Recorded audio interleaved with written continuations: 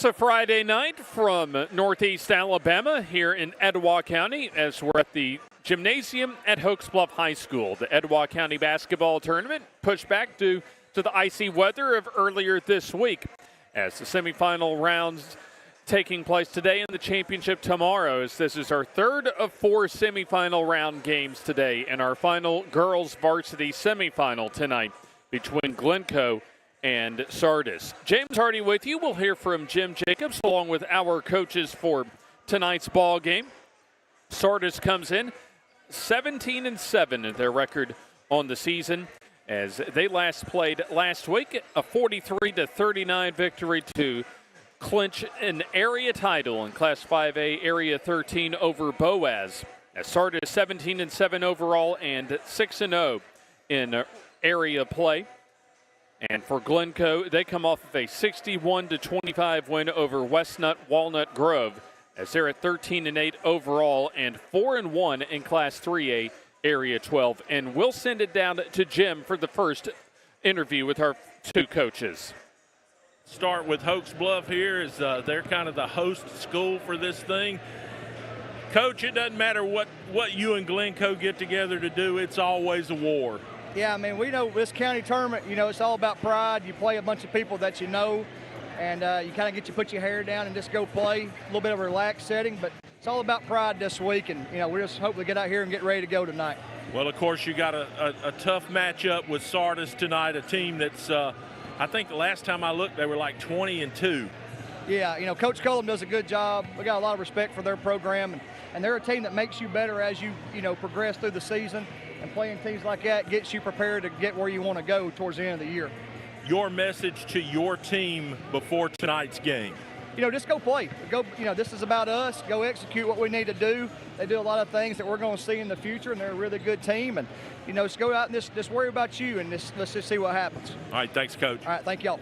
Thank you very much, Coach Blake Badgett, as well as Jim Jacobs, as Sardis comes in with a 17-7 record. Both teams excellent defensive teams, as Sardis allowing just under 41 a game and Glencoe just under 42, as Coach Heath Cullum joins Jim Jacobs. And, of course, Coach Cullum's team getting ready to take on the home team here tonight at Hokes Bluff. Talk a little bit about the game, Coach, and what you expect in this matchup. We've seen Glencoe play a couple of times, and, we're just hoping that we're able to pressure them and, get some easy points. They shoot the three ball really well, so we're hoping to defend the three ball, and we got to get some offensive we got to keep them off the offensive rebound, and we got to go get some offensive rebounds. So I think that's the key to the game. Coach, everybody that's in the gym tonight kind of expects you guys and get Southside tomorrow night. How do you keep your girls from looking ahead and punching that ticket into tomorrow night? That's been a focus this week at practice. We've had a long week with the weather, so that's one thing I've been pushing them. You're not guaranteed anything, so we got to win play like we're the underdogs, basically. Talk a little bit about this Glencoe squad and what you've got to do to slow them down tonight. Well, like I said earlier, you got to guard the three-point line. They shoot it very well. Number 11 is real physical for them, so we got to match their physicality and just go rebound. That's a big point. And your final message to your girls before they took the floor tonight? Play harder than them. There you go. Coach, that'll do it. Thanks. Thank you. Well, there you go. Thank you, Coach Cullum and Jim. And obviously playing hard. And you think for two outstanding defensive teams that it's going to be a defensive slugfest tonight. And who can manufacture the points, especially on second chance points, might be one of those keys for tonight's ball game. Glencoe also coming off one of their best offensive outputs of the season with their 61 points against West End Walnut Grove. That is the third highest point total of the season for them yesterday. And don't forget, as far as our FNN High School Football Award Show coming up in less than 2 months, you have a chance to put your input as far as your opinion and input as far as the Coach of the Year, Player of the Year, and Team of the Year when it comes to your fan vote. And obviously you can go to our FNN Facebook page or to FNNnetwork.com and put your vote in for High School Football Coach of the Year, Player of the Year, or Team of the Year. James, I think we just put that up the earlier part of this week. When I looked at it last night, we had about 6,000 votes already. So a lot of votes in already. Go vote for your favorite player, your coach, and your team of the year. In fact, we saw a couple of those players out here already as far as receiving some county award nominees and trophies as far as between games. So let's go ahead and take a little bit of time out, and we'll have starters and tip-off coming up for Glencoe and Sardis in the varsity girls semifinal round here at the Etowah County Tournament. Does the crawl space in your home look like this? Standing water and high humidity are the perfect makings for mold and wood rot, and that means expensive damages to your home. Solve the problem with a call to the experts at S&H Waterproofing and Construction. They've been turning this into this for over a quarter century. Protect your greatest investment with a free assessment today. Get quality work at a guaranteed lower price. S&H Waterproofing and Construction. It's tip-off time, and from all of us at Bucks Island, run the floor with the Loft Tackle Store. Get the assist from the team in service. drive the paint with the parts team. Shoot the lights out with the sales team. It's a slam dunk with Bucks Island. Go get them and run them out your gym. Treating our customers the way we want to be treated since 1948. BucksIsland.com or call 1-800-I-AM-READY. Let our team help you win on the water. At Glencoe Hokes Bluff Funeral Home and Anniston Memorial Funeral Home, we see our community as extended family. Hello, I'm Mark Box. My wife Holly and I would like to thank the families that we have had the honor to serve. We see our community as our extended family. That's why we work so hard to invest in our community and the families that call it home. At Glencoe Hokes Bluff Funeral Home and Anniston Memorial Funeral Home, you'll find services that are tailored to meet your needs, whatever those may be. Piedmont Cutoff Highway in Glencoe and Highway 431 in Anniston. Our family serving your family.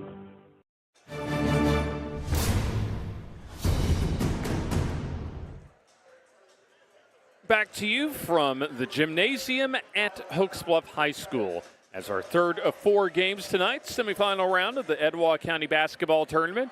Our present matchup features the girls varsity teams from Glencoe and Sardis as we're just a few minutes away from getting underway tonight. James Hardy, Jim Jacobs with you here at Hokes Bluff High School. And you can see it in that pan picture that we just put on the screen for you. This place is filling up in a hurry. Always makes for a good atmosphere, as you know, as far as getting as many people in the seats as possible. And you know there's not going to be a seat to be had for the final game of the night when you have a couple of basically long-time rivals go at it.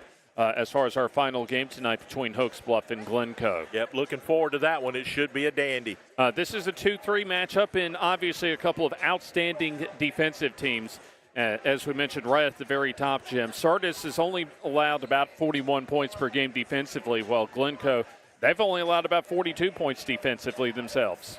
Yeah, Sardis, though, a solid 5A program, James, that's, had really good numbers. I mean, they've kind of hovered right outside the top 10 all year, not getting a lot of sports writers love so far, but their record speaks for itself.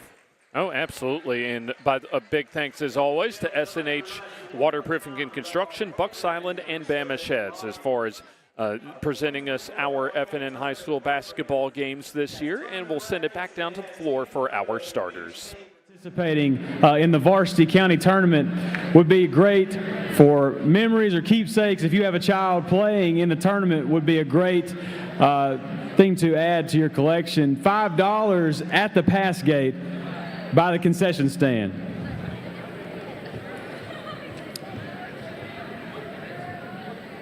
And with that, good evening yet again, ladies and gentlemen. Hokes Bluff High School would like to welcome you to tonight's basketball matchup between the Glencoe Yellow Jackets and the Sardis Lions. First for the visiting team on the scoreboard this evening, the Glencoe Lady Yellow Jackets. Starting at guard, a freshman, number 4, Sarah Ponder. Starting at guard, a freshman, number 10, Kinley Montgomery. Starting at guard, a junior, number 1, Anna Grace Ponder. Starting at forward, a junior, number 11, Allie Jo Amos. And at guard, a senior, number 3, Autumn Green. The Yellow Jackets are coached by Blake Badgett and assisted by Jason Gilly, Joel Gray, Griff Fairley, and Hannah Badgett. And now let's meet the starting lineup for the home team on the scoreboard, the Sardis Lady Lions. Starting at guard, a junior, 00, Jordan Knight. Starting at center, a sophomore, number 11, Veda Wilmore. Starting at guard, a senior, number 13, Grace Harris. Starting at guard, a sophomore, number 15, Adriana Potier. And at forward, a senior, number 33, Kaylin Wallace. The Lions are coached by Heath Cullum and assisted by Dylan Bolding, Jason Bynum, and Belle Trammell. And we're about to get things started tonight as far as our final girls varsity semifinal game of this quartet of games that we have for you because of what the weather has done as far as wreaking havoc on the schedule this week here at the Etowah County basketball tournament. Yeah, but I think we were supposed to be in the middle of the boys' championship game about right now, aren't we? That's about right. In fact, the icy weather and road conditions forced this tournament to be postponed 48 hours. But we're getting it all in, and we're semifinal number 3, the final girls who will face Southside tomorrow night for the Etowah County Championship Trophy. So it'll be Glencoe in the black tops and bottoms and the home whites tops and bottoms for Sardis. So Sardis trying to join their boys varsity counterparts in the championship round tomorrow. There you see Kaylin Wallace for Sardis, as well as Allie Jo Amos ready for Glencoe to jump center to get our game underway tonight. Looks as if a little game management being done by one of our officials off to our right to try and at least clear the space from, I guess, the walkway. So that's kind of holding things up until we can get our third of 4 games underway. I got news for them. They're going to have a harder trouble with that next game than they are this one. Oh, yeah, no question about that. This place is getting full in a hurry. So we're about ready to get things started tonight. The first 8 minutes about to be underway. As we are underway, as Sardis wins the jump as they attack the basket early as Jordan Knight misses on a layup. Offensive rebound and the basket for Kaylin Wallace as she'll have an opportunity for an and one. Wallace doing a good job following the shot from her teammate. Put it up off the glass, nice and soft, got hacked on the way up, and she'll get the chance to get the old-fashioned hoop and harm. So it'll be an opportunity for the first free throw of the ball game for Wallace. As there you see one of the seniors on the roster. She gets the free throw to fall. Nice start, 3-0 Lions. First foul for Glencoe, by the way, on Sarah Ponder as Glencoe breaks the pressure. Good center field defense that time, but double dribble, I think. Yeah, indeed, a double dribble as Grace Harris got the steal initially, but made the miscue on the double dribble. So Glencoe gets a break as they'll be able to inbound off to our left at the baseline. Amos receives the inbounds pass as they'll go up against one of the best defenses in Class 5A. Yellow Jackets trying to crack the scoreboard as here's the 3 ball rimming out, no good for Montgomery as the rebound goes to Wallace for Sardis. The Lions with the basketball as Knight walks it up the floor. Man-to-man D for Glencoe as Harris shoots and misses everything as the rebound goes out of bounds to Glencoe. There you see our good friends at Bama Sheds that help provide us our coverage for high school basketball in our area. Full court pressure and a near steal as Autumn Green comes out with it. Here's the drive, the bank shot, no. A fight for the rebound as we'll have a traveling violation after Potier. Potier was able to come up with the rebound. Yeah, she just lost her balance coming down with it and Of course, traveled with the basketball. So basketball at the baseline to Glencoe. Inbounds pass goes to Autumn Green as they'll recycle their offense. There's the drive and attempted jump stop for Ponder. She lost it and turned it over. Kaylin Wallace comes out with the loose ball. Wallace hands off. Pottier on the drive. Leaves it off. Good defense on the closeout by Glencoe to have to force Sardis to recycle. Pottier on the drive. Forces it up. No, as she'll go to the free throw line after a Glencoe foul. Yeah, she'll get a chance at a couple. So double aces on the foul. Allie Jo Amos on her first personal foul, and the second so far in this ball game as a team for Glencoe.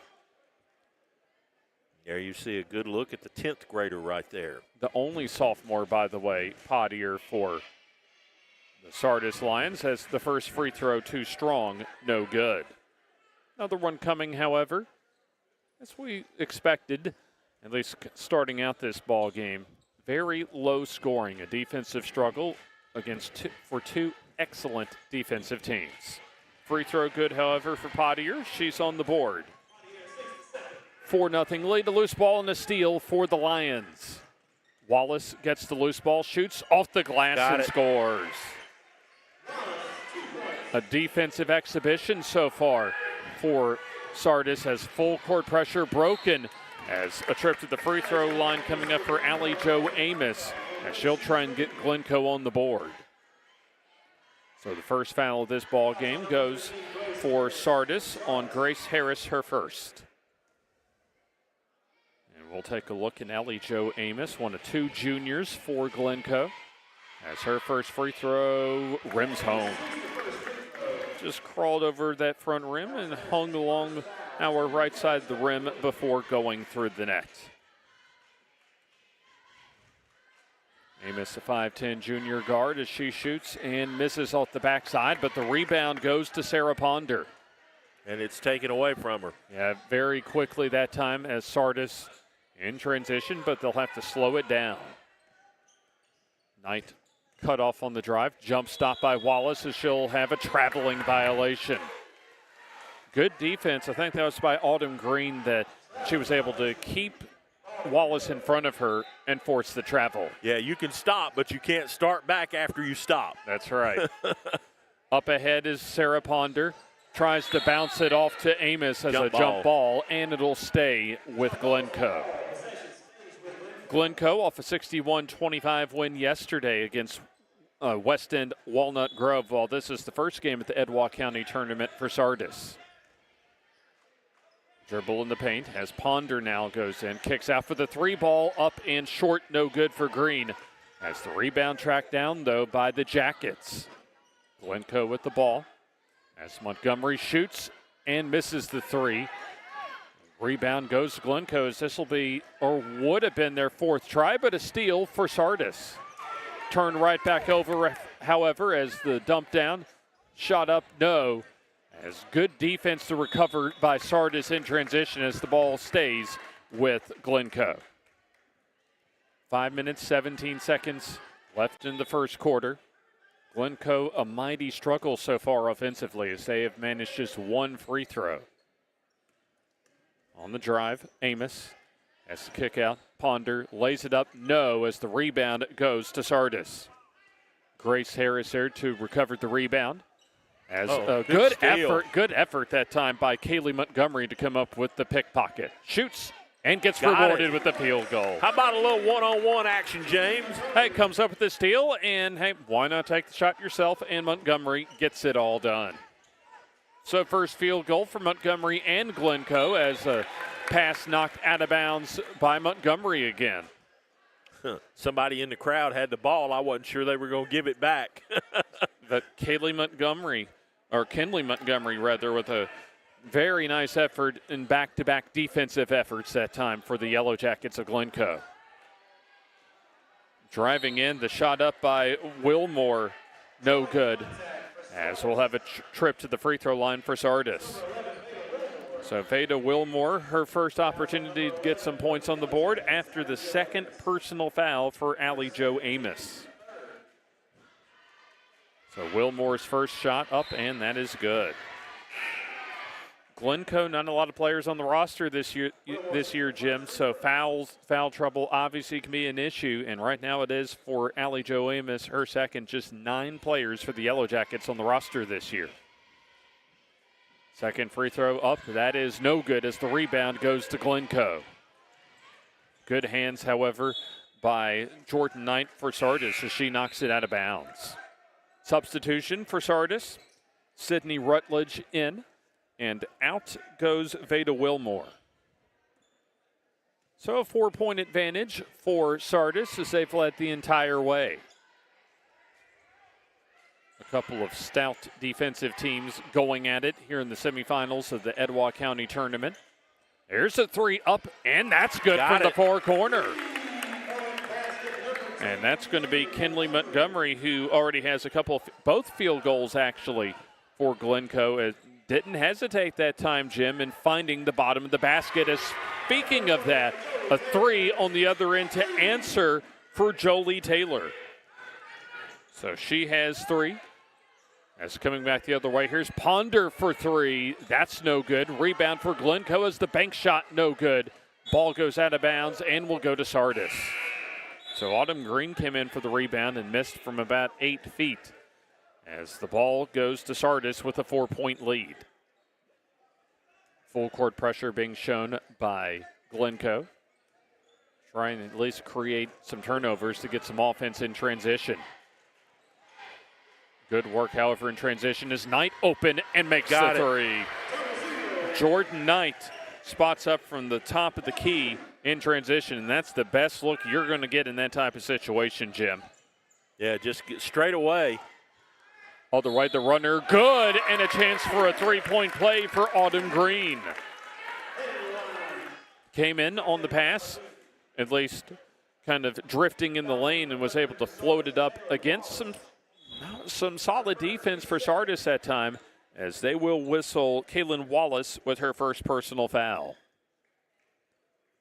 So Knight and Wallace check out. Wilmore back in for the Sardis Lady Lions. Green, one of just 2 seniors for Glencoe this year, is the rainmaker good from the free throw line. Might have been a little freezing rain earlier this week if that was a little outdoor precipitation that time, as Autumn Green now with her first 3 points of the game. Glencoe kind of hanging around. Glencoe down 4. Pass goes out of bounds, and that'll go back to Glencoe. Good defense that time to deny the backdoor entry feed, as the pass intended for Adriana Pottier. A floating pass intercepted that time as the layup try no good for Rutledge as Glencoe gets the rebound. Looked like a bump that time as the ball will go out of bounds off of Sardis. I thought that Sardis might have gotten a foul that time, but no worries for Glencoe as they still maintain control of the basketball. Walking up the floor is Sarah Ponder. Yellow Jackets work in their half court. Good cut that time by Montgomery. Leaves it off for a teammate as now driving is Hofstetler. As Ponder, far side Montgomery. 3 ball, too strong, no good. Good long rebound that time on the box out for Sardis. And some aggressive backcourt defense that time by Montgomery as she'll reach in and commit the foul that time on Jolie Taylor. Jolie Taylor got a good defensive rebound, blocking out Montgomery on that long rebound. Walks right into a double team. And that she did too as Montgomery commits her first personal. 2.5 minutes to go, opening quarter. Pottier leaves it off as Rutledge on the dribble. Trying to feed it inside, but looks as if a deflection that time for Hofstetler to lead to a steal. Speaking of steals, Rutledge gets the pass in the open floor on the steal. Tries to go up and will have a blocking foul on Glencoe. That's already going to be 5 team fouls in this quarter for Glencoe. And that's going to be Kinley Montgomery's second personal foul. So already 2 Yellow Jackets players with 2 fouls, and we haven't gotten out of the first quarter. Free throw up and good for Sydney Rutledge, the senior, who has her first point. So out goes a Sardis substitution, and we'll have another one coming up. A free throw for Rutledge that bounces around and falls. So she has 2 from the line. 6-point advantage as we'll have a whistle and looks as if a timeout called for by Blake Batchett. Head coach for Glencoe calls a 30-second timeout, and we'll keep it here with 2 minutes and 12 seconds to go in the opening quarter. And so far, Kaylin Wallace leads the way with 5 points for Sardis and 5 for Kinley Montgomery on a couple of field goals. But right now, fouls an issue for Glencoe as both Montgomery and Amos, a couple of their starters in foul trouble with 2 each. Yeah, and you know, if you're Glencoe with just 9 on the roster, James, foul trouble is a couple of words you don't want to hear. That's exactly right. 2 minutes, 12 seconds to go as Sardis has led this entire first quarter so far. The winner will face Southside tomorrow at 5 o'clock for the Etowah County Girls Varsity Championship. Full court pressure for the Sardis Lady Lions as Glencoe gets it across the timeline. Libby King trying to find it to Montgomery. Excellent pass to leave it off for Huffstetler for the layup. That's a great way to beat the full court pressure as Huffstetler with her first 2. 4-point lead as Rutledge almost threw it away. Rescues the ball from going out of bounds indeed.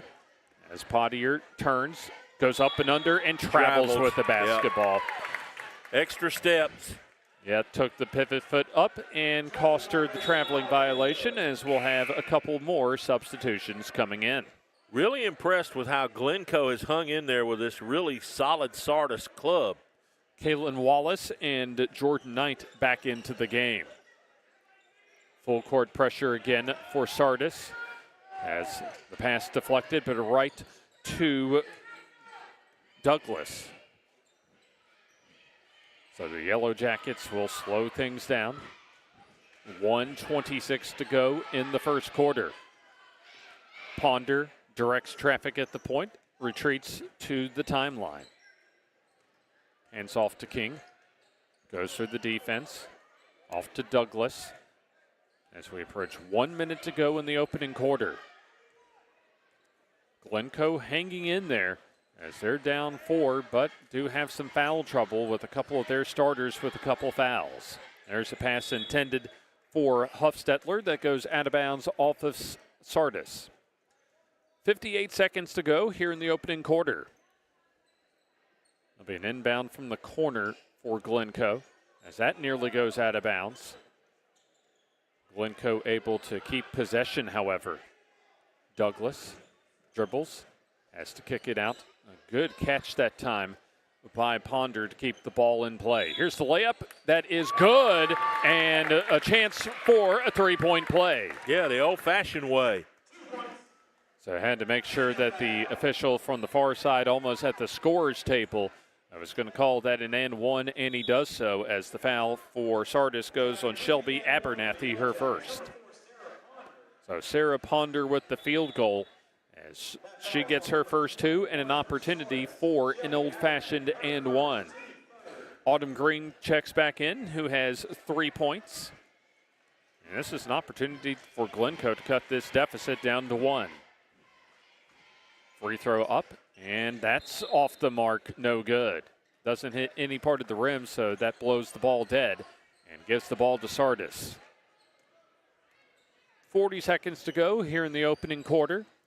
Probably one more offensive possession at least for both teams, and a traveling violation on Jordan Knight. Ran right into the teeth of the Glencoe defense at the free throw line. Some indecision that cost her a turnover. Neither one of these teams has done a great job protecting the basketball. Yeah, Mia Fowler comes in as it's not exactly been a fluid game offensively for both teams, as there's a steal by Jordan Knight. Knight turns it right back over. Pocket was picked that time, as now Glencoe has some numbers in the full court, as we'll have a blocking foul on Sardis. 4th team foul for the Lady Lions. Foul on the floor, so will mean an inbounds coming up for Glencoe at the baseline. Foul on Pottier, her first. A 2-3 seeded matchup in this final girls varsity semifinal game at the Etowah County Basketball Tournament. Glencoe has a chance to tie up this game as that inbounds knocked away out of bounds by Jordan Knight. Glencoe with the 2 can tie up this game, or if they can manage a 3, would take their first lead. They've been down as much as 5 here in the first quarter as that inbounds pass in the backcourt stolen by Knight. 13 seconds to go. Knight finds a trailing teammate in Wilmore. As it'll be Pottier driving as she got free and laid it in for 2. Good job being poised there with the basketball, driving down the left-hand side of the lane and lays it up and in. As we go to the end of the first quarter, Sardis able to cash in off the turnover and get the layup by Pottier as they take a 4-point lead to the second quarter here at the Etowah County Tournament on FNN.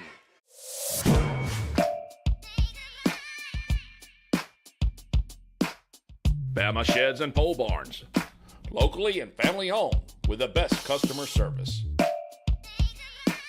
Custom built to fit your needs with free delivery and setup. Design and price online or stop by and see what we can do for you. Nobody beats our prices and nobody beats our quality. Built in Alabama, made in Alabama. BamaSheds.com.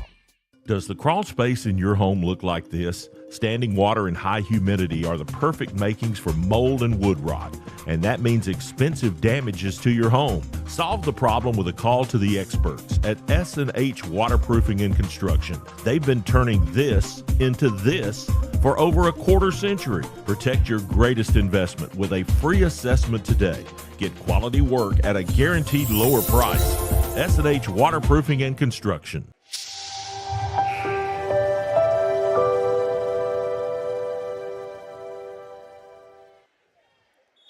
Sardis 17 and Glencoe 13 as we begin the second quarter with the Lady Lions controlling the basketball. Who's going to exert themselves? Here's Knight down the lane, shoots and check that. Wallace shoots and scores on the layup. Wallace with 7 as Knight comes up with the steal in full court pressure situation. And we'll have a whistle and looks like a pushing foul away from the basketball on Glencoe. So Kinley Montgomery picks up the foul, and that is her 3rd personal foul, and we have just begun the second quarter. So she's probably going to get to sit down for a little while. Well, if you had a few more numbers for Glencoe, it probably would be the case, but not a lot of options for head coach Blake Badgett to go to on the bench. Inbounds pass for Sardis as Wallace turns and misses on the bank shot, and the rebound goes to Allie Jo Amos. Amos also in some foul trouble with a couple of fouls. As Jim mentioned, the ball goes out of bounds.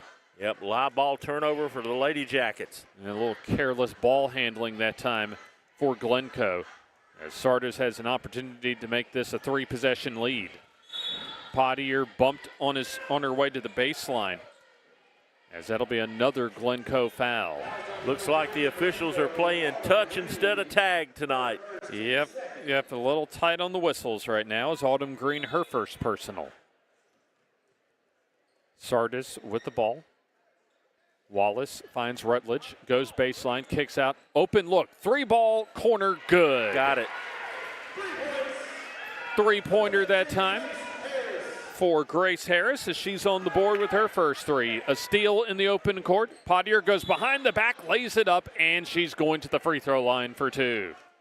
So you just saw the open 3 look, and right when we got done with that replay look, the steal from Pottier in the open floor, as it'll be the 2nd personal on Autumn Green. So now you have Amos with 2, Green with 2, and Montgomery with 3 as the free throw is no good. So Glencoe, they're down 9. They're really with the foul issue in an even worse predicament right now. 1 more free throw to go.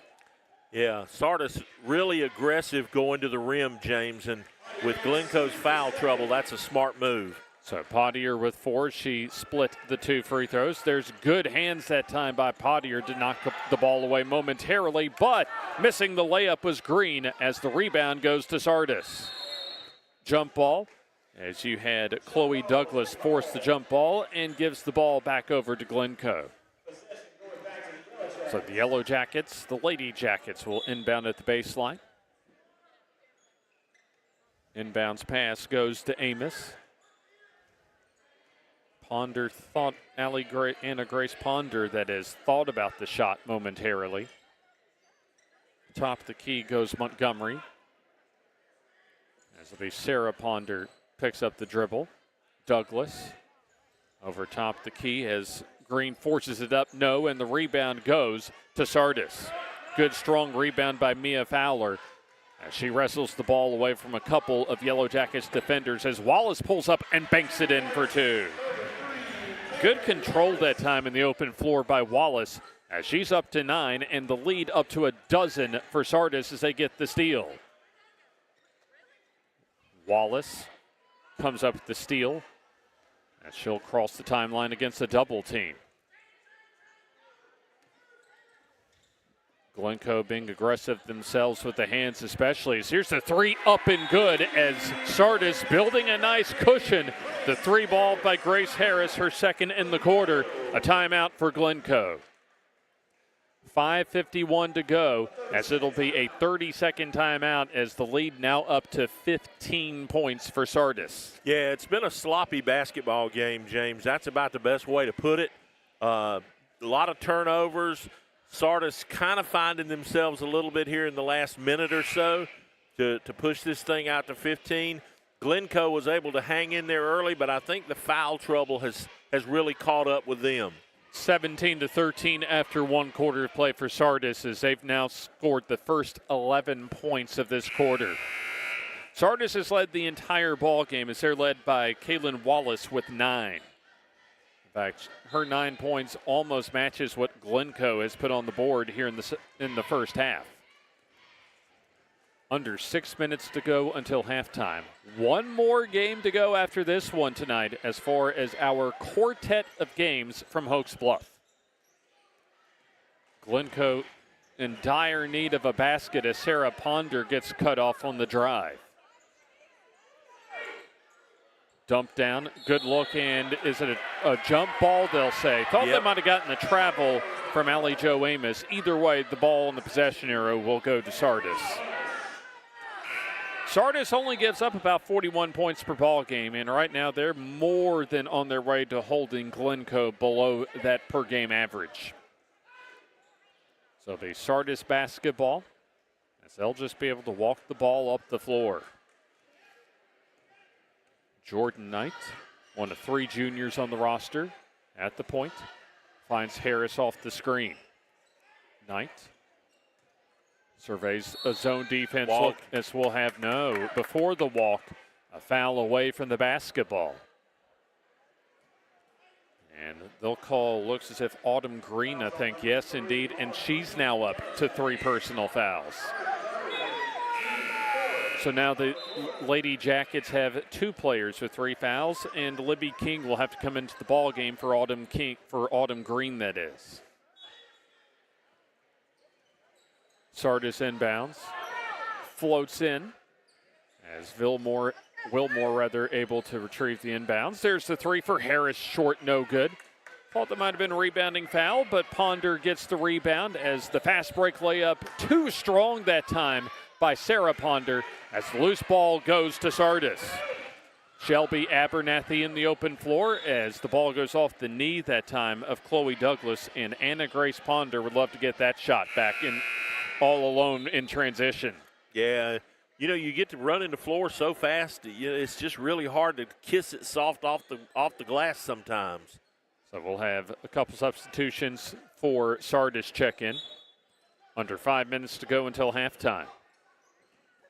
A good backdoor look as Wallace misses from in close as the rebound fought for and goes initially to Glencoe, but the loose ball now goes to Sardis as Sardis and Coach Heath Cullen will call a timeout.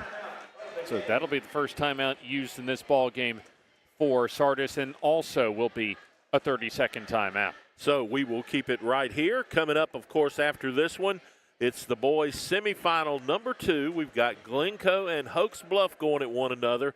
And, of course, Sardis, the top seed in the tournament, awaits the winner. That's right. In fact, the top seed on the girls' side and south side will await the winner of our ball game right now as well. 5 o'clock, around 5 o'clock tomorrow for the girls varsity Etowah County Tournament Championship. And right after that, so we're probably looking about 7:15 to 7:30 or so for the boys varsity championship. Sardis, the number 2 seed in this county tournament, playing their first game of the week, has the basketball. Up by their largest margin so far tonight, up 15. High post look for Wilmore goes in. Might have gotten fouled, but Wallace there to get the loose ball as she'll go to the free throw line for 2. So Wallace, an opportunity for double figures as that will be Allie Jo Amos on the foul, and that'll be her 3rd personal foul. So 9-1-1 time as far as foul issues for Glencoe. Yeah, if coach has got a number to the JV coach, he might ought to call him. That might have already been done as Caitlin Wallace with the free throw up to 10.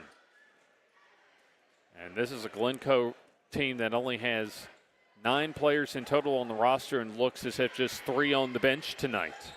Free throw good for Wallace, up to 11. Substitution coming in for Sardis as Coach Heath Cullum starting to get a little deeper into his bench tonight. Mia Fowler back in. Pass up ahead, almost rescued in, and in fact stays in bounds as play continues. Got away with one there. Sardis with the steal as they'll slow it down against a double team. There's Fowler at the baseline. Good move that time. She got free. No. Rebound and the putback. No. As the loose ball tracked down by Sardis. A second try as Pottier goes in, lays it up, and gets the toilet bowl in her favor. Just spun around until the ball finally went through. Would that make about a lap and 3/4? Yes. Almost indeed the full 2 laps. Might have been a good midday walk for yours truly. 32-13 in favor of Sardis. 3.5 to go in the first half. Glencoe in trouble right now, not only on the scoreboard, but 3 players with 3 personals each. Sarah Ponder with the basketball, dribbles, goes in, lays it up, and in for 2. That's the first field goal, in fact, first points of the quarter for Glencoe as they're down 17. As the other way, a layup try, no, for Adriana Pottier as she'll have a trip to the free throw line. So that foul will go on Libby King, her first. And a shooting foul. So 2 free throws coming up from Pottier. She's made a living at the line tonight. Misses the free throw, however that time. So she split her first 4 free throw attempts prior to that free throw. Second up, and that's good. So Pottier up to 7. 18-point cushion for the Lady Lions as that ball knocked away and stolen.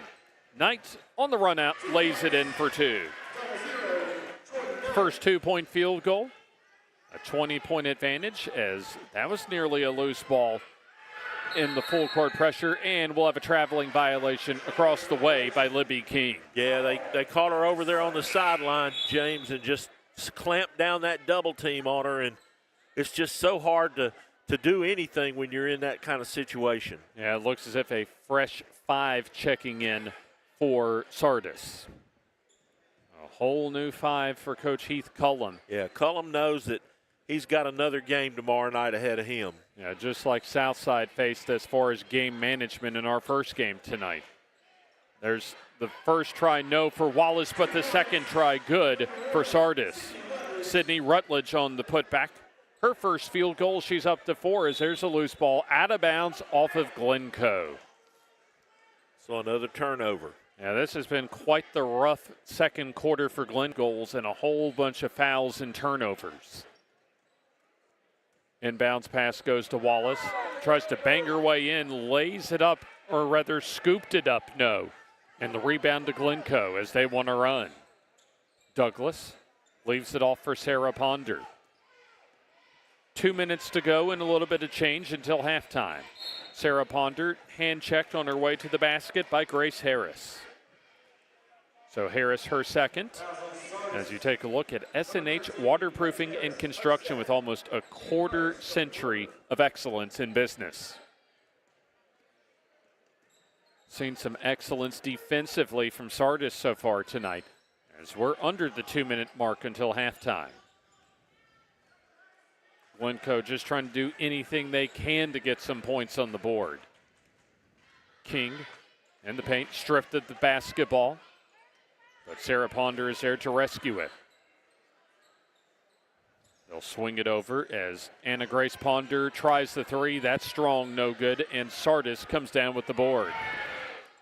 There's the pass up ahead. That's loose and stolen by Chloe Douglas. Stolen again. Yeah, so the exchange of turnovers by both teams as Rutledge fakes, double teamed at the baseline. 1:14 to go. There's a good entry pass as the layup no good for Grace Harris as the rebound goes to Glencoe. Sardis missed an opportunity there as the layup no for Libby King. Sloppy play from both sides the last 90 seconds or so as that pass cross court goes out of bounds at the scorer's table and goes over to Glencoe. Yeah, neither one of these two are going to win an Oscar performance for this second quarter. Yeah, but Sardis not necessarily looking for a thing of beauty right now as they certainly got what they want right now, a 22-point advantage. Under a minute to go until halftime. Nearly a backcourt violation as Anna Grace Ponder pulled up that time. Huffstetler able to at least not have the basketball turned over as Glencoe on the drive. Douglas. King with it now. Under 40 to go until halftime. And we'll have a traveling violation on Libby King. Probably the toughest stretch of basketball so far this year that Glencoe has had, as they've had a respectable season so far at 13-8 overall, 4-1 in Class 3A Area 12, but certainly far from their best performance tonight. Here's Pottier, extra pass, open look for the three. That's too strong for Jolie Taylor as Glencoe wants to run off the rebound. Sarah Ponder stops, finds Anna Grace Ponder. Back to Sarah Ponder with 6, lost it momentarily. Clock down to 3. Here's a desperation heave, no good from Chloe Douglas to end the first half as it was all Sardis in the first 2 quarters of play. And that will get us to halftime here at Hokes Bluff. Game 3 of 4 today in the semifinal round of the Etowah County Basketball Tournament. We'll be back with halftime comments coming up here on FNN. Griffin Laser Engraving in Lincoln is your authorized local dealer for personalized Yeti products. Get your Yeti customized for your team, a business, or a special event. Your color, graphics, even photos. At Griffin Laser Engraving, we make it the way you want it. Order just one or hundreds, and you'll find a full line of Yeti coolers and accessories on hand, even the hard-to-find items. Nationally recognized, but right here at home in Lincoln for quality awards, trophies, powder coating, and personalized Yeti items, Griffin Laser Engraving.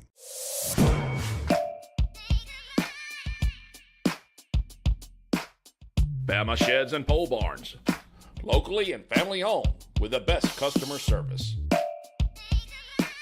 Custom built to fit your needs with free delivery and setup. Design and price online or stop by and see what we can do for you. Nobody beats our prices and nobody beats our quality. Built in Alabama, made in Alabama. BamaSheds.com. At Glencoe Hokes Bluff Funeral Home and Anniston Memorial Funeral Home, we see our community as extended family. Hello, I'm Mark Box. My wife Holly and I would like to thank the families that we have had the honor to serve. We see our community as our extended family. That's why we work so hard to invest in our community and the families that call it home. At Glencoe Hokes Bluff Funeral Home and Anniston Memorial Funeral Home, you'll find services that are tailored to meet your needs, whatever those may be. Piedmont Cutoff Highway in Glencoe and Highway 431 in Anniston. Our family serving your family. It's tip-off time, and from all of us at Bucks Island, Run the floor with the Loft Tackle Store. Get the assist from the team in service. drive the paint with the parts team. Shoot the lights out with the sales team. It's a slam dunk with Bucks Island. Go get them and run them out your gym. Treating our customers the way we want to be treated since 1948. BucksIsland.com or call 1-800-I-AM-READY. Let our team help you win on the water.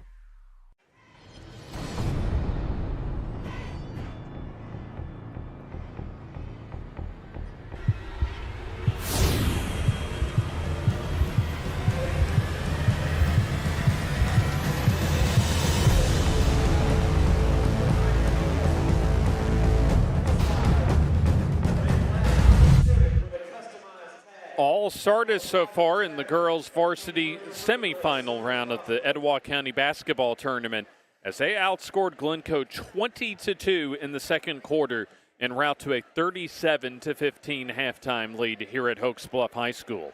James, let's catch everybody up that may be just tuning in on what's happened already here today at Hokes Bluff High School. Game number one, Southside, just all over their opponent tonight as the Lady Panthers easily advance into the championship game tomorrow night.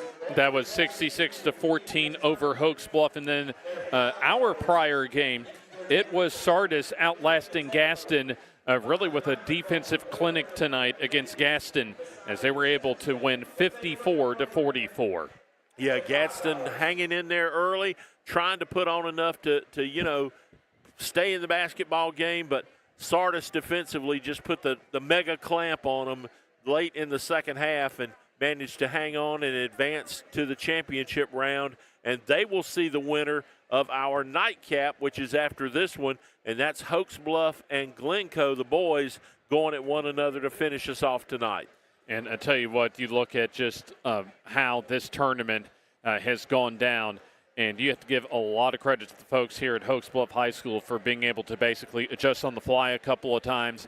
And at about this point tomorrow, we'll be able to get this entire tournament in, Jim. Yeah, no question. And, Coach Rob and his folks here, the mayor, Scott Reeves, Scott Calhoun, the principal here at the school, they've done such a great job doing everything necessary to put this tournament on.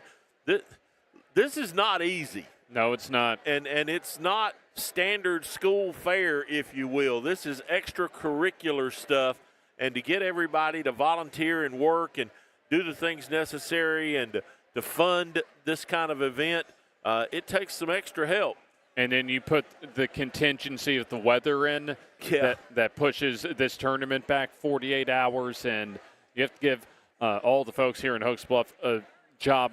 Give them a job well done for being able to get this tournament off without really any issues that we could tell, at least. Well, they wanted to play Wednesday and thought they were going to get to. In fact, we were up here on Wednesday getting some of our stuff set up to do the telecast for Thursday and Friday, and that's when we got the word from Coach Rob that the folks at West End could not get here because of the weather on Wednesday. And, of course, if one can't participate, that knocks the whole thing in the toilet, so they had to postpone it another day. But as you can see, the word got out through the community, and we've got a good crowd here on hand for semifinal play. We're into Game 3 of 4 tonight here at Hokes Bluff High School, the 2024 Etowah County Basketball Tournament. Absolutely, and looks as if Sardis already out of the halftime locker room, and it's been a long first half so far tonight for Glencoe. Let's go ahead and take the timeout, and we'll have the second half between Glencoe and Sardis. Girls varsity semifinal in the Etowah County basketball tournament here on FNN.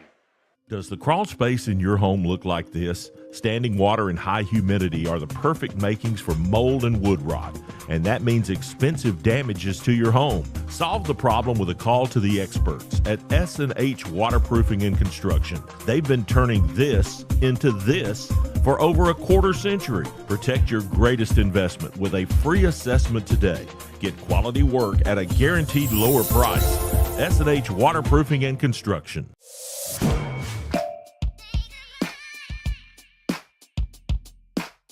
Bama Sheds and Pole Barns, locally and family owned with the best customer service. Custom built to fit your needs with free delivery and setup. Design and price online or stop by and see what we can do for you. Nobody beats our prices and nobody beats our quality. Built in Alabama, made in Alabama. BamaSheds.com. It's tip-off time, and from all of us at Bucks Island, Run the floor with the Loft Tackle Store. Get the assist from the team in service. drive the paint with the parts team. Shoot the lights out with the sales team. It's a slam dunk with Bucks Island. Go get them and run them out your gym. Treating our customers the way we want to be treated since 1948. BucksIsland.com or call 1-800-I-AM-READY. Let our team help you win on the water. At Glencoe Hokes Bluff Funeral Home and Anniston Memorial Funeral Home, we see our community as extended family. Hello, I'm Mark Box. My wife Holly and I would like to thank the families that we have had the honor to serve. We see our community as our extended family. That's why we work so hard to invest in our community and the families that call it home. At Glencoe Hokes Bluff Funeral Home and Anniston Memorial Funeral Home, you'll find services that are tailored to meet your needs, whatever those may be. Piedmont Cutoff Highway in Glencoe and Highway 431 in Anniston. Our family serving your family.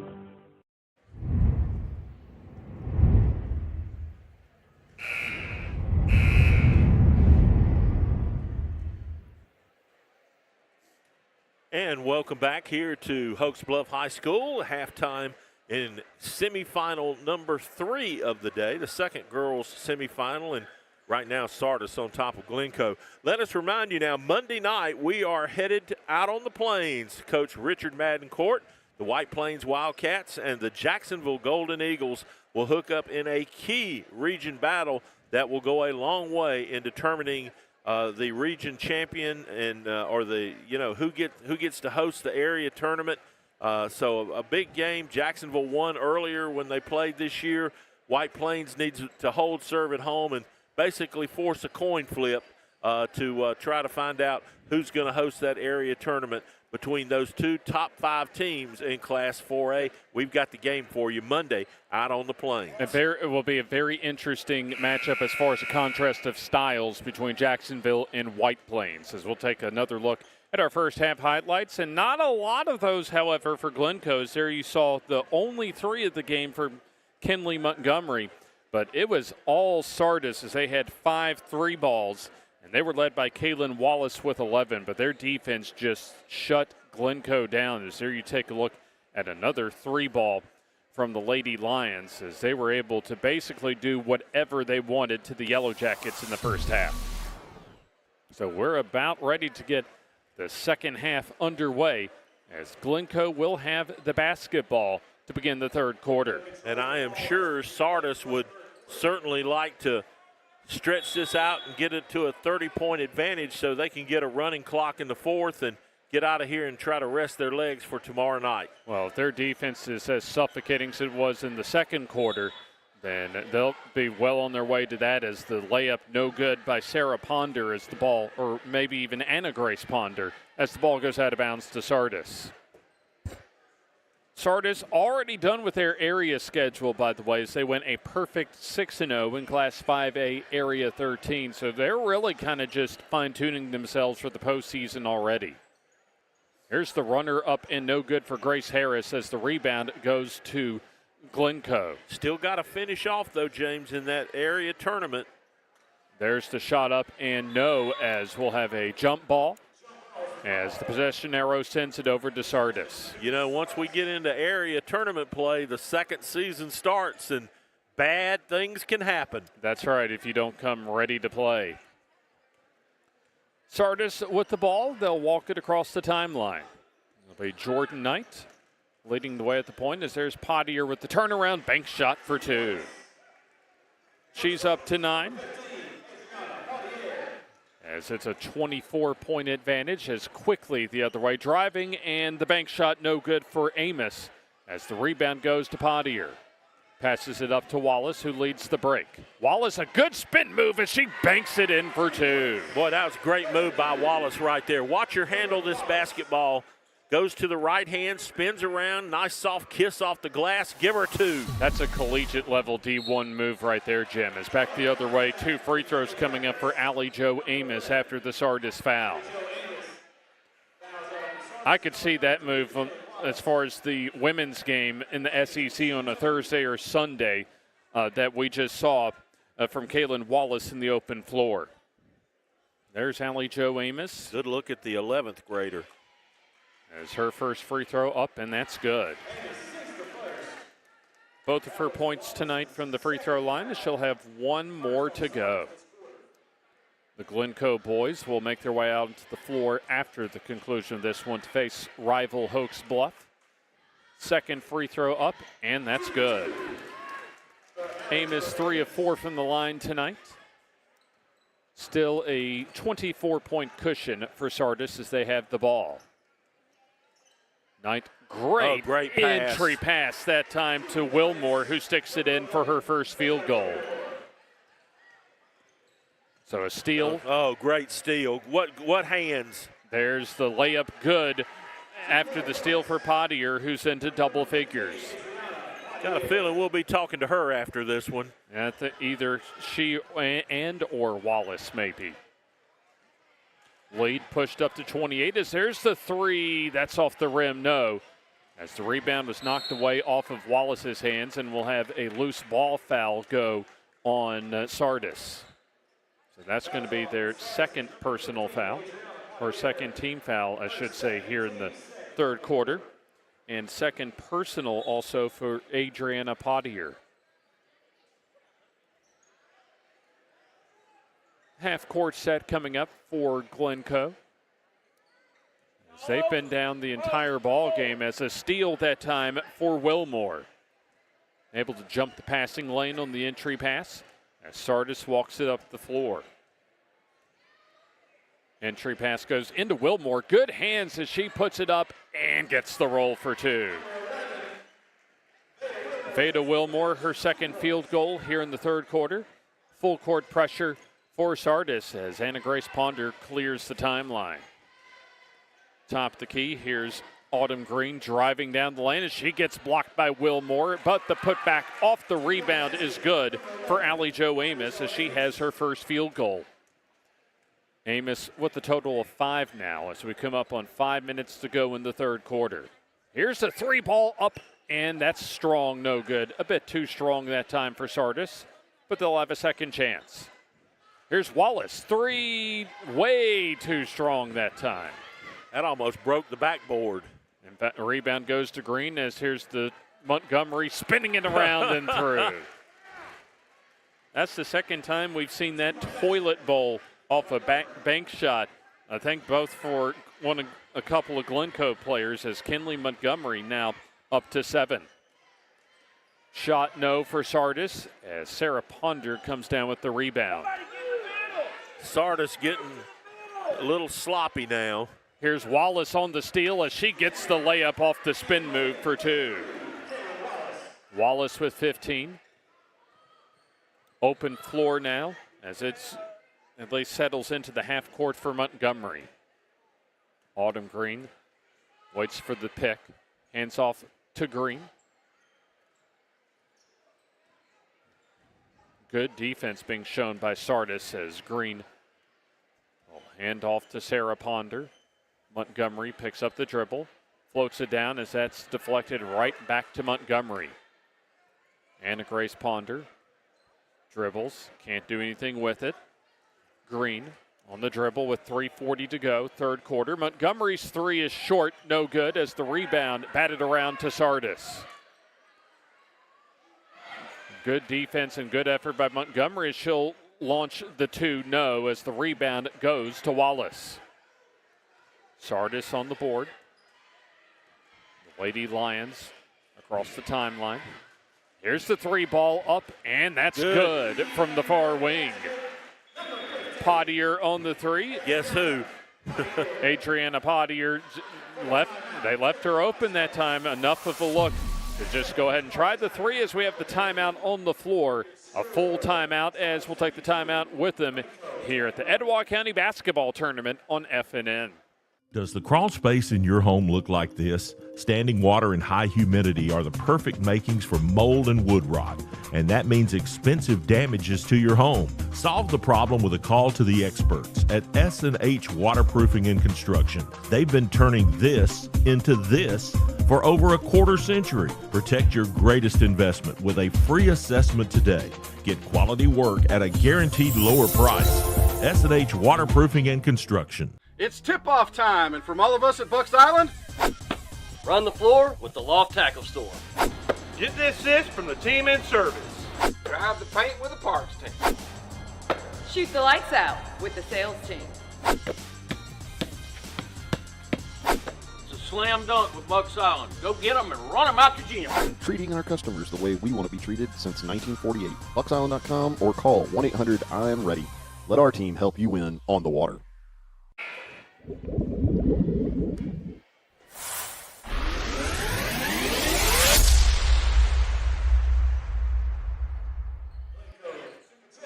Three minutes, 11 seconds to go here in the third quarter of our semifinal round game between the girls varsity teams at Glencoe and Sardis.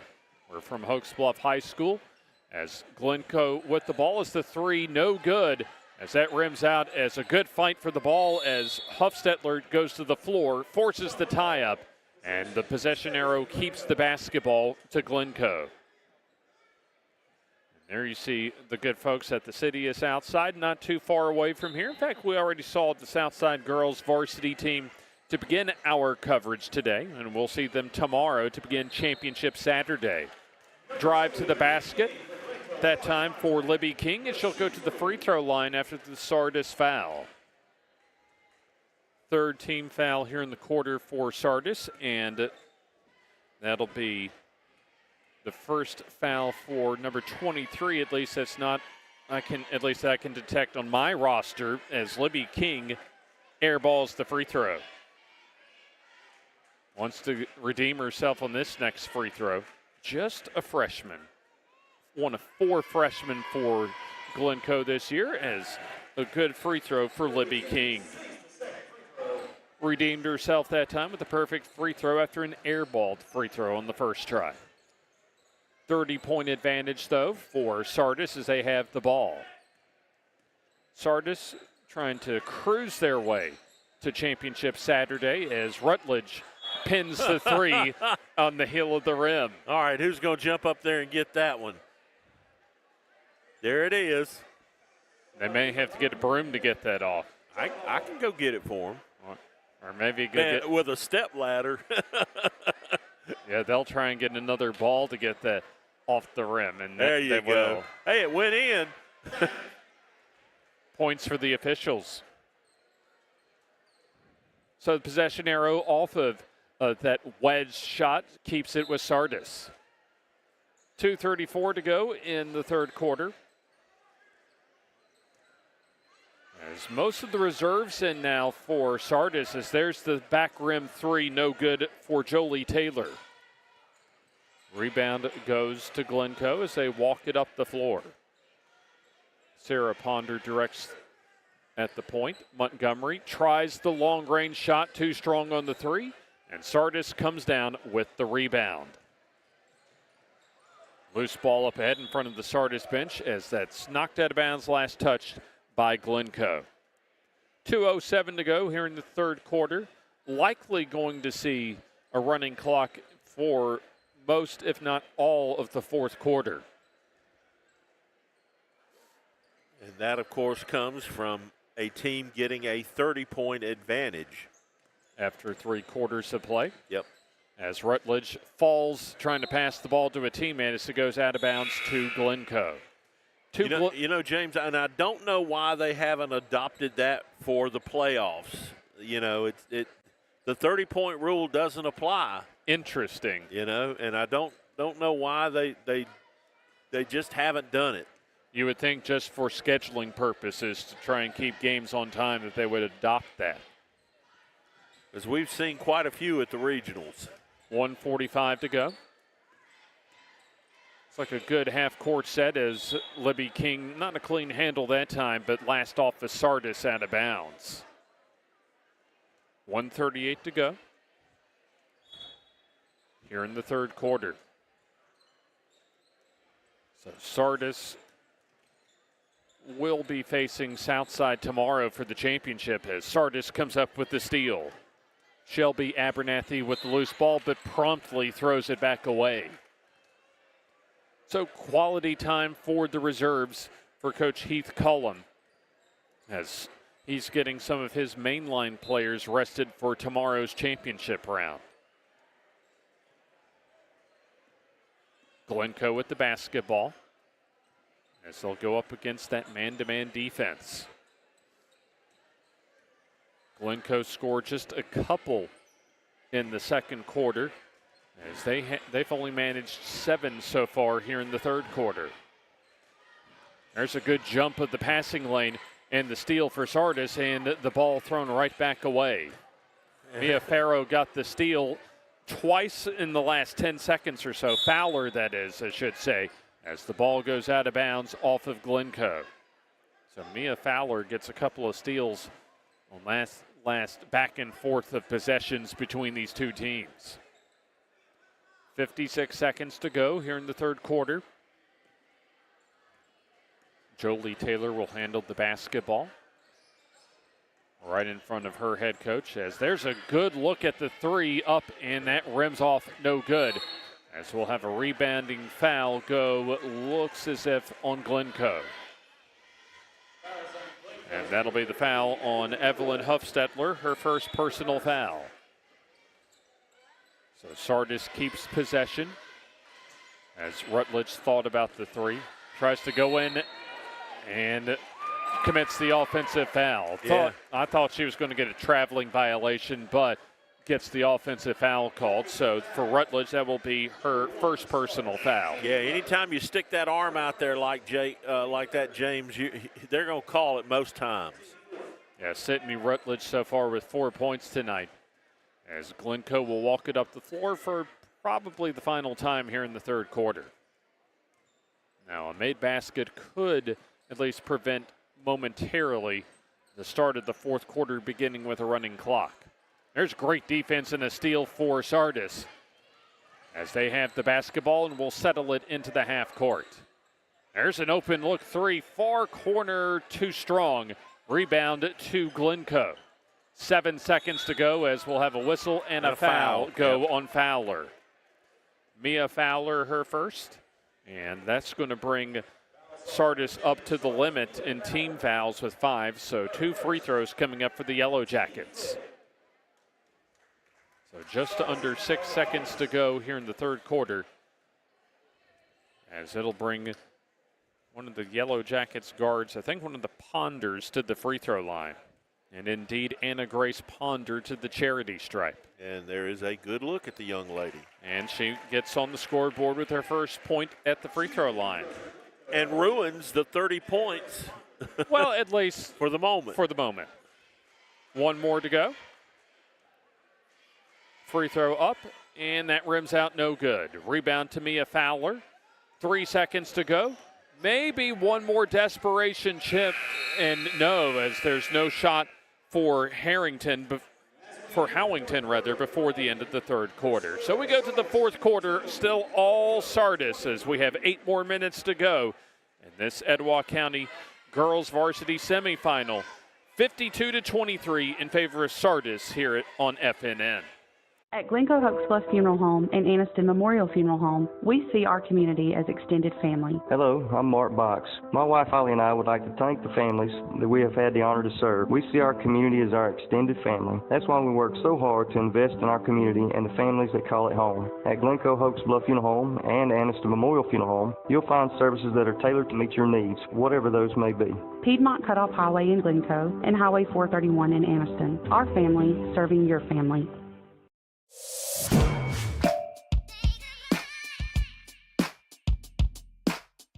Bama Sheds and Pole Barns. Locally and family owned with the best customer service. Custom built to fit your needs with free delivery and setup. Design and price online or stop by and see what we can do for you. Nobody beats our prices and nobody beats our quality. Built in Alabama, made in Alabama. BamaSheds.com.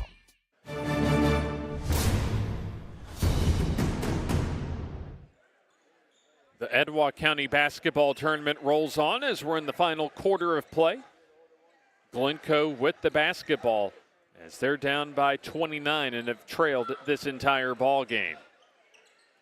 A near steal for Sardis as Green misses the first try. Second try, no. And we'll have a traveling violation off of the third rebound that time for Glencoe. So looked as if that time that Kinley Montgomery got the rebound and fell to the floor on the travel. So Sardis has an opportunity to institute the running clock if they can get a made basket here. Here's the three ball up, no good for Grace Harris as the rebound goes to Glencoe. Chloe Douglas on the rebound. Near collision that time as Glencoe will slow things down. Sarah Ponder yo-yos the basketball. Off to Amos, down the baseline, shoots and misses.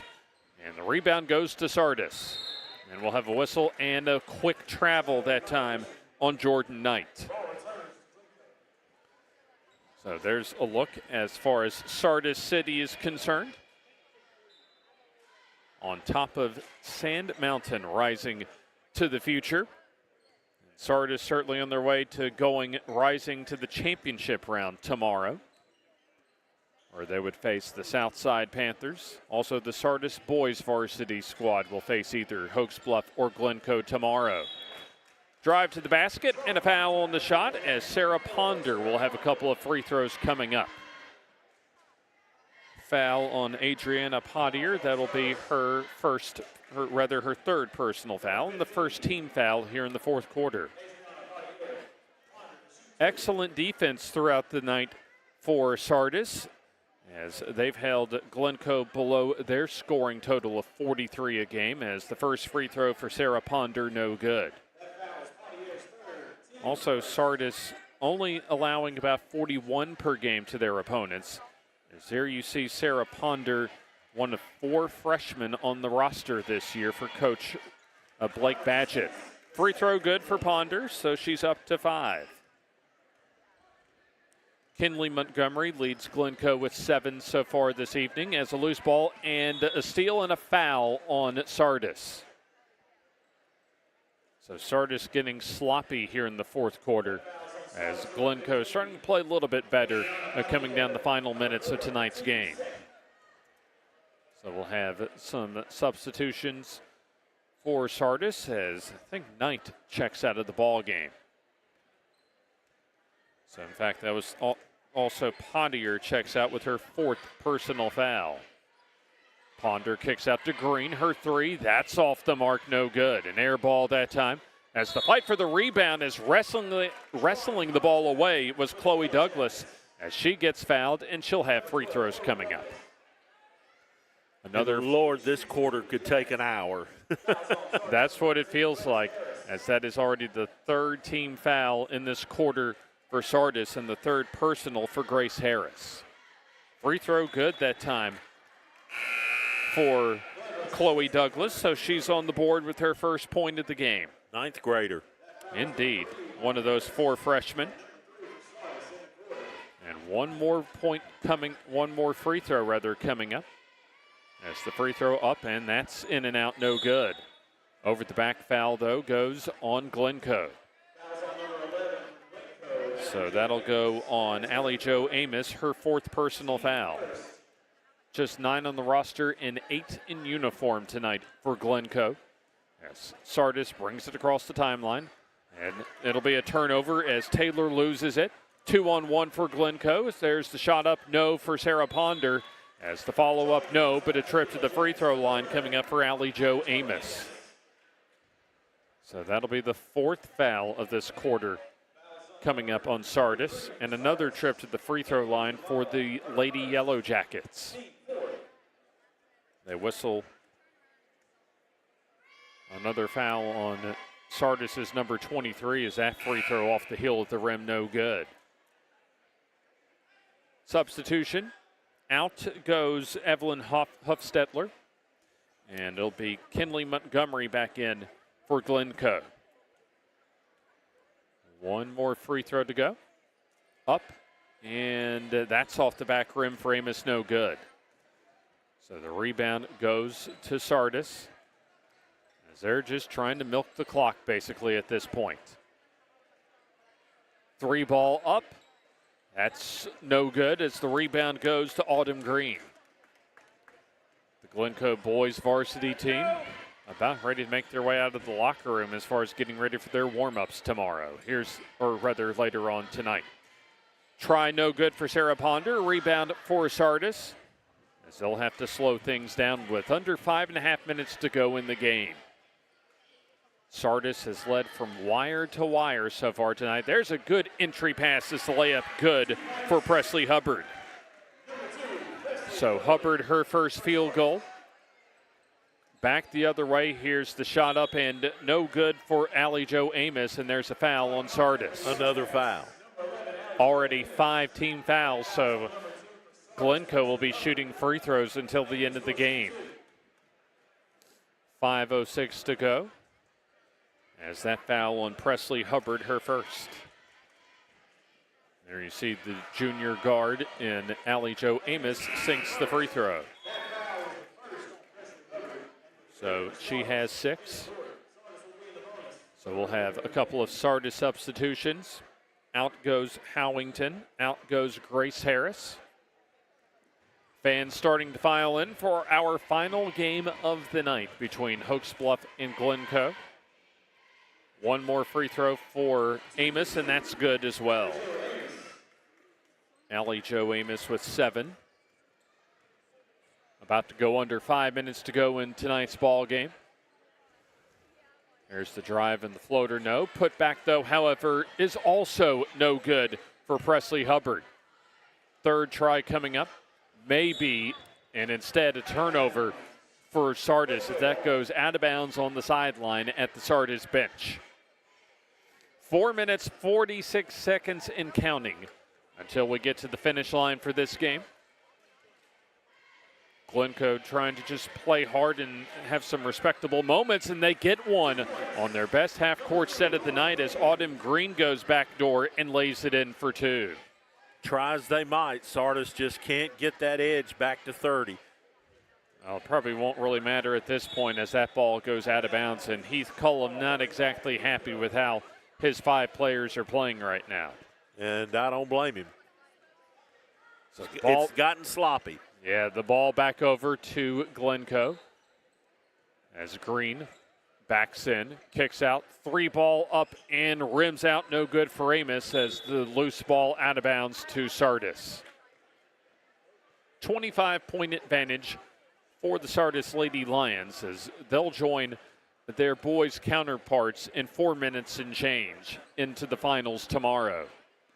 The Etowah County Basketball Tournament for 2024 as we'll have an offensive foul away from the basketball on a moving screen for Sardis. So a player control foul that time on Presley Hubbard, her second. Substitutions for Glencoe. And so, of course, with the limited numbers, all 8 of the players available tonight for head coach Blake Badgett have gotten in. Under 4 minutes to go as it'll be the Yellow Jackets working the half court. Far wing, Sarah Ponder. Off a screen, Montgomery, her 3 is blocked out of there, deflected, stays in bounds, however, as we'll have the ball out of bounds off of Huffstetler out of bounds.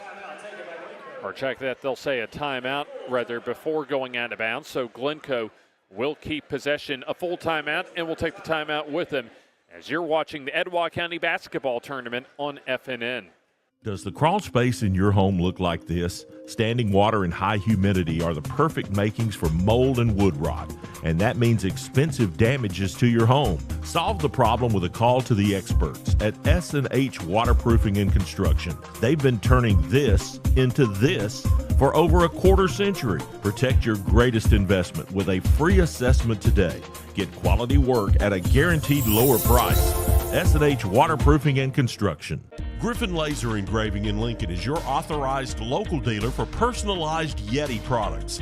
Get your Yeti customized for your team, a business, or a special event. Your color, graphics, even photos. At Griffin Laser Engraving, we make it the way you want it. Order just one or hundreds, and you'll find a full line of Yeti coolers and accessories on hand, even the hard-to-find items. Nationally recognized, but right here at home in Lincoln for quality awards, trophies, powder coating, and personalized Yeti items, Griffin Laser Engraving. Play back underway here in the fourth quarter as Sydney Rutledge commits the foul on a driving Libby King as two more free throws coming up for Glencoe. Shot up and good for King. So she's 2 of 3 from the line as we have 3 minutes, 30 seconds, and a little bit of change to go until we get to the finish line of this final girls varsity semifinal. Etowah County basketball tournament as the free throw off the back rim, no good for King. So Sardis walks up the floor. Rutledge stops, goes in. Kick out pass to Taylor as she throws it away. Sloppy play in the fourth quarter from the reserves of Sardis as Montgomery drives the lane, just throws it up there, and Sardis able to get the rebound. Presley Hubbard on the rebound as we have 3 more minutes to go in tonight's ball game. Sardis has led wire to wire tonight as they'll face Southside at 5 o'clock tomorrow for the girls varsity championship at the Etowah County tournament. And they're going to have to come with a whole lot more, just more play. I mean, Southside is so good, James. Sardis has been really sloppy here in the second half. You do have a lot of the reserves that really you won't see a whole lot in more competitive games as Sardis misses off the inbounds. As we'll have a whistle and a foul as Autumn Green fouled at the basket. And so with Sardis over the limit, 2 more free throws coming up for Glencoe. So Glencoe trailed just 17-13 at the end of the first quarter, but they only scored 2 points in the second quarter and trailed 37-15 at halftime as the free throw good for Autumn Green. So Green up to 6, can join Kinley Montgomery and Allie Jo Amos as far as the team high lead in scoring with this free throw. Free throw up, and that misses everything. Second air ball we've seen tonight from the free throw line for Glencoe as the lead at 23 points for Sardis. As they'll walk away with their 18th victory of the season in 2.5 minutes. Here's the 3 ball up, and that's way too strong as a chance to go to the free throw line for Sardis.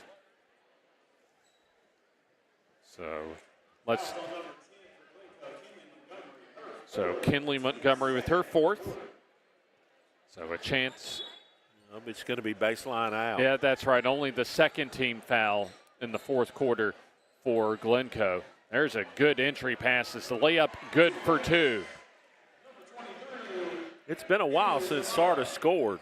So that'll be Zavala with her first field goal. 3 ball up, and that rattles home at the near corner. How about that one? Kinley Montgomery into double figures with 10. She can shoot it. So actually a near wing 3 that time in our second look. As we're under 2 minutes to go until we mercifully get to the finish line as that ball goes off of Presley Hubbard out of bounds. I was going to ask you think this will be over by February? That's what the players for Hokes Bluff and the Glencoe boys are asking themselves too. As you know, they are just itching to get out onto the floor. Oh, yeah. In fact, I see the Glencoe boys out of the tunnel off to our right.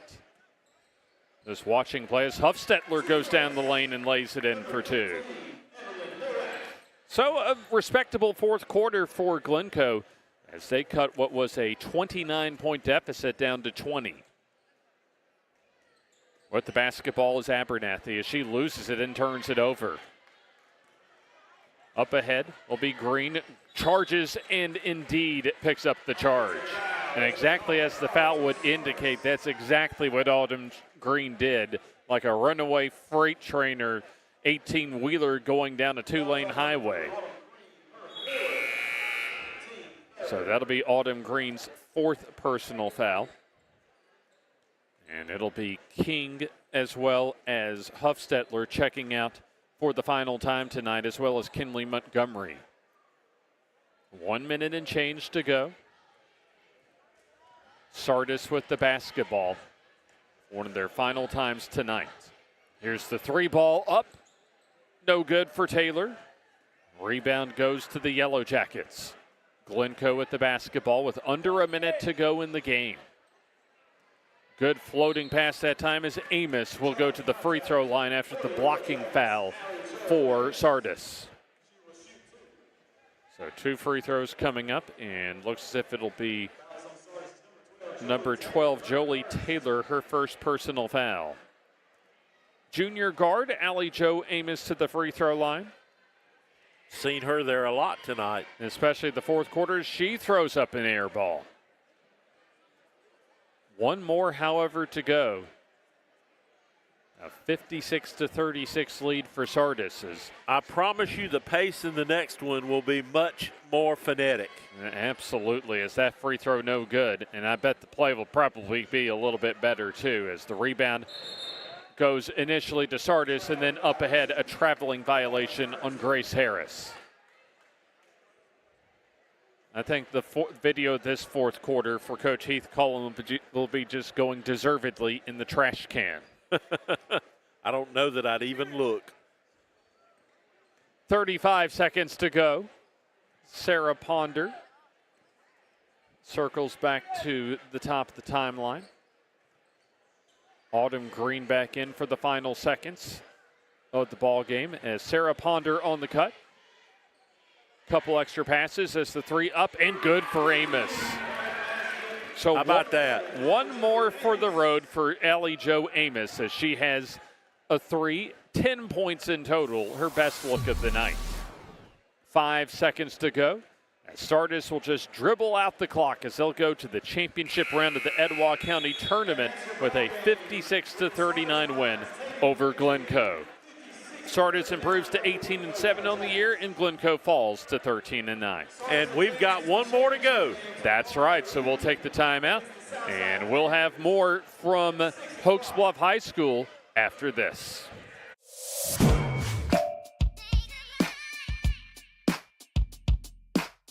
Bama Sheds and Pole Barns, locally and family owned with the best customer service.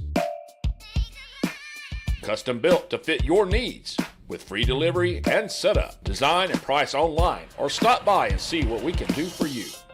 Nobody beats our prices and nobody beats our quality. Built in Alabama, made in Alabama. BamaSheds.com.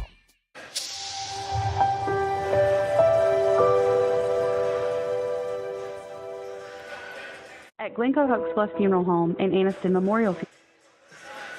Wrapping things up as far as our third game tonight, a domination for Sardis as they were able to easily take care of Glencoe 56-39. James Hardy and Jim Jacobs with you as Kaylin Wallace finishes the game with a game-high 15, followed by Adriana Padier with 14.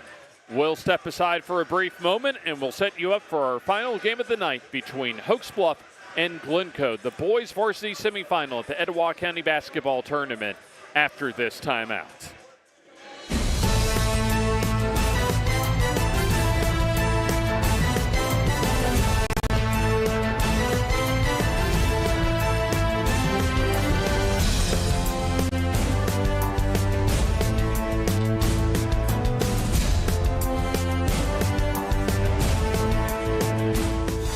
This has been an exclusive sports production of FNN, the Friday Night Network.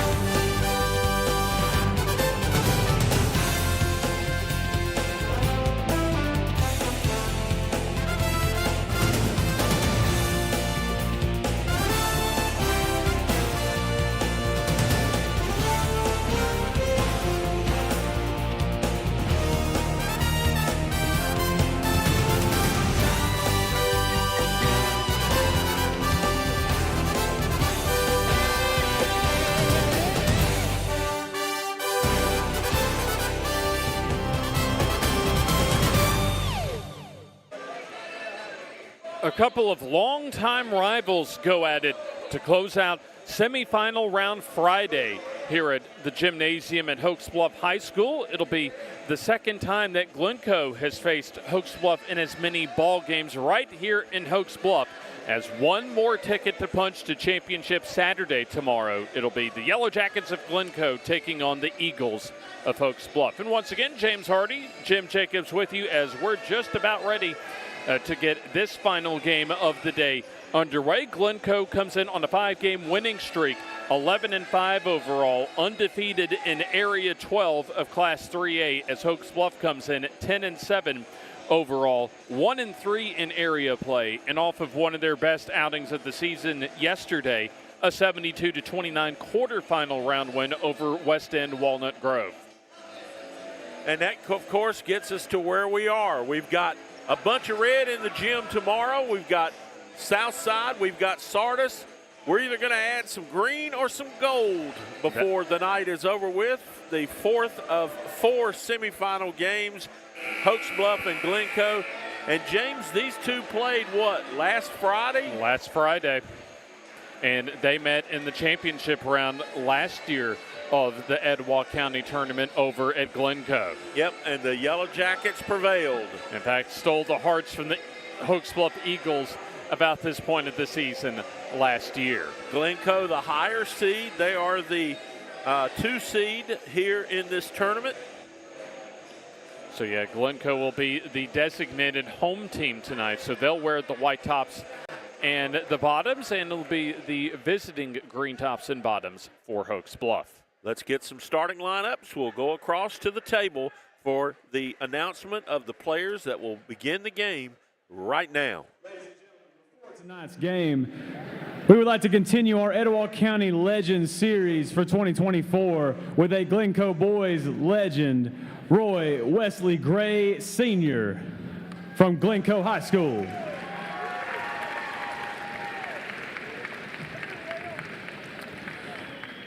Roy has been a Glencoe area resident his whole life. He attended Glencoe Elementary and graduated from Glencoe High School in 1971. Roy is the son of Donald and Dorothy Gray. He is married to his high school sweetheart, Carol Little. Through 47 years of marriage, they have seen 4 children graduate from Glencoe, and they have 13 grandchildren, 9 of which attend Glencoe schools. In school, Roy was an all-around athlete, excelling in baseball, track, and basketball. He was selected 4 times to the All-Etowah County Tournament team, earned regular season All-County in 1969 and 1970, and 1970 through 1971. He led his team to the Etowah County Championship in 1970. Roy was also selected to the 1970-1971 area tournament team. He was also crowned prom king his senior year. Roy was also the SGA vice president for the class of 1971. After graduating from Glencoe in 1971, he served in the U.S. Army before he began his career as an educator. Roy taught HVAC at J.K. Weaver Technical School for 30 years. Roy is now retired and is enjoying spending time with his family and cheering on his grandkids. A true legend, Roy Gray.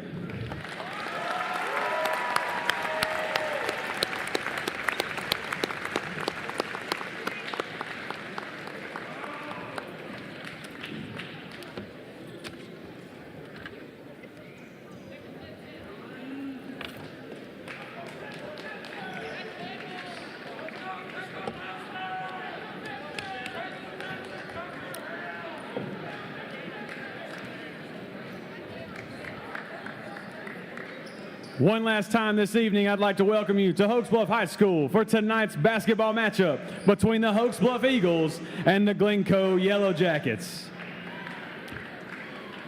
First, we'll meet the starting lineup for the visitors on the scoreboard, the Hokes Bluff Eagles. Starting at forward, a senior, number 2, Landon Davenport. Starting at guard, a junior, number 4, Anderson Morgan. Starting at guard, a sophomore, number 5, Noah Johnson. Starting at forward, a sophomore, number 20, Bryce Whitaker. And at guard, a senior, number 21, Ashton Moody. The Eagles are coached by Ryan Smith and assisted by Jake Ingram, Brack Shields, and Charlie Reed. And now for the starting lineup for the team on the home side of the scoreboard, the Glencoe Yellow Jackets. Starting at guard, a junior, number 4, Wade Segrist.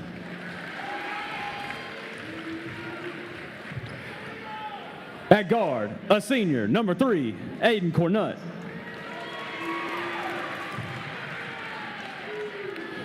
Starting at guard, a senior, number 5, Braylon Smith. Starting at guard, a junior, number 2, Garrett Morgan. And at a forward, a freshman, number 30, Grant Smith. The Yellow Jackets are coached by Ryan Chambliss and assisted by Bo Stewart and Wes Weems. Should be a good matchup between these two longtime rivals, separated by about 5 miles of Highway 278, as Glencoe makes the second trip in as many weeks over east on 278 to Hokes Bluff for their first game this week in the Etowah County basketball tournament. And you know, you notice in listening to the starting lineups there, James, Hokes Bluff very young, starting 4 sophomores, just 1 senior. Glencoe, we saw them against B.B. Comer here about a week and a half ago. Really solid basketball team. Watch 3 and 4 out here on the floor. They are something else. Landon Davenport jump center for Hokes Bluff, but Glencoe wins the opening toss as they go in off the opening tap.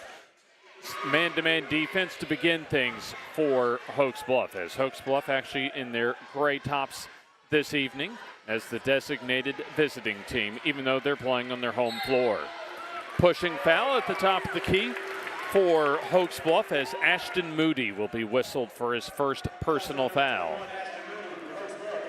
That's one of the things you watch early in a basketball game. How are the officials going to call it? We're going to play touch. We're going to play tag. Inbounds pass goes to Garrett Morgan in the backcourt. We saw this Glencoe squad come from 10 down in the fourth quarter about a week and a half ago against B.B. Comer to pull out a 62-60 win. And, I mean, that was a really good B.B. Comer team. This Yellow Jacket bunch came back and defeated.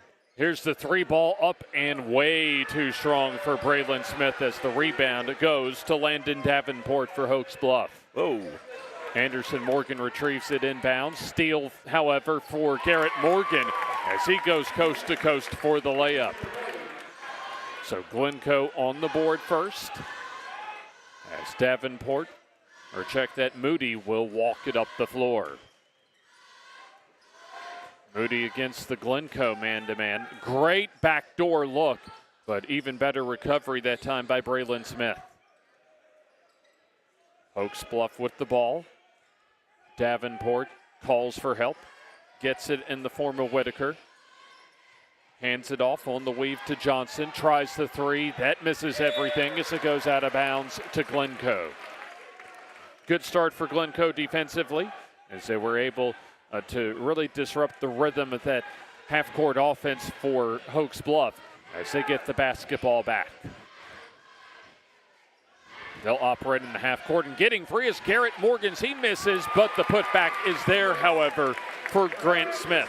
Yeah, Smith doing a good job on the offensive glass right there, getting the putback and just dropping it in. Tight defense right now for Glencoe as Hokes Bluff settles into the half-court.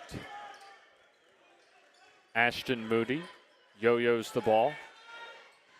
Whitaker dribbles, hands it off. Davenport gets free down the lane, turns, shoots the turnaround, and scores. Got it. Good move that time by Landon Davenport as he was able to use a ball fake to get another, at least enough separation rather, to get his first points of the night. Also Hokes Bluff's first points of the evening. Grant Smith wants the 3 ball and banks it in on a Friday night. Oh, boy. We'll take a second look And Grant Smith getting the deposit out of the bank account here with the three-pointer off the window. You know, I think if they hit it off the glass, it ought to be for 4. Here's the three, no good for Bryce Whitaker as Glencoe wants to run up 5. Garrett Morgan slows it down as Braylon Smith will pass it off to Wade Sechrist. Sechrist stops. NBA 3. That's no good off the bank shot as the rebound goes to Noah Johnson. Up ahead, Whitaker calms it down. Back to Noah Johnson as he's in the paint. Teardropper too short. Off a good defense by Smith. Braylon Smith, that is, as Garrett Morgan gets cut off. Smith all alone. 3, too strong. Rebound to Grant Smith as he spins and lays it up and in for 2. That's the second offensive glass Glencoe has gotten that they've turned into points. Grant Smith already up to 7, and we haven't played the first 4 minutes of this quarter. Whitaker hands it off, 3-ball up, and that banks in for Landon Davenport. That was a double bank, James. Watch this. It's going to hit the glass twice. 1, 2, bang. A little pinball action through the bottom of the net. Yes, sir. Here's Garrett Morgan for the lefty 3. That's off the back rim, no good. Noah Johnson on the rebound, pushes it ahead. Davenport back to Johnson.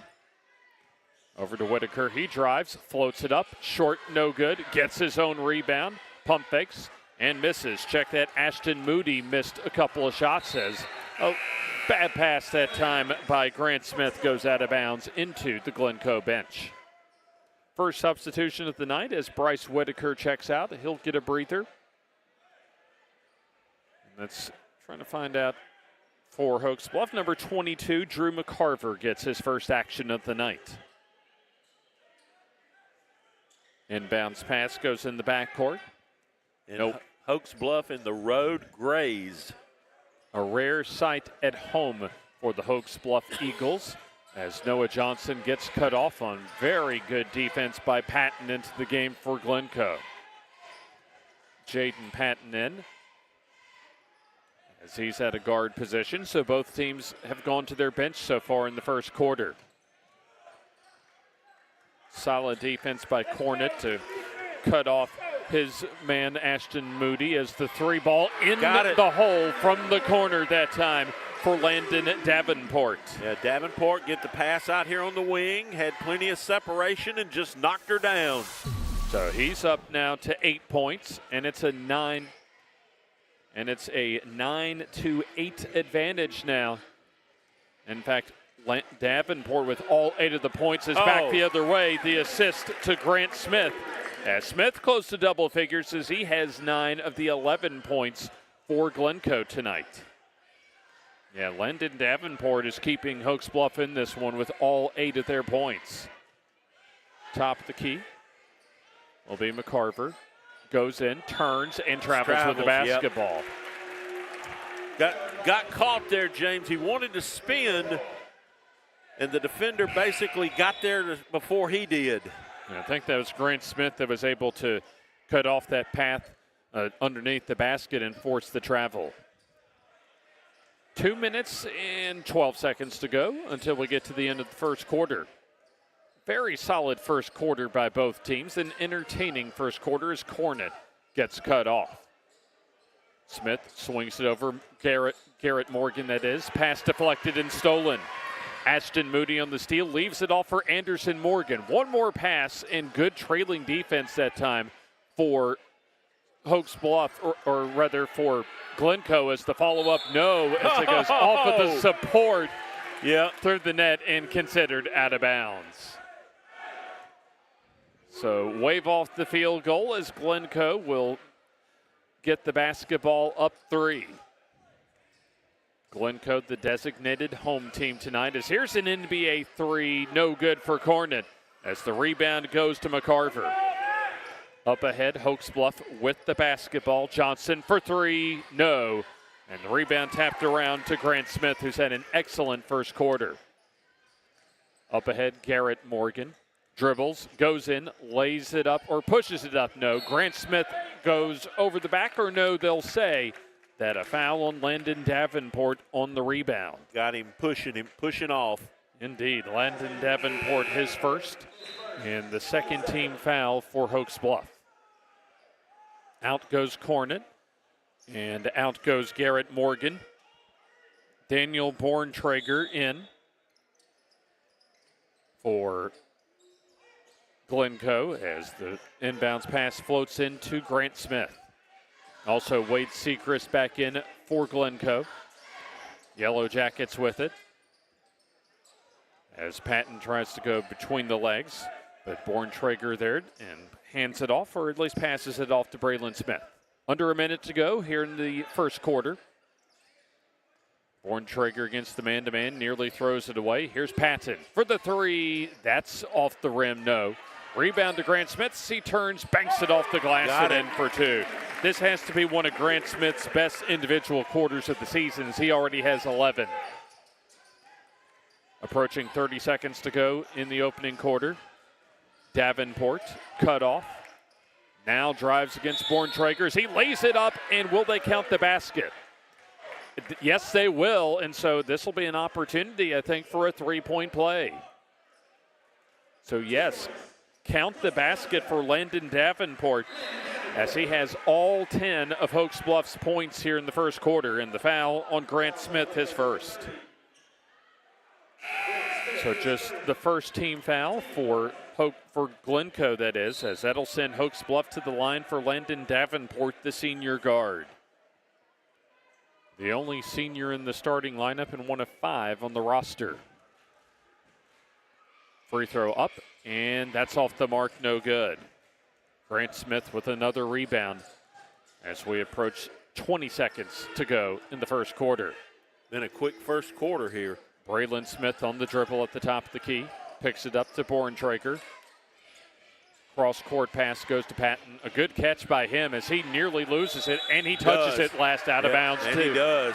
10 seconds to go as a three could tie it up for Hokes Bluff, as we'll have another substitution. Anthony Gooch, the sophomore, checks in, a 5'9", 160-pound guard for Hokes Bluff.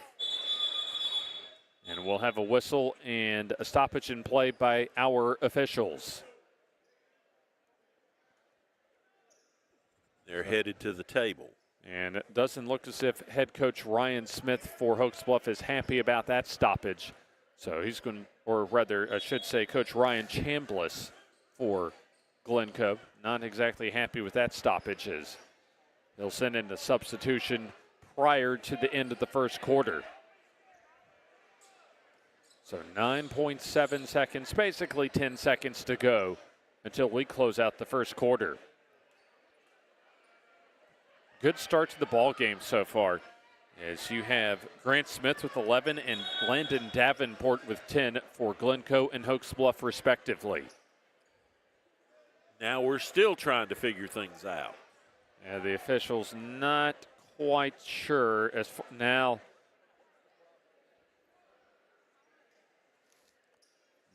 Not exactly sure if it was a substitution type of thing or not, but it's one of our officials trying to sort things out at the scorers table across the way. Maybe a substitution issue that they're looking at, but now they've got things sorted out. Inbounds for Hokes Bluff, and a Glencoe foul. Yep. As Borntrager with a little touch enough to cause a push and a foul for the Yellow Jackets. So Borntrager his first, and the team second. Game clock at 5. Johnson at 2, stops and gets his three blocked, as this try good if it goes, but it doesn't as we come to the end of the first quarter. Glencoe with the lead throughout this first quarter, but Hokes Bluff trailing right behind them, down just 3 going to the second quarter. Final game tonight in the semifinals of the Etowah County Tournament on FNN.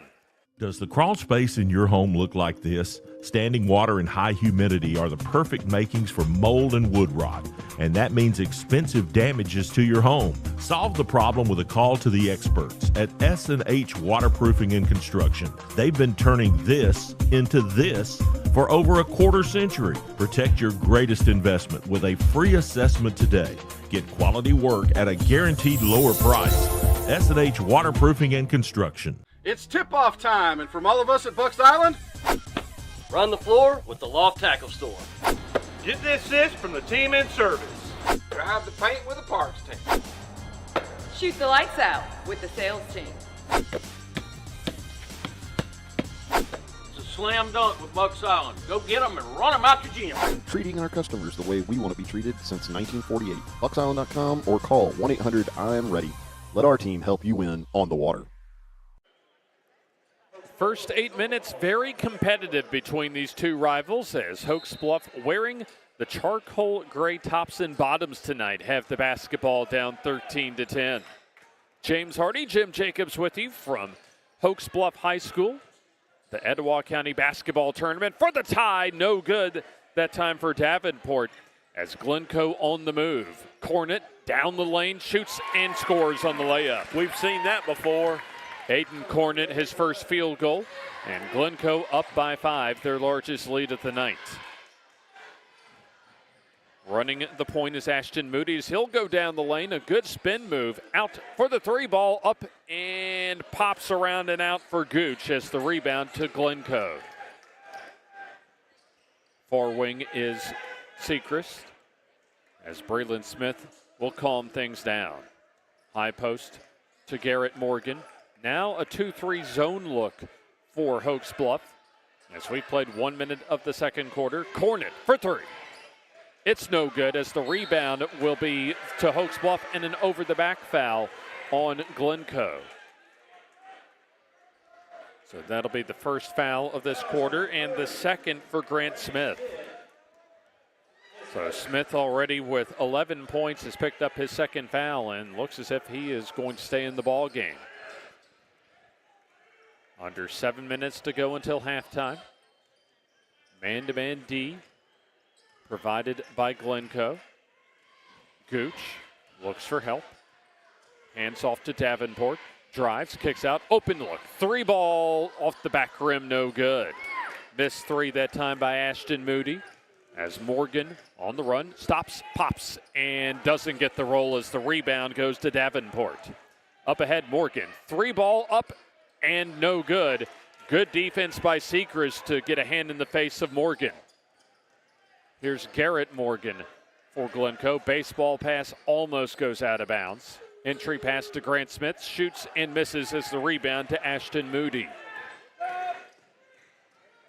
Hokes Bluff works in the half court. Noah Johnston as well as Landon Davenport. Ashton Moody among the five on the floor for Hokes Bluff as we'll have a kick ball out of bounds.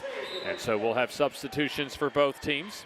Bryce Whitaker back in for Hokes Bluff and Grant Smith will check out. And Jaden Patton in for Glencoe. 6 minutes to go until halftime. Nearly an over and back violation that time for Hokes Bluff. Ball went into the backcourt before any whistle could be blown as the 3-no for Johnson. Glencoe on the rebound as Cornet tries the three, no good. Rebound goes to Hokes Bluff. Both teams a little dry here to start the second quarter. Here's the drive for Hokes Bluff as the shot up and no good initially for Gooch. Tries to get his own rebound as Glencoe comes out with it. Sechrist behind the D, lays it in for two. Wade Sechrist sneaked in behind the defense as the other way Gooch all alone. Three ball, got it. Both teams picking up the tempo now as we'll take a second look at Anthony Gooch all alone for his first three of the night. A string puller. 4-point lead as Garrett Morgan makes the three. One. Whatever you can do, I can do better. And we'll see Garrett Morgan from the college range drill the three on that second look. Here's the drive against Braylon Smith as the foul before the layup attempt by Noah Johnson, and a Yellow Jackets foul. So I think Cornett will get the foul, or check that it'll be Braylon Smith on his first personal foul. Only 2 fouls called on Hokes Bluff so far tonight as the Eagles have the basketball. Down low, Whitaker banks it no good as the rebound goes to Glencoe. Garrett Morgan on the move, turns, kicks it out to Sechrist. 3-ball up and no good off the side rim. Rebound, however, goes to Garrett Morgan. Thought he might have gotten fouled. No whistle, however, as play continues. Pass intended for Anderson Morgan, knocked out of bounds by Jaden Patton. Bucks Island, one of our proud sponsors here on the F&N High School Basketball Game of the Week. Just about a short boat ride away from the campus of Southside High School on Highway 77. As play resumes, Gooch pulls up and misses the fadeaway jumper as the rebound goes to Braylon Smith. Yeah, not a good shot there. I'm sure Coach Smith would like to have that one back. Here's an extra pass, Patton. Corner 3, got it. Jaden Patton with his first 3 as the lead extends to 10 for Glencoe. And Hokes Bluff wants a timeout. And they will take it here as looks like it's going to be a 30-second timeout, so we'll keep it right here where we are. Of course, tonight, Southside's already punched their ticket into the girls' championship round tomorrow night, along with Sardis. The number 1 seed Sardis boys are already set to play tomorrow night, and they'll get the winner of this one between Hokes Bluff and Glencoe. So far, scoring-wise for Glencoe, they've been led by 11, a game high for Grant Smith. And on the opposite side, Hokes Bluff has been led by a team high 10, I should say, from Landon Davenport. And so far, just 3 points in this second quarter for Hokes Bluff, that coming off of an Anthony Gooch transition 3. So after 1 quarter of play, it was 13-10 in favor of Glencoe, as Glencoe has already managed almost their first quarter total here in the second quarter. Big possession coming up for Hokes Bluff as they'll go against some full court pressure. Anderson Morgan, who had a breakout year on the football field for Coach Robb this year, brings it up at the point. Morgan dribbles and picks it up. Needs help. Nearly throws it away, but a good catch and a good block, but a foul for Jaden Patton, as we'll have a couple of free throws come up for Noah Johnson. Boy, that looked good from here. Must have gotten him down low that time for Jaden Patton, his first, and that's the team's 3rd for Glencoe here in the second quarter. Free throw up and good for Noah Johnson, his first point of the night. Got a good pace going here in the first half for these two teams, as 1 more free throw to go. Up and good for Johnson. Noah Johnson with a couple. Glencoe defeated Hokes Bluff in their last game right here at the gymnasium in Hokes Bluff last Friday, 74-65. A little bit more of a defensive outing here as Patton, 3-ball, no good. Rebound over the back. Foul goes on Glencoe. So that'll be Borntrager on the foul, his second. And so that's going to be the 4th team foul for Glencoe here in the second quarter. Or check that, that's actually his 3rd personal foul, so he's going to be sitting the bench for a while for Glencoe. Full court pressure for the Yellow Jackets. Eagles of Hokes Bluff inbounded. 23-15 in favor of Glencoe as they've led the entire first half. Morgan calls for a play. Picks up the dribble and needs a little bit of help. And does, in fact, get it in Noah Johnson. Hokes Bluff needs a bucket. Johnson yo-yos the ball to Hokes Bluff logo. High post look to Davenport. Dribbles in against Garrett Morgan. Turns, shoots the fadeaway. No, as the rebound goes to Garrett Morgan. Strong rebound that time by Morgan. He nearly loses it and deflected around and out of bounds as some of the fans wanted a foul that time as it goes out of bounds off of Hokes Bluff. Good effort by both teams that time, as we'll have a substitution in Ashton Moody and out Anthony Gooch for Hokes Bluff. 2 minutes, 41 seconds remaining in the half, as coming back in for Glencoe will be Grant Smith. Jaden Patton with 3 points checks back out, as Wade Sechrist will handle the point guard honors for the Yellow Jackets. Cornet had a thought about the three. Morgan tries the three, though, and buries it. Garrett Morgan with his second three of the quarter. He's up to 8 points. 2 minutes and change left until halftime. Noah Johnson across the timeline against the man-to-man defense that Glencoe has been in the entire half. Johnson kicks out and gets a return pass from Davenport. Johnson drives in, gets free, lays it up, and it bounces off, no good. Grant Smith with just enough defense that time to alter the shot as Sechrist goes in and travels with the basketball. Turnover for Glencoe with 1:54 to go, an 11-point lead for the Yellow Jackets. Hokes Bluff, bad need of a basket here. Yeah, Glencoe has been awfully dry on the offensive end with just a couple of field goals here in the second quarter. There's an open look far side, as getting cut off was Ashton Moody. Moody between the circles, Davenport. Had a big first quarter, silent so far in the second, however, as here's a perimeter jump shot off the mark, no good for Bryce Whitaker. They gave him that shot. Yeah, there's a reason that time he was open, as Morgan, or rather Smith, jump stops, floats it up, and check that Morgan for two. Garrett Morgan into double figures with 10. As coming back the other way, Ashton Moody with it. As Glencoe up 13, Moody spins, turns, shoots, and scores a much-needed basket for Hokes Bluff. He gets a chance to get the old-fashioned three-point play. Indeed, off of another Glencoe foul. Aiden Cornet with the foul, I believe. That would be his first. And one opportunity on the way for the Hokes Bluff Eagles. And indeed, Aiden Cornet officially on the foul. There's Moody, the senior guard, as the free throw up and rims out, no good. Rebound to Garrett Morgan, pushes it ahead. Patton back in, drives in, and misses the layup. Rebound for Grant Smith as he'll go to the line for a three-point play opportunity.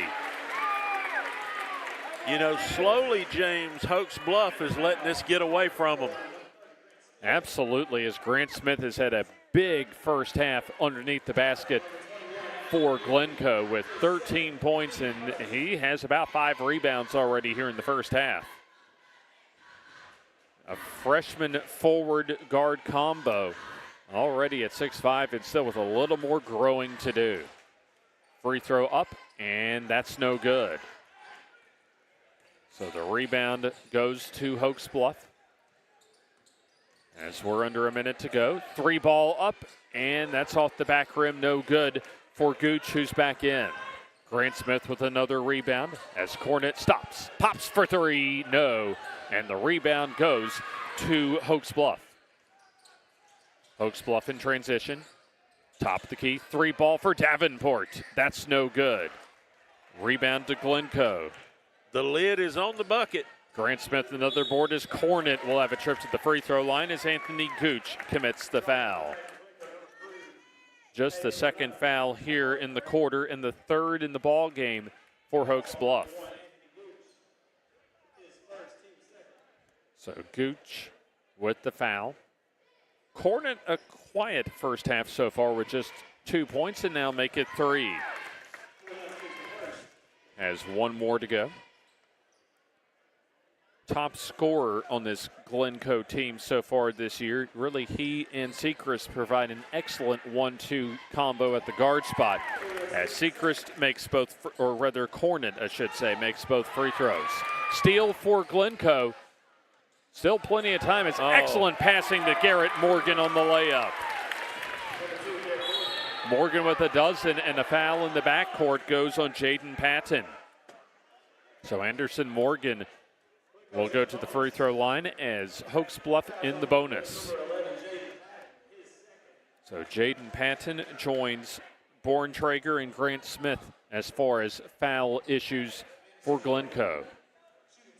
Wade Sechrist set to check in after the free throw, which is up and good for Anderson Morgan. So Morgan on the board. Has one more to go. Hokes Bluff only 18 tonight as they come in averaging about 58 points per ball game. As you take another look at Morgan, who sinks the free throw. Anderson Morgan with a couple. 10 seconds to go until halftime. Head of steam down the lane is Garrett Morgan as he misses the bank shot and the rebound to Landon Davenport. Half-court shot to end the half is short. No good as we go to halftime. As a big second quarter for Glencoe pushes their lead up to 15, 34-19 at halftime. We'll have a look at our first half highlights after this timeout as you're watching the Etowah County Basketball Tournament semifinals on FNN. At Glencoe Hokes Bluff Funeral Home and Anniston Memorial Funeral Home, we see our community as extended family. Hello, I'm Mark Box. My wife Holly and I would like to thank the families that we have had the honor to serve. We see our community as our extended family. That's why we work so hard to invest in our community and the families that call it home. At Glencoe Hokes Bluff Funeral Home and Anniston Memorial Funeral Home, you'll find services that are tailored to meet your needs, whatever those may be. Piedmont Cutoff Highway in Glencoe and Highway 431 in Anniston. Our family serving your family.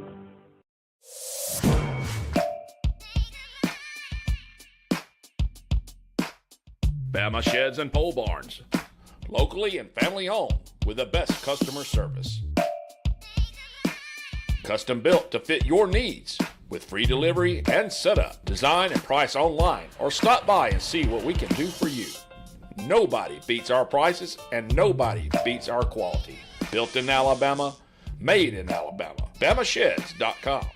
Does the crawl space in your home look like this? Standing water and high humidity are the perfect makings for mold and wood rot, and that means expensive damages to your home. Solve the problem with a call to the experts at S&H Waterproofing and Construction. They've been turning this into this for over a quarter century. Protect your greatest investment with a free assessment today.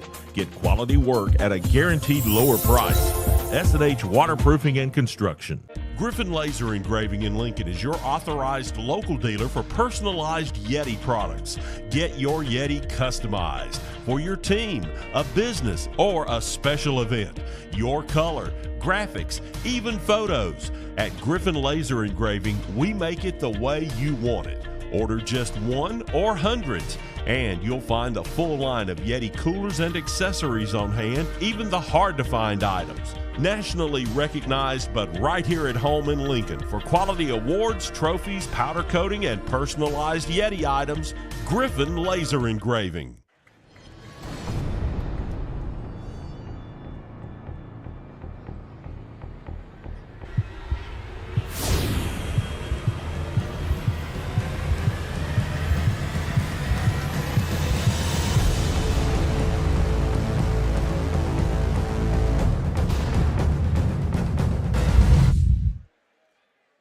Halftime here at the gymnasium at Hokes Bluff as Glencoe leads rival Hokes Bluff on the road, but Glencoe the designated home team tonight in the semifinals of the Etowah County Tournament. So we take a look at our highlights as Grant Smith goes to the bank for 3 of his game-high 13 in the first half. As speaking of threes, Landon Davenport had all 10 of Hokes Bluff's points in the first quarter. As another good look at the 3 in the corner for Davenport in the first quarter. As you'll take a look at Gooch in transition, sink a 3 off the assist from Anderson Morgan.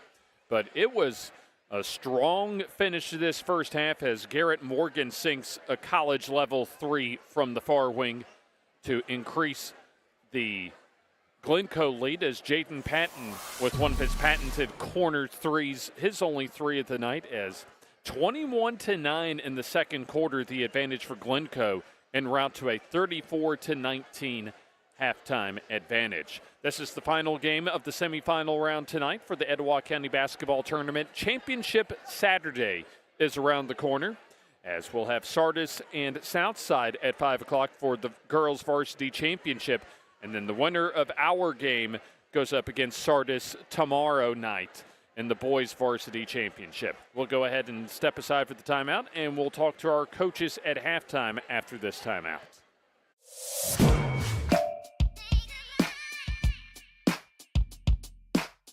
Bama Sheds and Pole Barns, locally and family owned with the best customer service. Custom built to fit your needs with free delivery and setup. Design and price online or stop by and see what we can do for you. Nobody beats our prices and nobody beats our quality.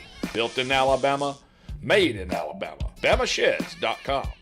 At Glencoe Hokes Bluff Funeral Home and Anniston Memorial Funeral Home, we see our community as extended family. Hello, I'm Mark Box. My wife Holly and I would like to thank the families that we have had the honor to serve. We see our community as our extended family. That's why we work so hard to invest in our community and the families that call it home. At Glencoe Hokes Bluff Funeral Home and Anniston Memorial Funeral Home, you'll find services that are tailored to meet your needs, whatever those may be. Piedmont Cutoff Highway in Glencoe and Highway 431 in Anniston. Our family serving your family. It's tip-off time, and from all of us at Bucks Island, Run the floor with the Loft Tackle Store. Get the assist from the team in service. Drive the paint with the parts team. Shoot the lights out with the sales team. It's a slam dunk with Bucks Island. Go get them and run them out your gym. Treating our customers the way we want to be treated since 1948. BucksIsland.com or call 1-800-I'm-READY. Let our team help you win on the water. Does the crawl space in your home look like this? Standing water and high humidity are the perfect makings for mold and wood rot, and that means expensive damages to your home. Solve the problem with a call to the experts at S&H Waterproofing and Construction. They've been turning this into this for over a quarter century. Protect your greatest investment with a free assessment today. Get quality work at a guaranteed lower price. S&H Waterproofing and Construction.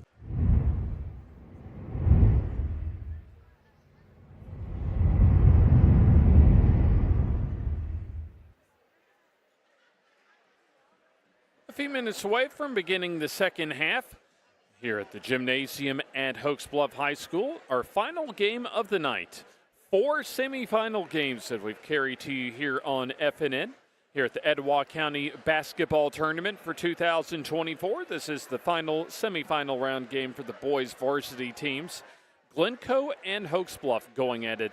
A rivalry matchup in the county tournament, as Glencoe looking for their second consecutive win in as many games over Hokes Bluff. As they lead 34-19 at halftime, they beat Hokes Bluff right here on this very floor, 74-65 last week, as we're awaiting still both teams to come out of their halftime locker room. And we'd certainly like to remind you that we'll be back with you tomorrow sometime around a 5 o'clock tip-off, so probably about a 4:55 or so airtime as far as championship Saturday coverage here at Hokes Bluff High School.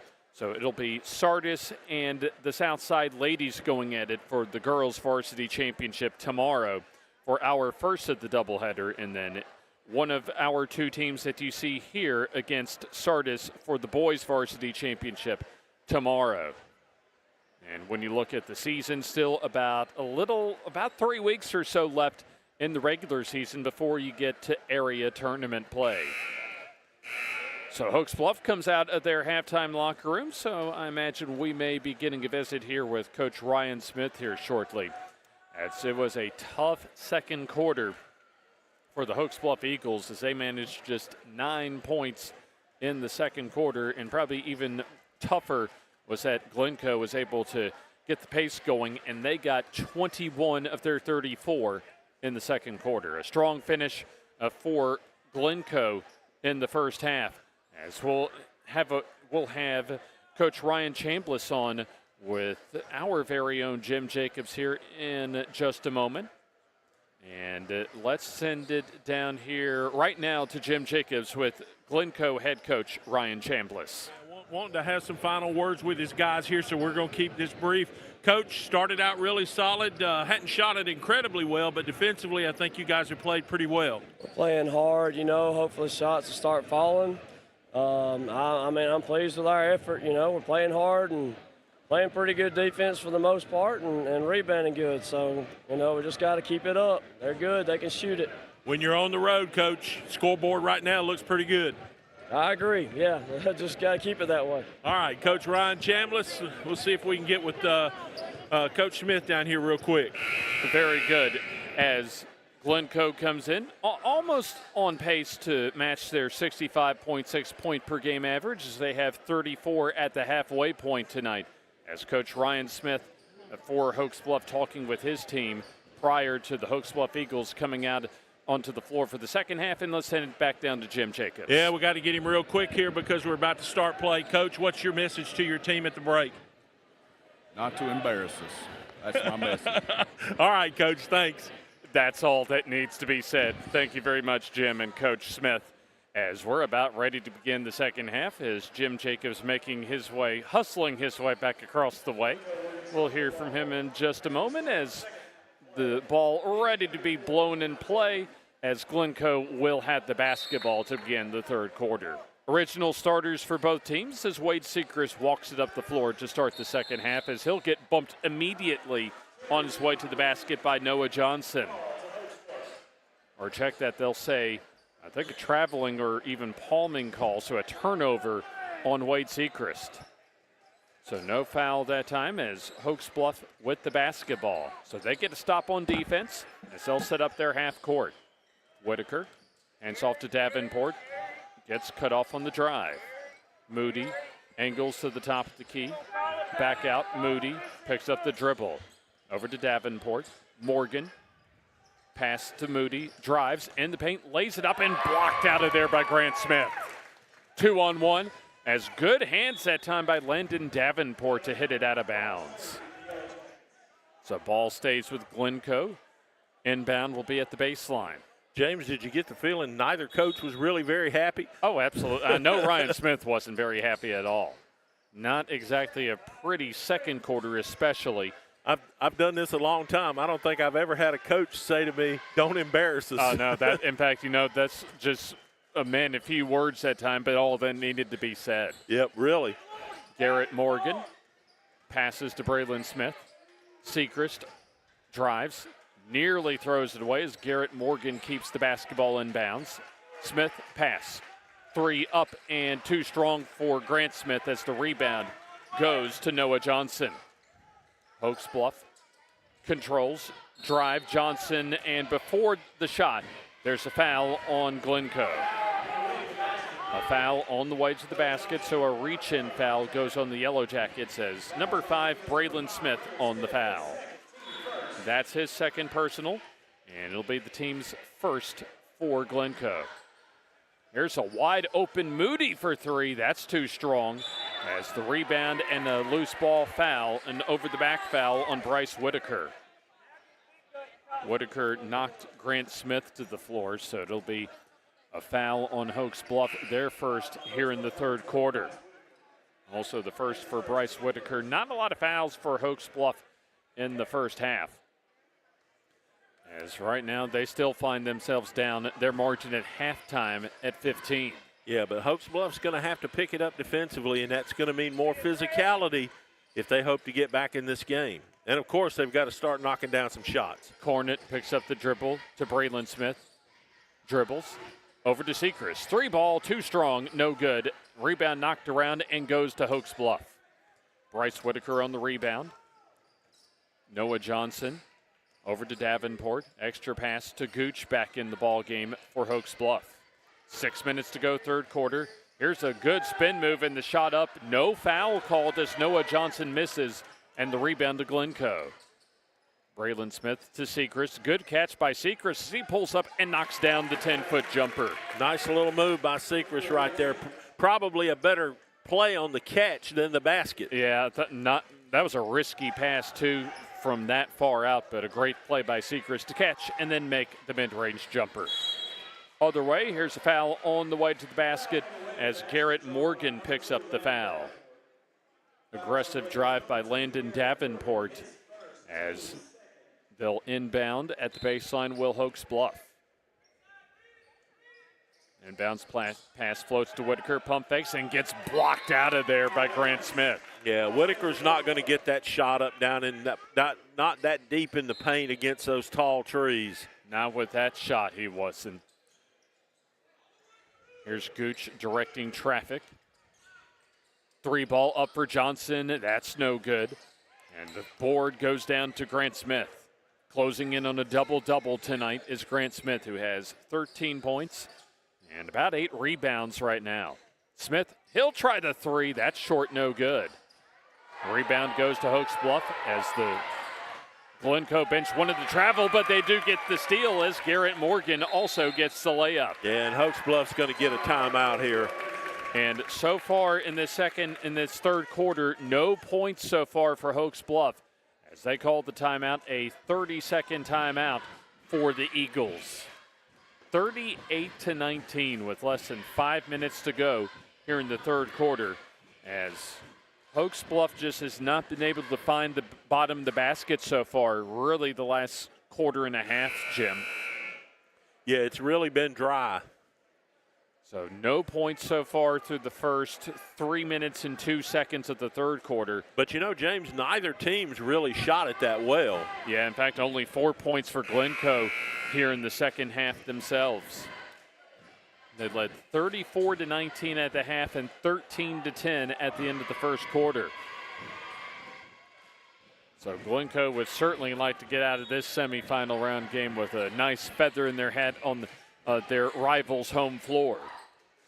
Give them a lot of confidence going up against Sardis tomorrow night, too. Hokes Bluff with the basketball as Gooch for the 3. No good as that pops out. I thought it was down. Garrett Morgan gets bumped in transition, and so that's going to be a foul on Bryce Whitaker, his second. That would have been a much-needed 3 for Hokes Bluff, but that just popped out. And that was a really good look offensively for Hokes Bluff as they had a good play set up out of the timeout to get Gooch an open look. And he just couldn't knock it down as Bryce Whitaker comes out of the ball game for Hokes Bluff. Glencoe with the basketball. Morgan double dribbles. Picked it up just enough, and when he put it back down on the floor, triggered that double dribble call. That kind of stuff makes a coach bald. In fact, looking at Ryan Chambliss across the way, Jim, he's pretty close to having a full bald head of hair, or lack of hair, that is. 3-pointer no good for Anderson Morgan as his counterpart, number 4, Sechrist, pushes the tempo off the rebound. Courted, 3-ball, short, no good. Rebound goes to Hokes Bluff as Morgan gets it stripped away and stolen. Morgan on the steal. And the open floor spins, and he'll go to the free throw line after a nifty little spin move that time. Morgan's had a really solid game. Yeah, Garrett Morgan right now with 14 points as Davenport on the foul. Landon Davenport his second. So Hokes Bluff still very much in the desert right now offensively as they still have a big fat goose egg on the board here in the third quarter. Garrett Morgan, a big reason why, but he misses the first free throw. Morgan, a good wingspan out there at 6'3". Can play the guard position, enough height at the high school level to even be able to play down low if he needs to. Second free throw coming up. On the way, and that's good. Morgan up to 15. That is a game high. As right behind him is Grant Smith with 13. Half-court pressure as the pass too far that time for Gooch out of bounds. Good idea that time, I think, from Davenport as Gooch was behind the defense, but the pass way too far. Yeah, right idea, wrong execution. Davenport out for the Hokes Bluff Eagles with 3:56 to go here in the third quarter. Also, Jaden Patton back in for Glencoe. Glencoe in the white tops as the designated home team as the higher seed, the number 2 seed in this Etowah County tournament. Etowah County runs a little motion here. Morgan stops, shoots from the top of the key and misses the 3 as we'll have a rebound go on Grant Smith. Some of the Glencoe faithful thought that that should have been a foul on Hokes Bluff, and instead they'll whistle the foul on Glencoe. So Grant Smith indeed, and officially that is his second foul. A 20-point advantage for Glencoe as we'll have a timeout, looks like, by head coach Ryan Chambliss for Glencoe. 30-second timeout. And we will keep it here with 3:38 to go in the third quarter. Remind you that we'll be back with you tomorrow sometime a little before 5 o'clock for our first of two championships. The girls varsity championship will get underway at 5 o'clock between Sardis and Southside, what should be a really, really good ball game. You know, the big question in that game to me, James, is can Sardis impose their physicality on Southside, or will Southside's finesse and the way that they handle the basketball and do pressure prevail in that matchup? Yeah, I've been very impressed with both of the times now that we've seen Southside's girls so far this season. I don't think this will be the last time you and I will see them. I think you're right about that as well. In fact, certainly you would have to think, certainly statewide, one of those favorites to not only get to Jacksonville State, but to get to Legacy Arena in Birmingham. 3:32 to go in the third quarter as Hokes Bluff in dire need of some points. Here's Johnson, pull-up three. That's no good as the rebound to Grant Smith. I think Grant Smith might have his double-double tonight for Glencoe as Cornett will carry the basketball. Yep, the official was right with a perfect view of Aiden Cornett to catch him on that palming violation. Catch that ball on the side like that and turn it over, they're going to get you. Yeah, try and put a little spin on that basketball. Hokes Bluff with the ball. On the drive, Johnson lays it up. That's too strong, no. Follow-up is good for two as Hokes Bluff finally on the board here in the third quarter. Drew McCarver with his first two. And that's the first points for Hokes Bluff in about the last almost 9 minutes of gameplay. That's going back into the second quarter of play. High post look for Garrett Morgan. Three ball for Patton. That's short, no good, but he gets his own rebound. Finds Grant Smith under the basket, and he'll commit an offensive foul. A little push off. Just enough of a love tap that time to send Drew McCarver going onto the floor, rather, as that'll be foul number 3 for Grant Smith. So Smith will check out. And we'll have a substitution as Braylon Smith back in. So Glencoe going a little bit smaller with the lineup now, as we'll also have Lyndon Davenport set to check in at the next whistle for Hokes Bluff. Johnson pump fakes, goes into his defender, no whistle that time, as the rebound goes to Braylon Smith, as up ahead will be Wade Sechrist. He gets behind the defense in transition for two. Sechrist with 6. Back up to a 20-point advantage now as Hokes Bluff in the half court. Anderson Morgan against some tight defense, but Sechrist goes up and banks it in for 2 off the glass. Anderson Morgan, his first field goal. Under 2 minutes to go as a loose ball and stays in bounds for Glencoe as the bank shot in for 2 for Jaden Patton. Boy, when it's going right, it's going right. And Ryan Smith calls yet another timeout. Think he's going to challenge the manhood of his team here. Yeah, going to challenge their desire here over the final 9 minutes and 40 seconds of this game. So it's a full timeout, and we'll take the timeout with him here on FNN.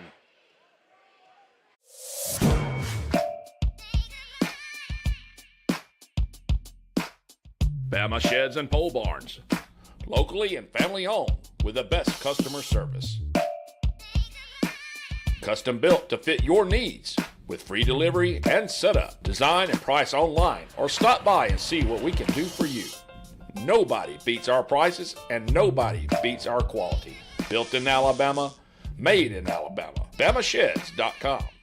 It's tip-off time, and from all of us at Bucks Island, Run the floor with the Loft Tackle Store. Get the assist from the team in service. Drive the paint with the parts team. Shoot the lights out with the sales team. It's a slam dunk with Bucks Island. Go get them and run them out your gym. Treating our customers the way we want to be treated since 1948. BucksIsland.com or call 1-800-I-AM-READY. Let our team help you win on the water.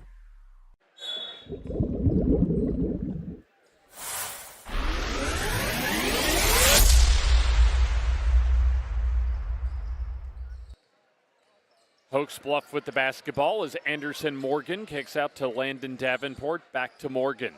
Tries the three ball and scores. So first three of the second half for Hokes Bluff and the first three for Anderson Morgan as the ball goes out of bounds off of, or they may say an offensive foul, I should say, for Glencoe. Yeah, the Glencoe faithful here on our side of the floor. Giving the officials an earful. This is far from the first time they've done so tonight as Braylon Smith, or check that, Wade Sechrist gets whistled for the offensive foul, his first. And pass goes to Whitaker. Back to Morgan as he'll step back. Hands off to Moody. Davenport on the dribble, goes in, and we'll have a whistle and a hand check foul on the floor on Glencoe. So it'll be free throws coming up the rest of the quarter. Was that on two? I think actually that's on Braylon Smith, I think. And if it is, that's his third. So regardless, it'll be free throws coming up. And check that, it's number 3, Aiden Cornett, his second. Free throw up and good as Landon Davenport with his first point of the second half. In fact, his first point since the first quarter. Free throw up, and that's good. So he leads Hokes Bluff with a dozen. Full court pressure for the Hokes Bluff Eagles as Sechrist in the backcourt. Faces off against Anderson Morgan. Cornett double team right in front of the official at the near side. 50 seconds left in the third quarter. 15-point advantage for Hokes Bluff and a traveling violation that time on Garrett Morgan.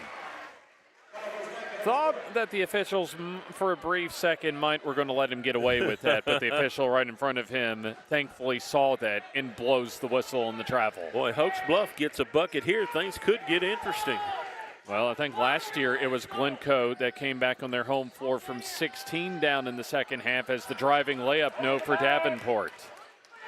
Glencoe in transition. Patton forces it up and in for two. Aggressive play that time by Patton as we'll have a whistle by the official, and not sure what we got here as far as maybe a warning on the bench.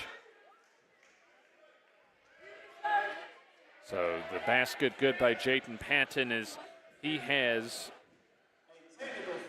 3 field goals, and they'll call a technical foul, I think, on Ryan Chambliss. So right after Patton made the field goal, play stopped, and the technical was assessed on head coach Ryan Chambliss. Guess he thought he was fouled. Free throw up and good, however, for Landon Davenport. So that gives an opportunity for another free opportunity at a point for Hokes Bluff as Davenport makes both technical free throws. And they get the basketball. So this is an opportunity for Hokes Bluff to cut into a 15-point deficit as they want to try and make this a game in the fourth quarter. They can hold for the final shot with 20 seconds to go here in the third quarter as we'll have an offensive foul blown on Ashton Moody. Used the off arm to create a little bit of separation between himself and Aiden Cornett. And the ref said, no, sir. So we're going to have a substitution. Back in comes Noah Johnson, and Ashton Moody will take a seat on the bench. 17.7 seconds to go. Braylon Smith gets the inbounds floated in to Wade Sechrist. Sechrist with the dribble. Clock down to 10. Braylon Smith near the timeline at 6. High post is Patton as he goes in, lays it up, and doesn't get the roll at 1. As we come to the end of the third quarter, as your score is 45-30. in favor of Glencoe as they're 1 quarter away from going to the championship Saturday tomorrow, as we'll take the timeout here on FNN.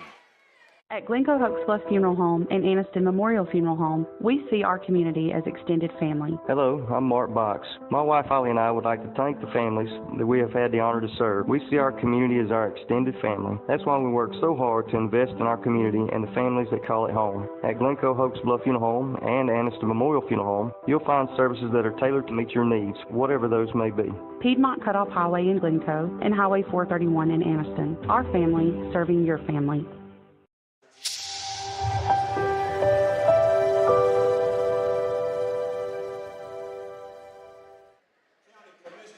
Going into the fourth quarter, it is Glencoe that's led wire to wire so far tonight.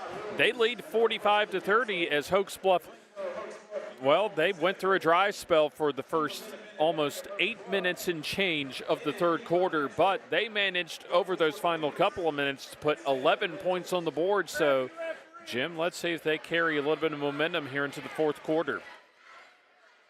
And so you look right now at the scoring totals. Garrett Morgan with 15 and Grant Smith with 13 to lead the way for Glencoe. And then Landon Davenport, a big first quarter with 10 for Hokes Bluff as he has a total of 14 for the game.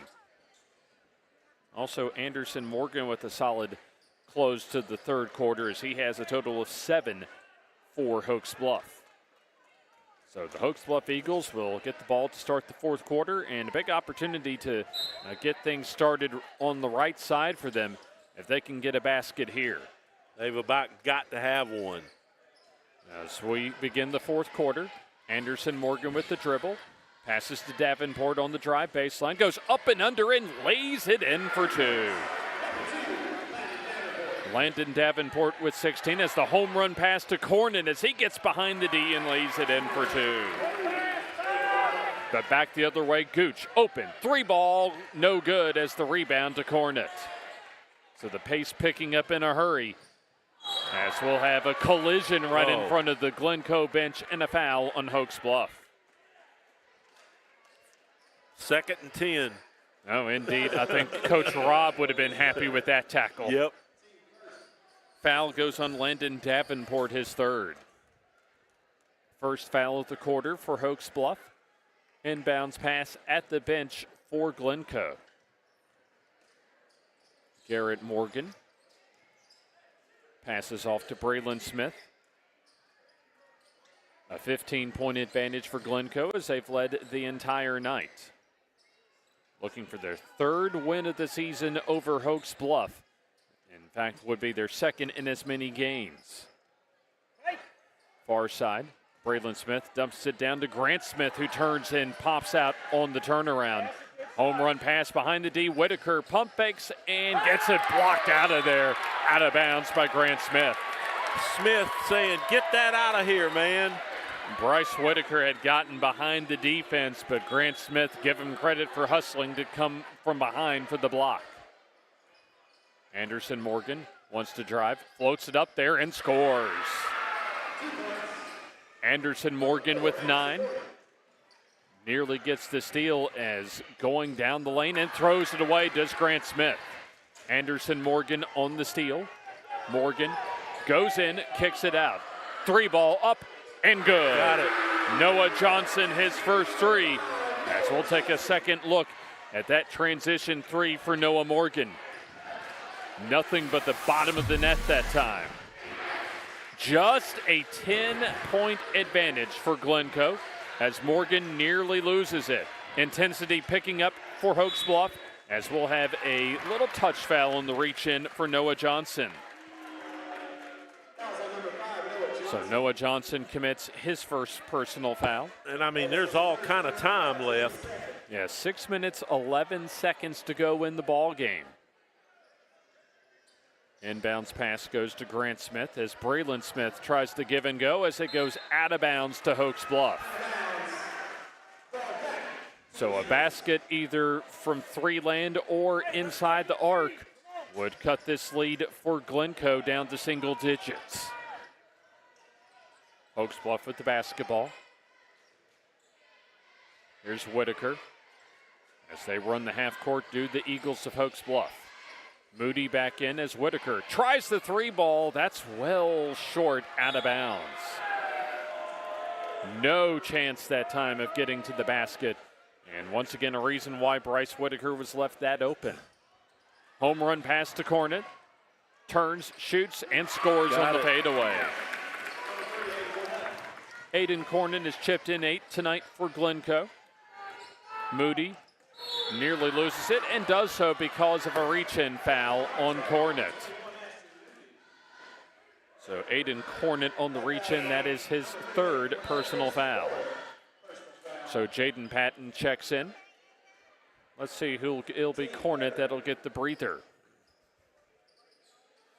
So 5:34 left in the ball game. Still maybe a window of opportunity for Hokes Bluff to try and make this a ball game. Ball stolen that time as Wade Sechrist gets the steal. 2-on-1, Morgan floats it up for Grant Smith, and before that, an offensive foul. Boy, that's a good job by Hokes Bluff. Standing in there, taking that charge. I think that was Noah Johnson that time that was able to sacrifice his body on the charge. Garrett Morgan, his 2nd personal, as we'll have a whistle and looks like a timeout for Coach Ryan Chambliss. He wants to settle his team, a full timeout, and we'll take the timeout with him here at the Etowah County Basketball Tournament on semifinal Friday on FNN. Does the crawl space in your home look like this? Standing water and high humidity are the perfect makings for mold and wood rot, and that means expensive damages to your home. Solve the problem with a call to the experts at S&H Waterproofing and Construction. They've been turning this into this for over a quarter century. Protect your greatest investment with a free assessment today. Get quality work at a guaranteed lower price. S&H Waterproofing and Construction. It's tip-off time, and from all of us at Bucks Island, Run the floor with the Loft Tackle Store. Get the assist from the team in service. Drive the paint with the parts team. Shoot the lights out with the sales team. It's a slam dunk with Bucks Island. Go get them and run them out your gym. Treating our customers the way we want to be treated since 1948. BucksIsland.com or call 1-800-I-AM-READY. Let our team help you win on the water. 49-37 in favor of Glencoe as they've led wire to wire tonight in the semifinal round of the Etowah County Tournament. James Hardy, Jim Jacobs with you here on FNN, as we'll be back with you tomorrow for Championship Saturday beginning at 5 o'clock. Hokes Bluff with the basketball as a 3 can cut it to single digits as the 3 no good for looks Gooch as the rebound goes to Glencoe. Sechrist backs it out. They'll use a little bit of the 5 minutes remaining, will Glencoe, as Morgan pulls up and misses the jumper. Hokes Bluff with the basketball. Moody on the rebound as the drive in and the layup good for 2 for Noah Johnson. Noah Johnson, his 2nd field goal, has 7 points for the ball game. Just a 10-point lead for Glencoe as they've had as much as a 20-point lead so far in the second half. Here's the drive and an easy path to the basket for Wade Sechrist for 2. Sechrist 4 field goals, has 8 in total. Moody gets fouled on the shot attempt as Hokes Bluff pushing the tempo a bit with time not on their side and, of course, the score not on their side, as that'll be a foul, I believe, on Borntrager, or check that, on Jaden Patton, I should say, his 3rd personal foul. Boy, you got to make your free throws here. Yeah, big free throws coming up for Ashton Moody, the senior guard. Shoots and scores. Ashton Moody on the board with his 1st point.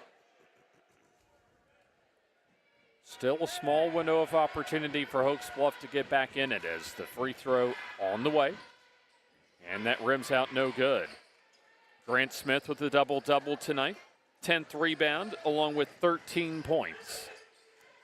Grant Smith had a very big start to the ball game as he had 9 of those points in the first quarter.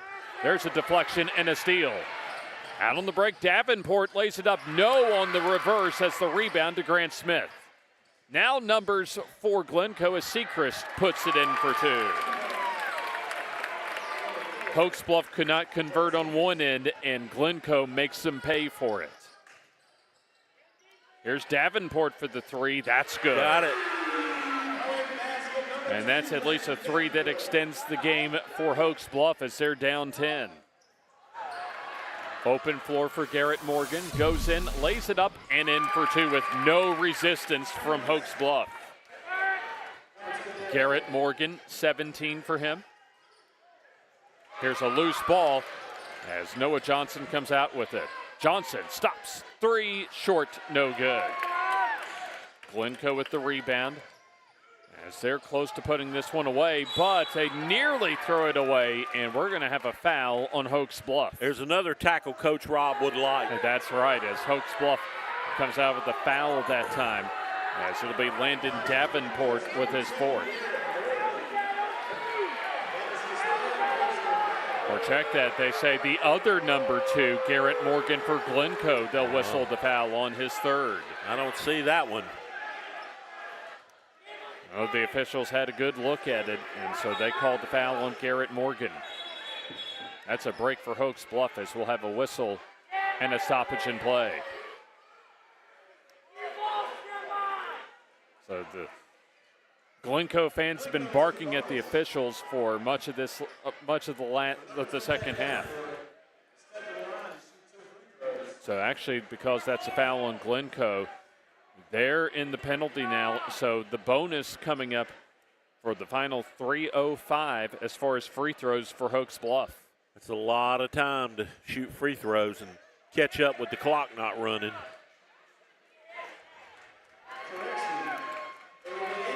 So that's interesting. They initially were going to put Hokes Bluff to the free throw line, but I think they called that foul on Garrett Morgan a player control foul, or maybe the officials are confused right now. I would say so. So an open floor foul wasn't a charging foul, at least by the book. But they're going to call that a player control foul, however.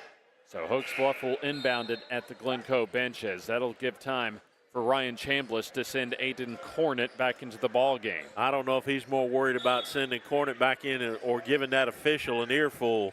Maybe both. 3 minutes to go.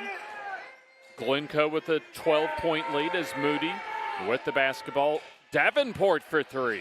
That's off the back rim, no good. Rebound goes to Jaden Patton as he has trouble controlling the basketball. A fight for it, and a jump ball will keep the possession and the ball with Glencoe. Boy, it's turned into a scrum, hadn't it? Oh, yeah, it definitely has, as Hokes Bluff trying to scratch and claw their way back into this ball game, but Glencoe just trying to run out this clock, get to the finish line, and get to championship Saturday. Full court pressure for Hokes Bluff. As we'll have a foul in the backcourt on Anderson Morgan, his first.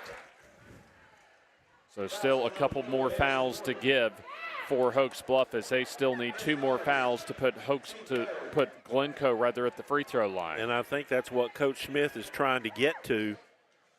Inbounds pass to Cornett, as they're playing a little keep away, as Patton now goes in and lays it in for 2. Jaden Patton with 9. 14-point advantage for Glencoe. Coming down the final minutes, as here's Moody down the lane as he's fouled by Jaden Patton. Yeah, Patton got his money's worth on that one.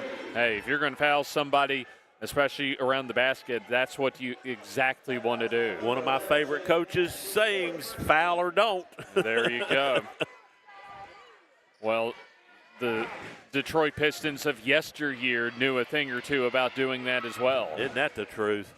There's the free throw up and good for Hokes Bluff. As it'll be Ashton Moody with his second free throw of the night. 1 more to go. You know, James, Glencoe's probably going to win this thing, but I tell you what, you got to hand it to Hokes Bluff. They hung in there. Yeah, I think Ryan Smith did challenge his team, as you were mentioning, in the third quarter. I think Hokes Bluff, regardless of the outcome, has been able to respond tonight. Championship Saturday tomorrow as Glencoe trying to pull away here at the very end so that they can face Sardis in the final game of the weekend. Ball goes out of bounds, but knocked away, I think, by Anderson Morgan off of Hokes Bluff. Yeah, Hokes Bluff just trying to hang in there now as Glencoe running clock. So we'll get a double dose of Sardis tomorrow as we'll see the girls varsity team first against Southside at 5 o'clock, and then it'll be the boys varsity team. Right now it would be against Glencoe as we're under 2 minutes to go and a foul under the basket by Hokes Bluff. And I tell you, James, both games have the potentials to be really interesting. That, I think you're right about that. It's just a matter of which one might be the more interesting game for tomorrow. I think Southside has to be the favorite in the girls' game. Oh, yeah. But it's going to be a question of can they handle Sardis' physicality. Sardis is going to be physical. Looks as if Glencoe wants to pull off a little Dean Smith four corners, a little keep away, as we're well under 2 minutes to go. Patton at the top of the key. Over to Cornet. Underneath the basket, here's the layup, no, on the foul by Hokes Bluff, as we'll have a couple of free throws coming up for Garrett Morgan. So it'll be Bryce Whitaker on his third personal foul, and now free throws for the rest of the game for both teams. Garrett Morgan's had a solid offensive outing tonight with a game high, or at least a team high, 17. First of two coming up, and that's good for one. One more to go as Morgan now at 18. So he'll be shooting for a game high total coming up. S&H Waterproofing, one of our proud sponsors here on the FNN High School Basketball Game of the Week. Almost a quarter century in business as the free throw no good for Morgan. Anderson Morgan has it for Hokes Bluff. 1:23 to go as down the lane goes Davenport as he makes the layup for two. 21 as we'll have a whistle and a stoppage in play, and it's going to be a foul on, looks like, Hokes Bluff. Some more barking at the officials from the spectators in front of us, Jim. Yep, wanting a technical called. Didn't exactly see what happened, Jim. I think the ball got slapped out of bounds, and yep, there it is. And there it is. The fans get what they wish for. Well, it's good. It was the right call. Yeah, absolutely. As it'll be a technical foul on Hokes Bluff, so that'll mean a couple of free throws coming up for Wade Sechrist. Wade Sechrist, a quiet night tonight, especially the last time we saw him when he made the game-winning layup against B.B. Comer about 2 weeks ago. Free throw, rims out, no good. But for Glencoe, they haven't needed Sechrist's best tonight, as they had a strong start from Grant Smith and a strong game tonight from Garrett Morgan. Yep, Smith and Morgan, definitely the two standouts tonight for Coach Ryan Chambliss. A rare two missed free throw of the technical for Wade Sechrist. And so that keeps the lead up to 11. Still 1:17 to go as we'll have a timeout called for by Glencoe. So it'll be a 30-second timeout. Don't forget, we'll be here tomorrow afternoon, 5 o'clock, Championship Saturday. It'll be the Southside girls. They are the #1 seed in the tournament against the Sardis Lady Lions, and they are the #2 seed. And, of course, it looks like in the nightcap, we've got 1 and 2 again. I think if my memory holds correct for this year's county tournament, that Chalk has held serve so far. Yes, absolutely. So I was talking with Coach Rob a couple of minutes ago between games, and he said it's been a while since Hokes Bluff hasn't had a team in either championship game. So it'll be right now Glencoe against Sardis and Southside against Sardis as far as your championship matchups for the boys and girls varsity championships respectively. And I tell you, the Glencoe-Sardis game should be pretty entertaining. I think it should too. Inbounds for Braylon Smith as Glencoe trying to efficiently get to the finish line here in the semifinals. Here's Patton. Cornered as Glencoe with more keep away. They don't need any more points as now there's a foul, a reach in on Hokes Bluff. Noah Johnson on his third personal foul. So 2 free throws coming up from Aiden Cornett as this is going to be a foul fest the rest of the way. So Cornett's free throw up, and that's short, no good. Don't forget Monday night, FNN basketball returns. We're headed out to White Plains for the Wildcats and the Jacksonville Golden Eagles. And then Tuesday night, over to Oxford. First time we've been there to see Joel Van Meter take on Robbie Coker. Ought to be a good one. No, absolutely, as Fort Payne's had an outstanding year in 6A as the pass gets deflected out of bounds. Off of Glencoe, and so we're under a minute to go in our final game of the night. 4 games we've carried for you this afternoon and into tonight, as here's a long 3, no good for Gooch as the rebound tracked down by Glencoe. Sechrist up ahead. Patton will finish it off with the exclamation point. So Jaden Patton pads his stats with 11. Anderson Morgan misses the 3. And the rebound goes to Garrett Morgan. That should do it for tonight. As here's one more for the road as Wade Sechrist lays it in for 2. With the dozen as Anderson Morgan, one more try, and this time makes the 3. Anderson Morgan into double figures, and that's going to do it. As Glencoe will walk it across the timeline and drain off the final seconds of tonight's ball game. So a wire-to-wire win on the road tonight in the semifinal round of the Etowah County Tournament for Glencoe as they take a 63-50 decision at Hokes Bluff. Their second consecutive win in as many games over Hokes Bluff as Glencoe improves to 12-5 on the year and Hokes Bluff falls to 10-8. We'll take the timeout and we'll have our visit with head coach Ryan Chambliss for Glencoe after this timeout.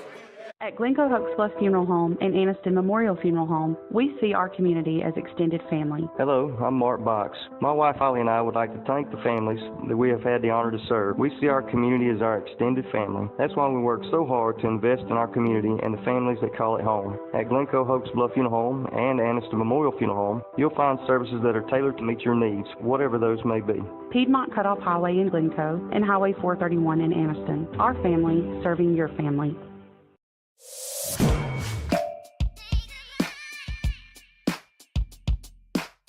Bama Sheds and Pole Barns, locally and family owned with the best customer service. Custom built to fit your needs with free delivery and setup. Design and price online or stop by and see what we can do for you. Nobody beats our prices and nobody beats our quality. Built in Alabama, made in Alabama. BamaSheds.com. A final from Hokes Bluff High School as Glencoe takes down Hokes Bluff 63-50 to advance to championship Saturday tomorrow. And we'll send it back down to Jim Jacobs, who has head coach Ryan Chambliss for Glencoe. Well, Coach, they're not always pretty, but at least when you're painting, it gets you on to Saturday night. Yeah, it's a good win. I mean, you get in the county tournament, state tournament, you just got to win by 1. So, I mean, I'm pleased with them guys. They hustled. We played tough. I mean, we built a little bit of a lead, and, you know, they didn't quit. They made some shots, and they battled, you know, back in it.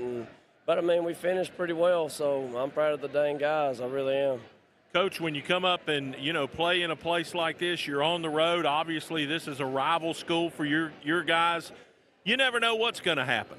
Yeah, that's always a tough game up here. I mean, Hokes Bluff shoots it great here. They always shoot it really great here, and they play tough at home. And, you know, Coach Smith does a great job, and those guys play really hard. And, you know, we play really hard. It's always it's a tough game. Every time, you know, Glencoe and Hokes Bluff get together, it's just a tough game. Well, tomorrow night you get to dance with Sardis. Well, what's your thoughts on the Lions? Oh man, they're really good. They got 2 or 3 really good guards, and they got 2 really good big guys. And I mean, they're a good team. And we'll have to play really tough to be with them. So. Well, go get the ice bath ready, and we'll see you tomorrow night. I need an ice bath. Thank you. Coach Ryan Chambliss and James, that's going to do it from down here on the floor. We've got Glencoe and Sardis, chalk, as you said, 1 and 2 tomorrow night here at Hokes Bluff. That's right. All of the higher seeded teams have won so far this week in the Etowah County basketball tournament, as we'll take a final look at the highlights from tonight, and it was Glencoe getting it started with the early lead as Grant Smith banks in a 3, opens the bank on a Friday night. 9 in the first quarter for him, but it was also opening up the bank for Hokes Bluff as you had the 3-pointer that time by Landon Davenport, 10 in the first quarter for him, but really it was the Glencoe defense in the second quarter that was able to shut things down, minus that Anthony Gooch 3 in transition. But really some big scoring, some key scoring also from Garrett Morgan as he had a game high tonight. Close had 18 for a team high, at least for Glencoe, as it was Hokes Bluff, an opportunity at a couple of points in the fourth quarter to try and claw back in as Anderson Morgan making one of his 2 threes that time in the second half. Give at least credit to the fight for Hokes Bluff as far as trying to get back into the ball game, but Jim, they just built too big of a hole to dig out of tonight. Yeah, absolutely, no question about it. And about all you can say for Hokes Bluff at this point is, Coach Smith said to us at the half, just don't embarrass us. They didn't do that tonight. So your final score once again tonight here in Hokes Bluff, Glencoe 63 and Hokes Bluff 50. So Hokes Bluff drops to 10-8 on the year, and Glencoe improves now to 12-5 on the season. We'll be back with you tomorrow, 5 o'clock tip-off for Sardis and the Southside girls for the Etowah County Girls Championship, and then the Boys Varsity Championship between Glencoe and Sardis tomorrow night, sometime around 7:15 to 7:30. So there you see all the folks that helped make our coverage of the Etowah County basketball tournament possible to you, but we still have a couple more games, championship games, for you tomorrow evening and tomorrow afternoon. So for all of those folks you see on your screen, for Jim Jacobs and all of our FNN crew, James Hardy signing off as we wish you a good Friday evening, and join us back tomorrow for the championship of the Etowah County basketball tournament, as you've been watching the semis of the Etowah County basketball tournament on FNN. All right.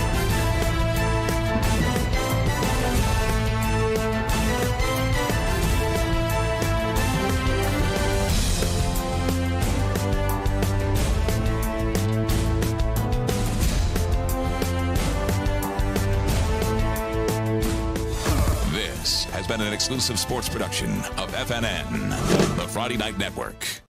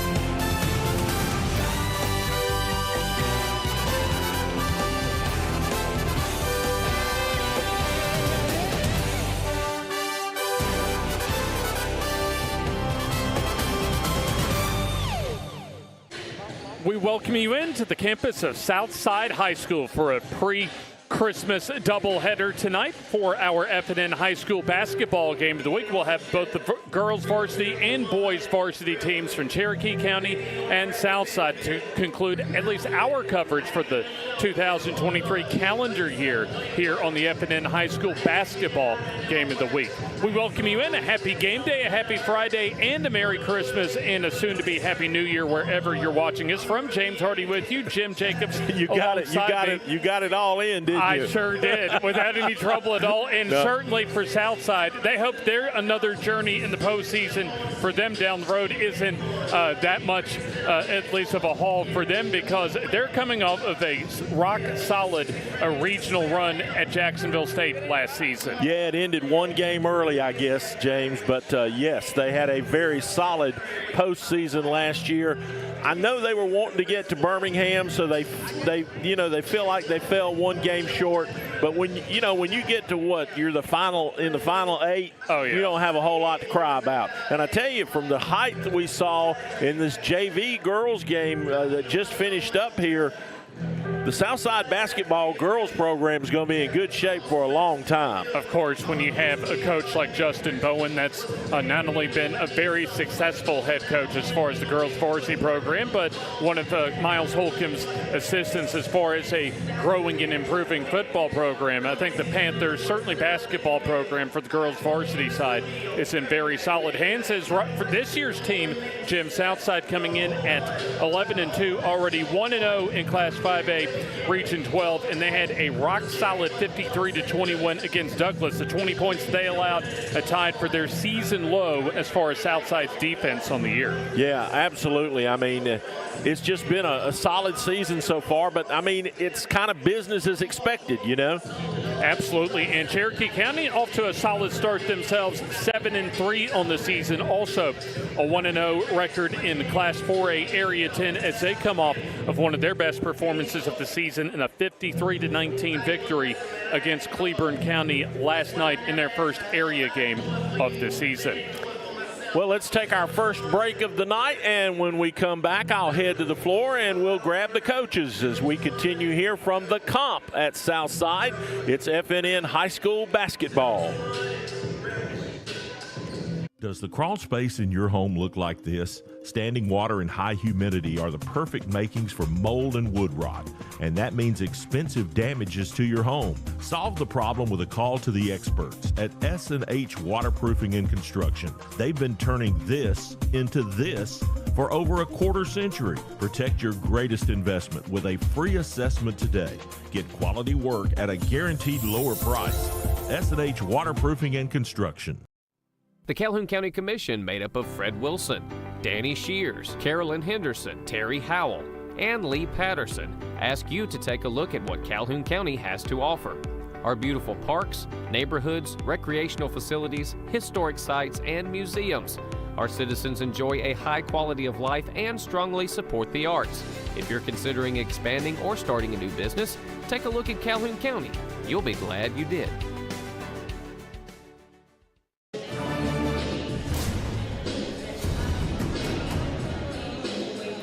A special doubleheader tonight here in Southside as the Southside Panthers host the Cherokee County Warriors. We'll send it just a few feet away from us for Jim Jacobs, as well as he has head coach Richard Burton for Cherokee County. With a quick review of how the season's been so far for you guys. We've been a little up and down. We're 8-2 so far. We've played some decent teams. We're still trying to find out who we are, how we like to play, and but 8-2, it's kind of hard to complain. It's early in the season. Well, you'll certainly get a good test tonight against Justin's team here at Southside. They're pretty solid. Absolutely. They're very physical. They know what they like to do, the 1-3-1, and they've got some girls that can score. So we know what we're up against. We'll see if we play our game, see who comes out on top. Yeah, but you got 1,000-point scorers dressed out in your colors tonight, too. That's right. She's the heart and soul of our team, and she has a good game. We're definitely always going to be there. All right, as we get ready to start, Coach, what are the keys early for you guys? Boxing out, rebounding, making sure we don't get second chance opportunities, and have the intensity on defense to start. That's what we've been talking about. We'll see you at the break. Thank you. Thank you, Jim. Thank you, Coach. As Cherokee County comes in at 7-3 on the season, they're scoring about 51 points per ball game and allowing just under 39 points per ball game. And really the similar tale for Southside, allowing just 33.6 points per ball game as Coach Justin Bowen joins Jim Jacobs. All right, thanks, James. Let's talk to Coach Bowen. Coach, for folks that are just tuning in to watch, talk about your season so far. Yeah, I think we've had a really good season up to this point. Right now we're sitting 11-2 with losses to Lauderdale County and Fort Payne on the road. But we've been playing pretty good basketball. I think as the games have gone on and throughout the season, we're continuously getting better each week. So that's kind of what you want to see.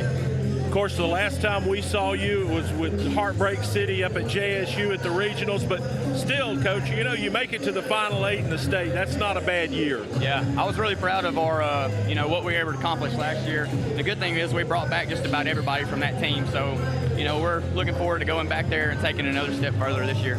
And we were talking at the table during the JV game that folks didn't get to watch with us, but there's a lot of height on that squad. It looks like Southside girls basketball is going to be in good shape for quite a while. Yeah, I think that's some things that maybe people may be concerned about. We have such a good senior class, but we do have some girls coming up that are big and really athletic, and we're pretty big on varsity this year too, with some of those girls being underclassmen. So the future looks pretty good. Keys to the game for you guys to have success tonight against an 8-2 Cherokee County squad. Yeah, I think they're really athletic. They're going to run the floor. They play really fast, which I think that complements us very well because I think that's what we do. So I think you'll see a pretty fast-paced game, but we just got to play within ourselves, be calm. If they press us, just relax, and I like our chances. All right, thanks, Coach. We'll see you at the half. Appreciate it, man.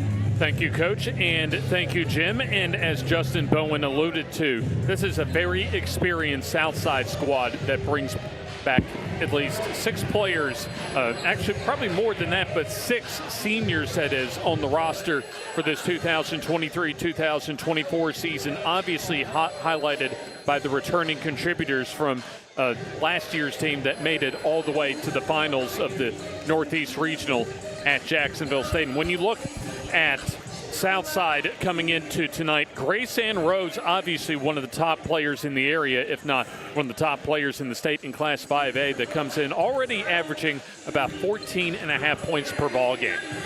Yeah, and of course, there's solid kids all on the floor tonight for both these teams. Between them, they're 8-2, and I think he said 11. Justin said 11-2. There you see Southside High School. We'd like to tell you that's where we are tonight, but we're not. We're right across the street from the visitors' side at the high school football stadium at the Hood, Barney Hood, and we had to find it. We went here first and found out real quick we weren't where we were supposed to be. But as you can see, we're here and looking forward to some really good girls basketball tonight. Absolutely. As you have Southside that came in as far as to this regular season ranked in the top 10 as far as the statewide rankings in Class 5A. And imagine as far as just their consistency that they've displayed over the last couple of years, that they'll be able to maintain that top 10 statewide ranking for much, if not the rest of the season.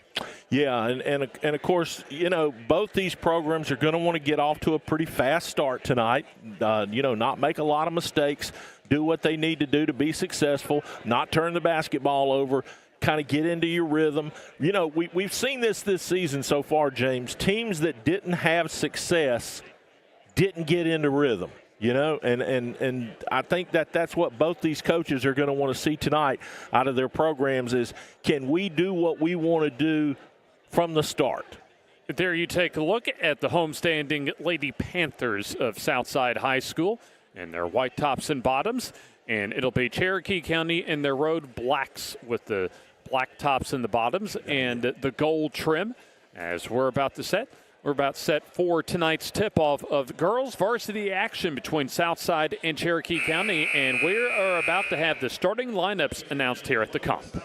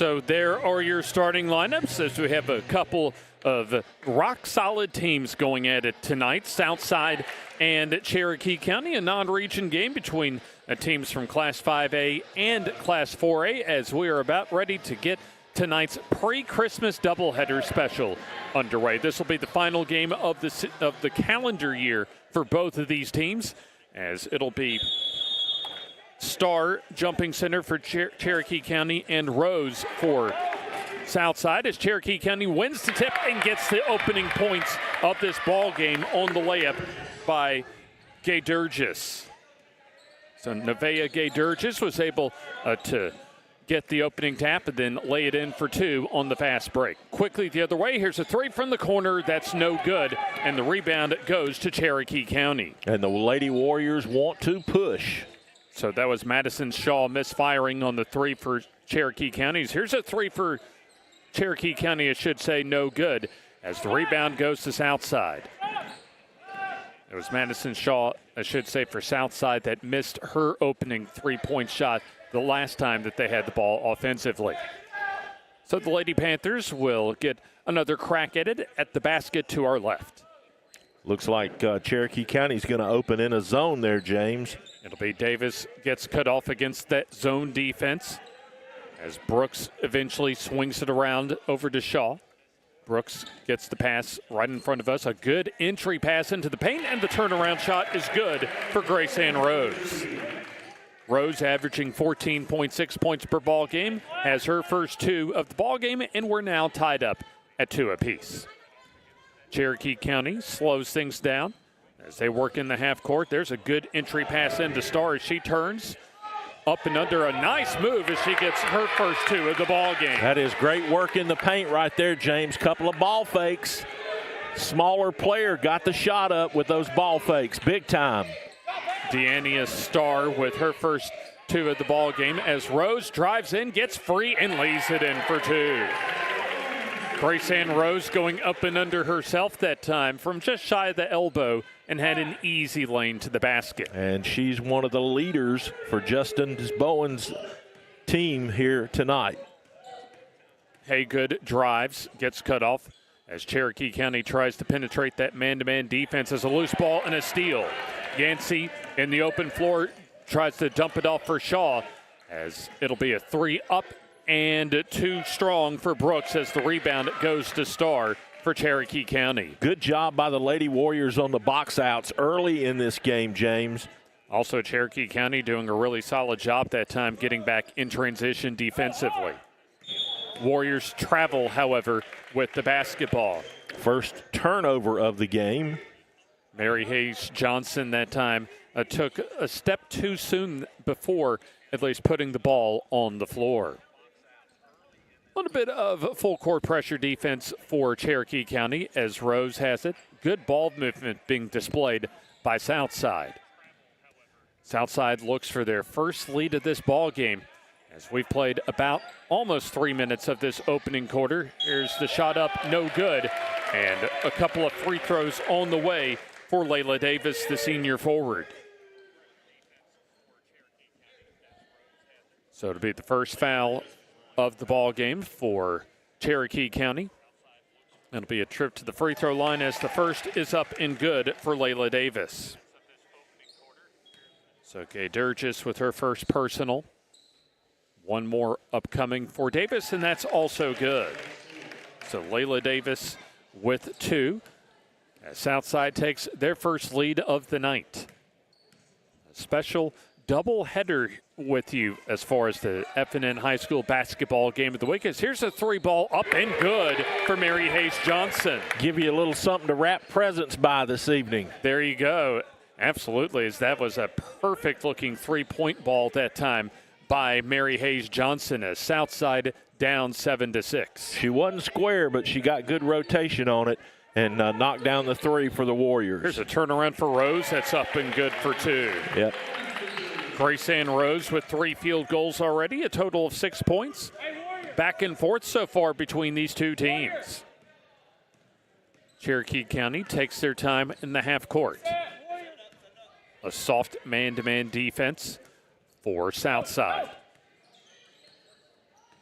Southside has won 5 of their 6 home games so far to start the season, as we'll have another traveling violation coming on Mary Hayes Johnson.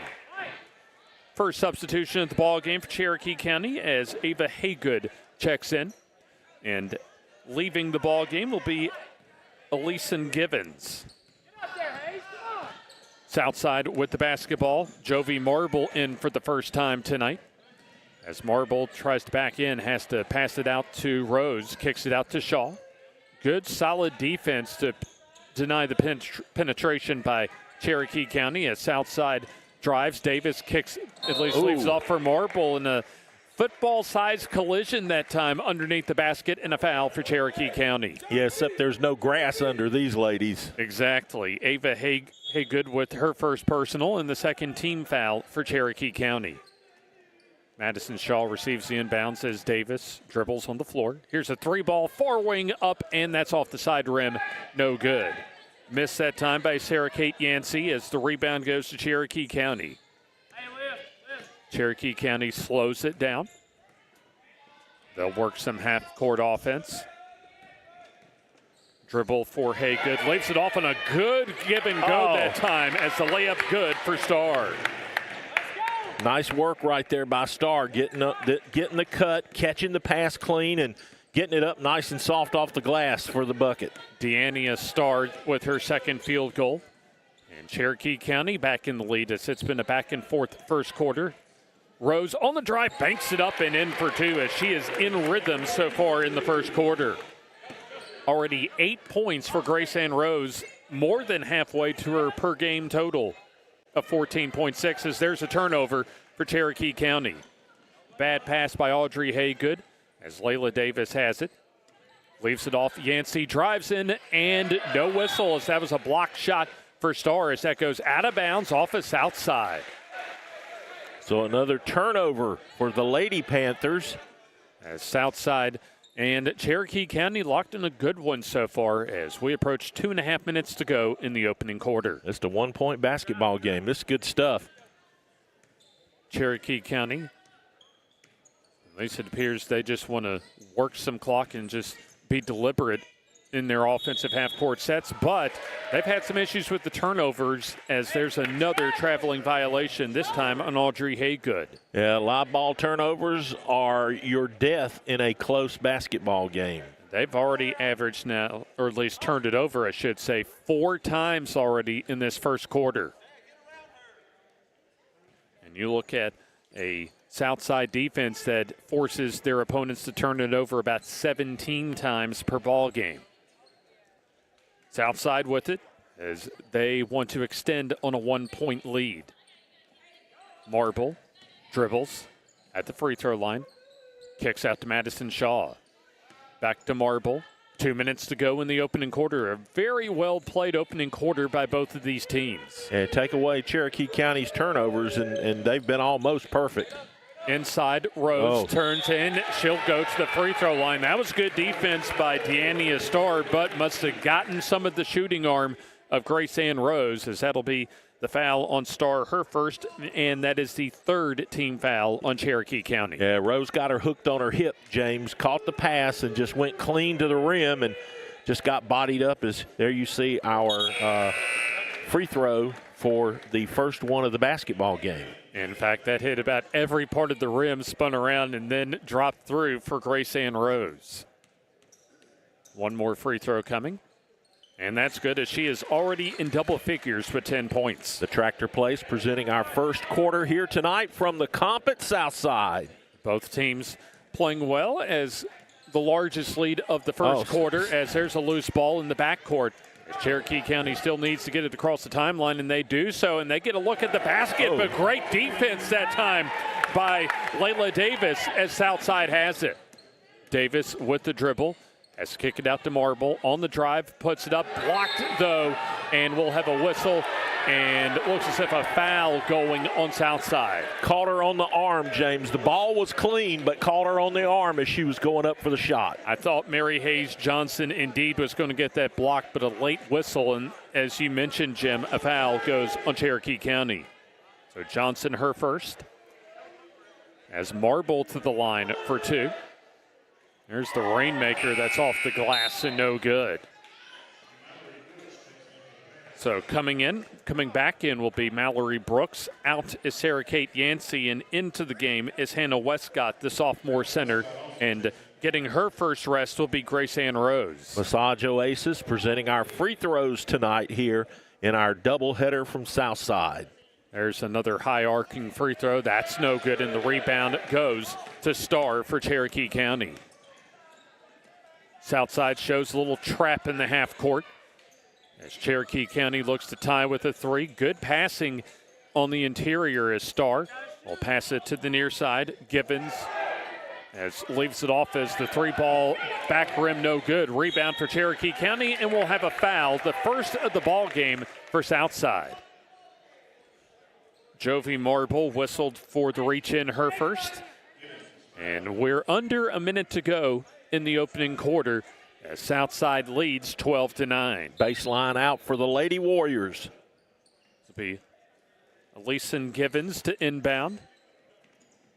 And able to find Ava Haygood. She's on the drive, floats it up, no, and the rebound knocked around and kept by Cherokee County as they're able to get the loose ball. Here's the drive and a hard floater that time, no. As we'll have a foul go on Southside. About 4 opportunities for Cherokee County off to our right that time as they'll whistle Westcott for her first personal foul. Not a good trip for a box out opportunity there for the Lady Panthers. Coach Bowen will obviously talk about that at the quarter break, but plenty of opportunities there for the Warriors. Givens gets it back from Starr but misses the little floater as the rebound goes out of bounds to Southside. Missed opportunity that time for Cherokee County as they had 4 cracks at it but couldn't find the bottom of the hole. Less than 40 seconds to go. Southside fortunate not to turn the ball over that time as they'll settle things down in the half court. Brooks hands off to Madison Shaw. Back to Marble. Southside works their half court offense. Westcott at the far wing. Good entry pass to Davis, who misses the chippy, and the rebound goes to Cherokee County. Dribbling it up ahead will be Johnson.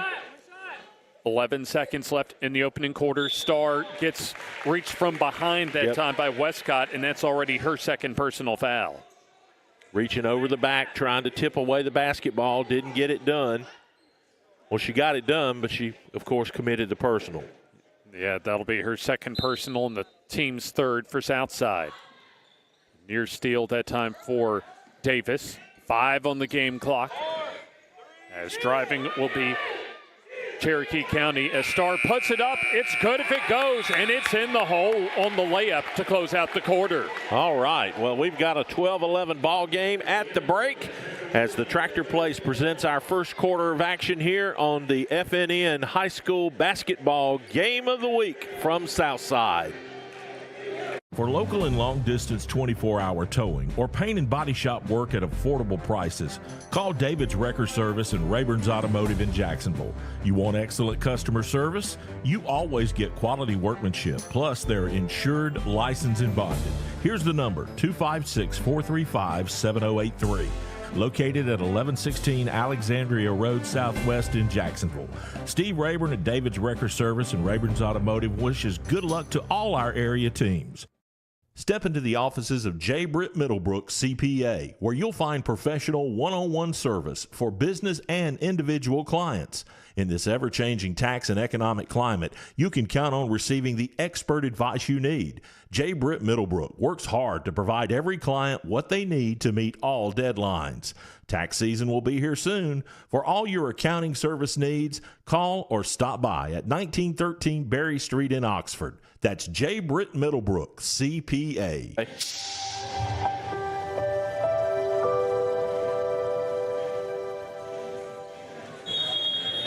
Deania Starr was able to just beat the game clock in the first quarter as she collected her third field goal and draw Cherokee County to within 1 as we begin the second quarter.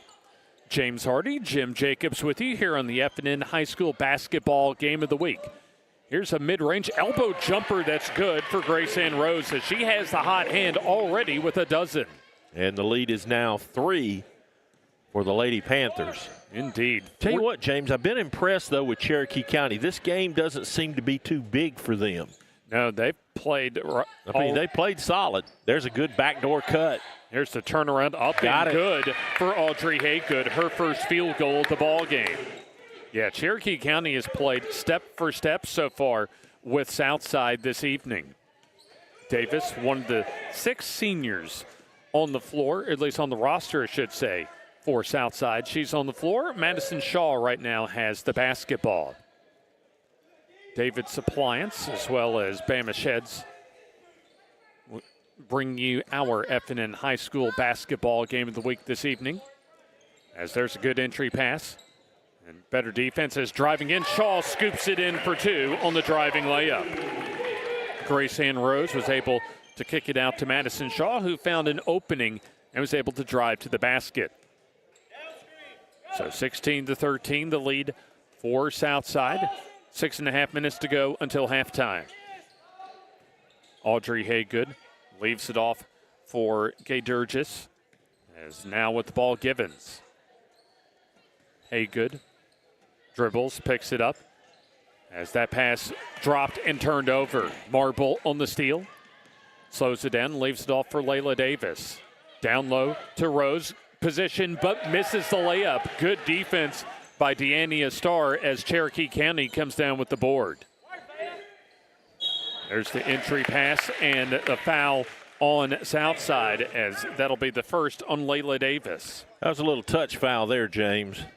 Yeah, did go called that one tight, didn't he? Yeah, absolutely, but did go over the back of of Gay Durgis. Good call, just a sign. You know, it's like my friend Coach Randall says, we're trying to figure out if we're going to play touch or tag. Oh, look at that passing by Cherokee County as they're able to finish it off with Deania Starr collecting her 7th and 8th points of the night. Cherokee County playing well as they're only down 1. Southside with the ball as they nearly and basically throw it away, but Cherokee County touches it last out of bounds. Yeah, the tip away basically went out of bounds before anything could get done. Ava Haygood checks back in for Cherokee County, and it'll be Starr with 8 points coming out of the ball game. Bama Sheds presenting our second quarter here tonight from the comp. Good one we've got going here, James, as we've got a timeout on the floor. A 30-second timeout. We'll keep it here as Southside led by the dozen points from Grace Ann Rose, who has all but just a small handful of the points for Southside. 12 of the 16 for the Lady Panthers, and Deania Starr has almost half of Cherokee County's points so far, 8 of their 15. David's Appliance presenting our timeout breaks here tonight as we bring you high school basketball on New Year's Eve. Oh, absolutely, yeah. So are you finished? Are you shopped out? Just one little thing that I want to get done tomorrow, but pretty much same here. One more trip. Pretty much almost put a bow on the Christmas shopping for the year. How about Cherokee County here shopping for a win over a ranked 5A team? Oh, absolutely. One of the top teams in the state, really the last couple of years, has been Southside. There's an excellent entry pass. Oh, that's a great pass. I hope we get a chance to take another look at that if we can. Here it comes. Watch this now, James. Good. She got her on her hip, got her turned to the basket. Great inlet pass and banked it home for the 2 points for the Panthers. Layla Davis on the layup. So that'll be her first field goal. She has 4. And we have another turnover coming up on Cherokee County. Was that the 5th? Or check that. They'll say an offensive foul. So still a turnover as Ava Haygood called for the foul. So they'll say an offensive foul before the travel. And either way, Southside has the basketball. A mostly cleanly played basketball game between these two teams so far as we go under 5 minutes until halftime. Yeah, this one's been fun. Marble hands off on the weave to Layla Davis. Solid defense by Cherokee County as Rose thought about the perimeter jumper. Brooks leaves it down on the give and go. Rose will have a trip to the free throw line as we also have Bailey Houston, by the way, in the ball game for Southside. Yeah, the Panthers are running that high pick there, James, just a little quick pick and roll move. And they've been to the rim with it 2 or 3 times in the basketball game. I watched them practice it earlier today while we were setting up for the telecast, and they've run it pretty much to perfection so far. Grace Ann Rose makes the free throw, already with 13 points to lead all scorers. But if you're Cherokee County, you got to feel good where you are right now. Second free throw also good for Rose, and Justin Bowen has to feel real good, too, about how Grace Ann Rose is playing tonight. Makes both free throws. She's up to 14 points. Zone defense look for Southside. Audrey Haygood tries to skip it to the far corner, and it'll be deflected out of bounds. Yeah, that's the one thing you can't do with these cross-court passes in today's game, James. You just can't telegraph them. You can't float them. You got to zip them. Givens controls the point between the circles. 4:15 to go in the opening half. Here's a 3-ball up, and that's good for Cherokee County's Mary Haynes Johnson. And she's who Coach Burton needs to get going. If she gets going, it's big. She already has a couple of 3 balls in the first half. 2-point lead for Southside. Brooks pounds the basketball. Southside moving the ball well so far in their half-court offense here in the first half as Davis looks over that zone defense for Cherokee County. Great entry pass to Davis. Kicks it out to Brooks as that will stay in bounds right in front of us. Brooks on the drive. Kicks out. Here's the 3-ball up and no good for Houston. Rebound goes to Rose as she will not get the shooter's roll. And the rebound goes to Cherokee County. They'll try and push the tempo. Audrey Haygood leaves it out for Starr. Southside recovers as far as their transition defense. Madison Shaw to check in at the next whistle for Southside. We approach 3 minutes to go in the opening half. Cherokee County on the drive. There's the floater. No, but there is a foul on Jovi Marble on Southside. So Marble will pick up her second foul as that'll bring Sarah Kate Yancey off the bench after this first free throw coming up for Mary Haynes Johnson. Johnson already with a couple of 3 balls here in the first half as she misses the first of 2. Yancey in, also Shaw in, and that'll bring Houston as well as Marble out for Southside. One more free throw coming up. Rainmaker is up and good for Johnson as she has 7 points. So Mary Hayes Johnson and Deania Starr have 15 of Cherokee County's 19 points so far in the opening half. Johnson you expect, Starr maybe not so much. There's the missed 3 for Shaw, but the rebound and the putback good for Rose, Grace Ann Rose, and so she's already up to 16 points here in the opening half. On her way to a season high already, in fact, has surpassed her per game total so far this year. Cherokee County drives as the bank shot good, and a trip to the free throw line for Mary Hayes Johnson. Oh, what a great move. Took it to the rim with her left hand as Massage Oasis sends Mary Johnson to the free throw line. Here's a look at it again, James. Well, I said it was. Well, I'm sure we'll be able to get a look at it again as Johnson able to draw Cherokee County to within 1 and can tie with the free throw here, and she does so. So Johnson has now 7 of her 10 points here in the second quarter, and we're all tied up at 22 apiece. Cherokee County playing maybe their best game of their best half of the season, certainly. As we have 2 minutes and change to go. Here's the 3-ball short, no good for Shaw. Rebound saved inbounds, a loose ball, and we'll have a tie-up. And possession arrow goes to Southside. Good hustle there by both teams to get on the floor and get after the basketball. I beg your pardon, Cherokee County controlled the possession arrow, so they get the ball. As we go now under 2 minutes to go in the opening half. There's a deflected pass by Shaw right to a fortuitous bounce for Givens as she blows the layup and the rebound to Southside. Davis dribbles over to Marble. Matchup zone defense for Cherokee County. Brooks back over to Marble. Southside tries to get some ball movement going as Shaw back to Marble. Marble with the dribble. Shaw for three. Got it. Good looking shot right there. Madison Shaw with her first three of the ball game. Watch this, James. She squares up. Nice rotation. Bang. In fact, that's Southside's first triple of the evening. A 3-point lead for Southside, as we'll have a traveling violation go on Cherokee County.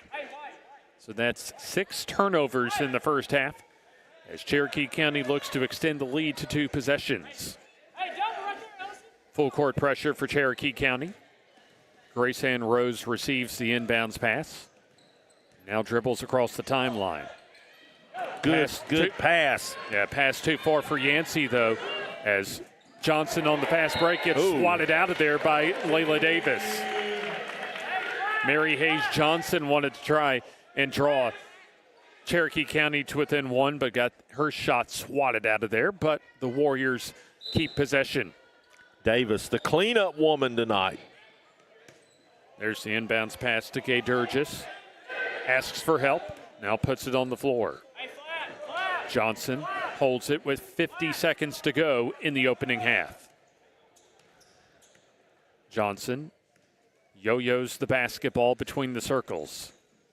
Gets past Marble. Here's a three to tie. Off the back rim, no good. Starr, however, with the rebound. And there's a great pass that time to Audrey Haygood for the layup. Yeah, good job by Haygood, Jason. Here, watch this. Hands it off to her as she goes to the rim off the rebound. Pretty basketball we've seen in the half court by both teams. As there's an excellent feed, but the missed layup by Layla Davis. And Cherokee County probably playing for 1 here, I would think. Indeed, and not only playing for 1, but playing for a possible lead, to go into halftime. Well, that'd be big, wouldn't it? It sure would, as Johnson on drive kicks out to Audrey Haygood. 2-1 as the pass goes in. Shot's good if it goes, and they'll have a trip to the free throw line with 0.1 second to go until halftime. So Cherokee County, like the end of the first quarter, able to get a shot up ahead of the second quarter buzzer. As they'll whistle the foul on Grace Ann Rose. That'll be her first foul. And that'll be the 4th team foul. They'll say the foul on the floor for Southside. Their shot up and no good, as that was not before the buzzer. As Coach Richard Burton not too happy as far as the officiating decision of it being a foul on the floor and not a shooting foul. I don't blame him. But you give a lot of credit to Cherokee County. They've played step for step so far with Southside, down only 1 on the road at halftime. Southside 25 and Cherokee County 24 here on the FNN High School Basketball Game of the Week. Merry Christmas from the crew at Bucks Island, your boating headquarters. We hope you have a wonderful Christmas season and a very Merry Christmas filled with peace and joy. Come in and look at our enormous selection of boats. Even Santa has never seen so many toys. Browse pressure-free, and when you need help, one of our Christmas elves will be there. On behalf of the entire Bucks Island crew,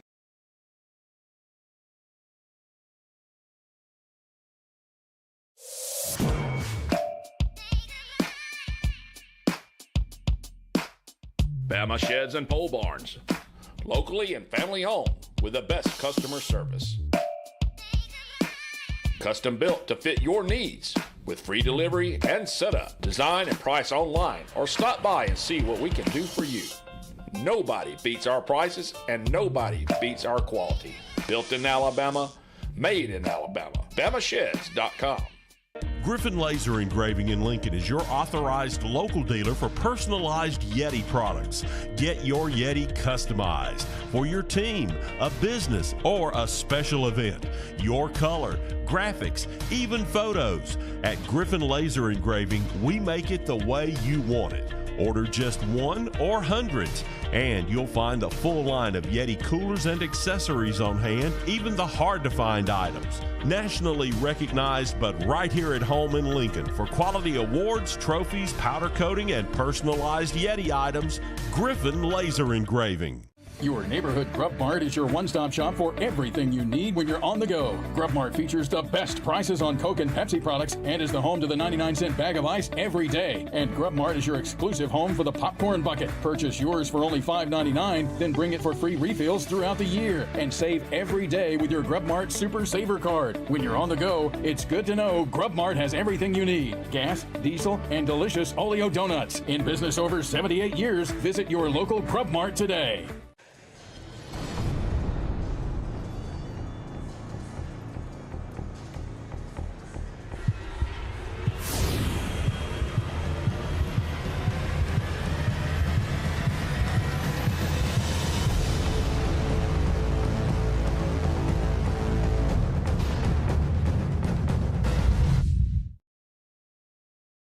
This evening here at the Comp on the campus of Southside High School, as it's been back and forth so far in this opening half as we take a look at our first half highlights. As here's the first of a couple of threes by Mary Hayes Johnson, as Cherokee County Jim played point for point in that first half, as there was Deania Starr getting some of her 8 points in the first quarter, and really both teams were able to move the ball very well in their half court in the first half. And I think that's what you're going to pick up by watching the first half highlights here. Good ball movement by both teams. Johnson knocking down another tray there. Here's Southside moving the ball around the perimeter. They're going to get another good look at it. There's a three ball for the Lady Panthers. I think both teams, James, have played pretty darn well. Oh, absolutely. Cherokee County arguably playing their best half of the season as they come in at 7-3 on the year, as our halftime score 25-24 in favor of Southside, as both teams have had no more than a 3-point lead so far in this opening half. Grace Ann Rose leads all scorers with 16 for Southside, followed by Madison Shaw with 5 and Layla Davis with 4. And then for Cherokee County, Mary Hayes Johnson leads the Lady Warriors with 10, Deania Starr with 8, and then a couple for Gay Durgis as far as the Warriors scoring. At halftime, it is Southside 25 and Cherokee County 24. We'll also have the boys varsity teams later on this evening for Southside and Cherokee County to close out our calendar year coverage of high school athletics in our area. Yeah, we're done after tonight until after the first of the year, but we'll have plenty more high school basketball coming up for you in January. And right there is something we're looking forward to, the basketball battle for the belt. The strap's going somewhere. That's right, absolutely. We began the battle for the belt last year, as far as actually not too far away from here when it comes to the football battle of the belt over at least the first time we give it out in 2022 over at Glencoe. Yep, Glencoe, and then, of course, at Moody this past year. Excuse me, the basketball belt went to Cherokee County last year, if you'll remember. Had a game over in Alexandria that we didn't get to do because we had sickness throughout our crew. And, James, you're going to find out tonight when the Cherokee County boys take the floor. A lot of faces you're not going to be familiar with are going to be in Cherokee County jerseys because the Grinch has brought the flu bug to the Warrior locker room. Well, that's what I found out from the Southside boys program as far as Cherokee County having issues with the flu bug going around their program. But should be actually a pretty good ball game between those two teams later on this evening as far as the boys varsity teams for Cherokee County and Southside. Once again, at halftime of our girls varsity matchup, it is 25-24 in favor of Southside. We'll take this timeout, and we'll get ready for the second half here on the F&N High School Basketball Game of the Week. Merry Christmas from the crew at Bucks Island, your boating headquarters. We hope you have a wonderful Christmas season and a very Merry Christmas filled with peace and joy. Come in and look at our enormous selection of boats. Even Santa has never seen so many toys. Browse pressure-free, and when you need help, one of our Christmas elves will be there. On behalf of the entire Bucks Island crew,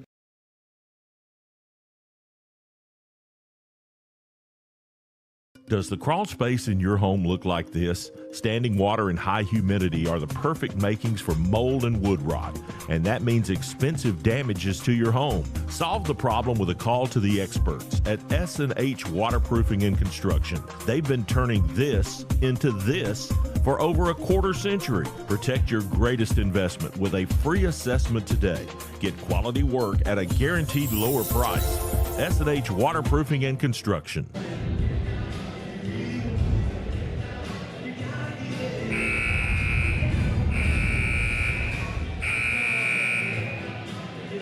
Our doubleheader coverage continues here at Southside as the Panthers and the Warriors going at it tonight, and we'll send it over to Jim Jacobs with some halftime thoughts from Southside head coach Justin Bowen. Coach, obviously it's a tight one. Talk a little bit about what your message was. You guys weren't in the locker room very long. Yeah, I mean, I don't think we're doing a really good job rebounding right now. And then the defensive end, we've had some breakdowns. We're looking pretty good on the offensive end. We're scoring pretty much anytime we want to when we run through the offense. But the biggest thing for me was rebounding and then communication and playing well on defense this second half. Because like I said before the game, it's real high pace. They do a really, really good job in their man-style offenses. And they're giving us some problems. But we knew that they had some speed. We knew they were a good team. But we're just going to have to play hard, keep getting after it. This is what we needed. I mean, we needed a dogfight like this to help us prepare for stuff later in the year, so this is really good.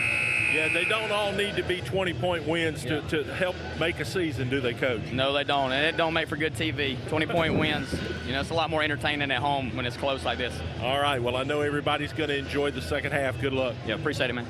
Thank you, Coach Bowen, and thank you, Jim. And Coach Bowen absolutely right about that as far as close games making for some good television, as we're just about ready to get the second half underway, as Southside already out of their halftime locker room and Cherokee County still in their halftime locker room, as we have about 90 seconds or so remaining until the start of the second half. Looking ahead to Southside's schedule, as far as their next game, they'll be on the road, a short road trip, though, to the eastern side of Etowah County, as they'll take on Glencoe on January 2nd, right after the new year. And also right after the new year, it will be Cherokee County on the road at Alexandria. So both teams close out their 2023 calendar year portion of their 23-24 season schedule tonight, as we'll send it back to Jim Jacobs with head coach Richard Burton. Coach, a long stay in the locker room, what was your message? Keep doing what we're doing. You guys have played really well. Yeah, well, it's easy to get up for a game like this, and they were excited about it. Just hope we can keep playing and finish the second half. Good luck. Thank you. Thank you, fellas. As you could see, Coach Burton just ready to get with his team and really liking the way that his team has played so far in the first 2 quarters of play, as we're about to begin the third 8 minutes here in our first of 2 tonight on the F&N High School basketball game of the week, as it'll be Southside having the basketball to begin the second half. Hey, what's not to like? Oh, absolutely. I'll tell you what, if I'm Cherokee County, I would love the position that they're in right now. Is Coach Burton fired up or what? He should be. Had excellent play all the way around from his team in the first half. There's Davis. She'll try the 3 ball. She knocks it home. Nice. Caught it, got squared up. Bang. Yeah, there's Layla Davis extending her range that time from the perimeter. A 4-wing 3 that time extends the lead to 4 for Southside. Givens picks up her dribble. Gay Durgis hands it off to Johnson. The original starting 5 for both teams in the game for Cherokee County and Southside. It'll be Johnson just inside the 3-point line.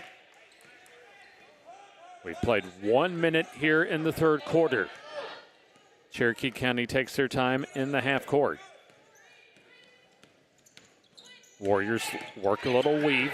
Top of the key, Givens out for the 3 ball, up and good for Johnson. She has had the stroke from the perimeter. Yeah, she's a 1,000-point performer, James, and there she is off the left wing, knocking it down. Able to size that up and send it to Switchland from the perimeter. Form is just so nice. So she's up to 13 points. And it's kind of been a quiet 13, too. There's a turnover. A traveling violation for Layla Davis, as she forgot to put the ball on the floor before moving those feet. S&H Waterproofing and Construction bringing our third quarter here tonight from the comp. And, boy, they're bringing you a good one. I'm bringing an outstanding ball game. Our first of two this evening as there's the drive and the shot no good for Audrey Haygood as the rebound goes to Southside. Yancey pushes it up the floor. Entry pass a little late that time for Rose, and that's turned over.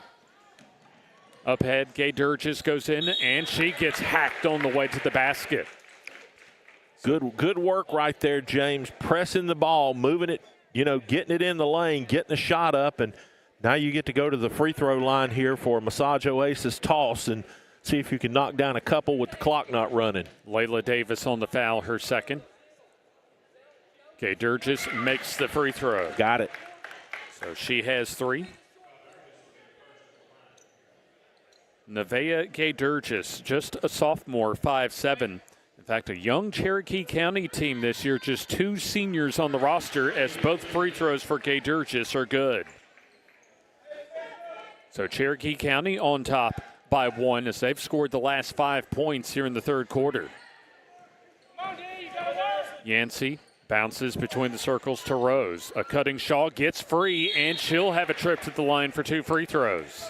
Coach Bowen mentioned it during the conversation there at the start of the second half, James. They're getting the looks they want. They've just got to convert them. Elyson Givens with the foul. That's her first. So both teams have a foul so far in this third quarter as the free throw up and good for Madison Shaw. And we're tied once again. So Shaw with 6. A made free throw can give Southside the lead again.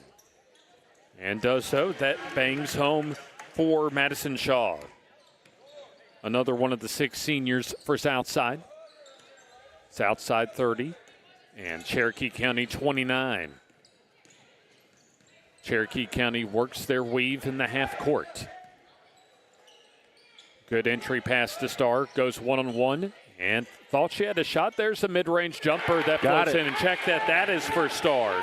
So you had Gay Durgis was able to find the elbow jumper that time for Deania Starr as she's now in double figures with 10.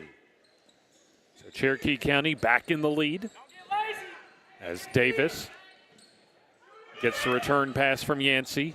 Entry pass to Marble, tries to drive baseline, has to kick it out to Shaw. Overhead pass goes to Yancey. Under 5 minutes to go in the third. Here's a turnaround from the free throw line and good for Grace Ann Rose. Great ball movement, got it to Rose. She got the shot she wanted just inside the free throw line. 32-31 now. Lady Panthers with a 1-point edge here as we go into deep into the third. Grace Ann Rose with 18 as there's the pass to Gay Durgis. Good pass. Too strong as Starr gets the offensive board, and she'll have a trip to the free throw line. So Massage Oasis will bring you another set of free throws here.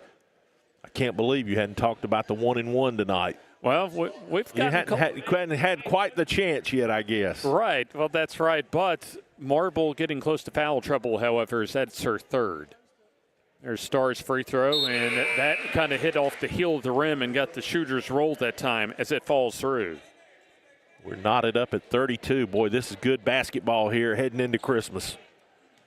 About 4.5 minutes to go here in the third. Starr shoots and scores. Got it. A bit cleaner that time as Starr with a dozen. So Cherokee County back in the lead. Back and forth throughout this ball game for these two teams. The largest lead for either of these teams have been 4 as there's a steal for Johnson. She's in the open floor, lays it up, no, and the rebound to Rose.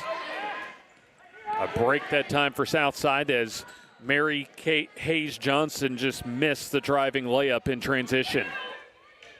There's a 3 for Yancey, no good off the back rim. Rebound to Shaw, blocked, a clean block. Yeah, Starr with the block that time as Cherokee County on the run. Here's the driving layup, no, as Gay Durgis comes in and forces the tie-up. as the ball will stay off to our left with Cherokee County. I tell you, Cherokee County has just been impressive tonight. I mean, we expected this out of Southside, maybe not so much out of Cherokee County, but they have really been impressive. Okay, Durgis kicks out. Here's the 3 ball up and no good for Haygood, and the rebound, a foul. And let's see who they call it on. Looks as if they'll call it on Cherokee County. So Southside will get the basketball. As it'll be Mary Hayes Johnson, it looks like, with the foul, her second. Both teams with just 2 team fouls here in the third quarter. Southside looks to retake the lead. 3.5 minutes to go here in the third. There's the kick out as driving Brooks. 3 ball up and off the back rim, no for Shaw. Brooks with the rebound, however. Shaw open, 3, no, and the rebound will go to Cherokee County, and a foul on the rebound on Southside. Third team foul for the Lady Panthers, and that'll be the first for Mallory Brooks, the 5'3" senior guard. So we'll have a whistle and a timeout called for by Cherokee County. It'll be a 30-second timeout. So we'll keep it right here as David's Appliance presents our timeout. So far for Southside, they have 18 points, a game high for Grace Ann Rose as far as the scoring tonight. And then Mary Hayes Johnson with 13 and Deania Starr with 12 for Cherokee County. As this has been back and forth, and the largest lead in this game, Jim, has been 4 by Southside here in the third quarter. Yeah, it's been a battle. And, I mean, it's going to come down to who can get that little 6-8 point run before this is over with. And I think you're in good shape if you can make that happen. Yeah, these are 2 teams that have been pretty much consistent so far this year. 7-3 for Cherokee County as they actually come in on a 3-game winning streak and a 4-game winning streak for Southside as they are 11-2 so far on the year. But you better get your popcorn, James, because I got a feeling both coaches are going to turn the wick up in the fourth quarter. We're going to see some pressure, full court. Well, there's a bad pass that time and a steal for Grace Ann Rose, rather. So Southside comes up with an easy steal as Rose will pass it back to Brooks. They go up against his own as Shaw misses the 3. Rebound in an open floor situation for Cherokee County as Johnson makes the layup for 2. Yeah, she's the one you just want with the basketball. She's so smooth. Mary Hayes Johnson this time finishes the transition opportunity and has 15. So Cherokee County up by 3 as Southside with it. Here's the 3 up and no good for Brooks as the rebound goes to Cherokee County. Cherokee County slows things down as Southside gets back in transition defensively. A conversion here gives Cherokee County their biggest lead of the game. Here's the 3 ball up and way off the mark for Gay Durgis as the ball goes out of bounds, last touched by Starr for Cherokee County. Not sure Coach Burton wanted that shot. Yeah, I was just about to say that because that was a very early shot at that time by Gay Durgis. Southside has a chance to tie with a 3. Dump down to Rose, and she'll have a trip to the free throw line as Deania Starr gave up position underneath the basket. And so that'll be her second personal foul. So both teams with 3 team fouls here in the third quarter as we're under 2 minutes to go in the third quarter. Cherokee County will have a substitution after this first free throw for Grace Ann Rose. Free throw up and good as Rose to 19. Rose came into today just a 60% free throw shooter, but she's made all 5 of her free throws so far tonight. Couldn't have asked for a better game here on a Friday evening. Absolutely, as Rose sinks 2. She's up to 20 to match her jersey number. Who says girls basketball can't be compelling? I'll tell you what, it's been a well-played ball game for 2 well-coached teams tonight. 1:45 left in the third quarter. And really, this game is just beginning as far as how tight this game has been. Yeah, the chess match is fixing to pick up. Bad pass that time by Elyson Givens as she just led her teammate right into the Cherokee County bench, and really an unforced turnover that time for the Lady Warriors as Brooks checks out for Southside. Back in is Bailey Houston, the junior guard. Houston with it right in front of the scorers table. Brooks over to Davis. She'll drive at the baseline. Has to kick it out to Brooks. High post goes Rose, goes in, misses the layup. Loose ball rebound goes to Cherokee County. Johnson tries to go in against 3 defenders, misses the layup as Cherokee County gets a second chance. Yeah, she got too far under the basket before she got it up. There's the 3 in the corner. That's short, no good. SK Jurgis misses the 3. A jump ball and the possession arrow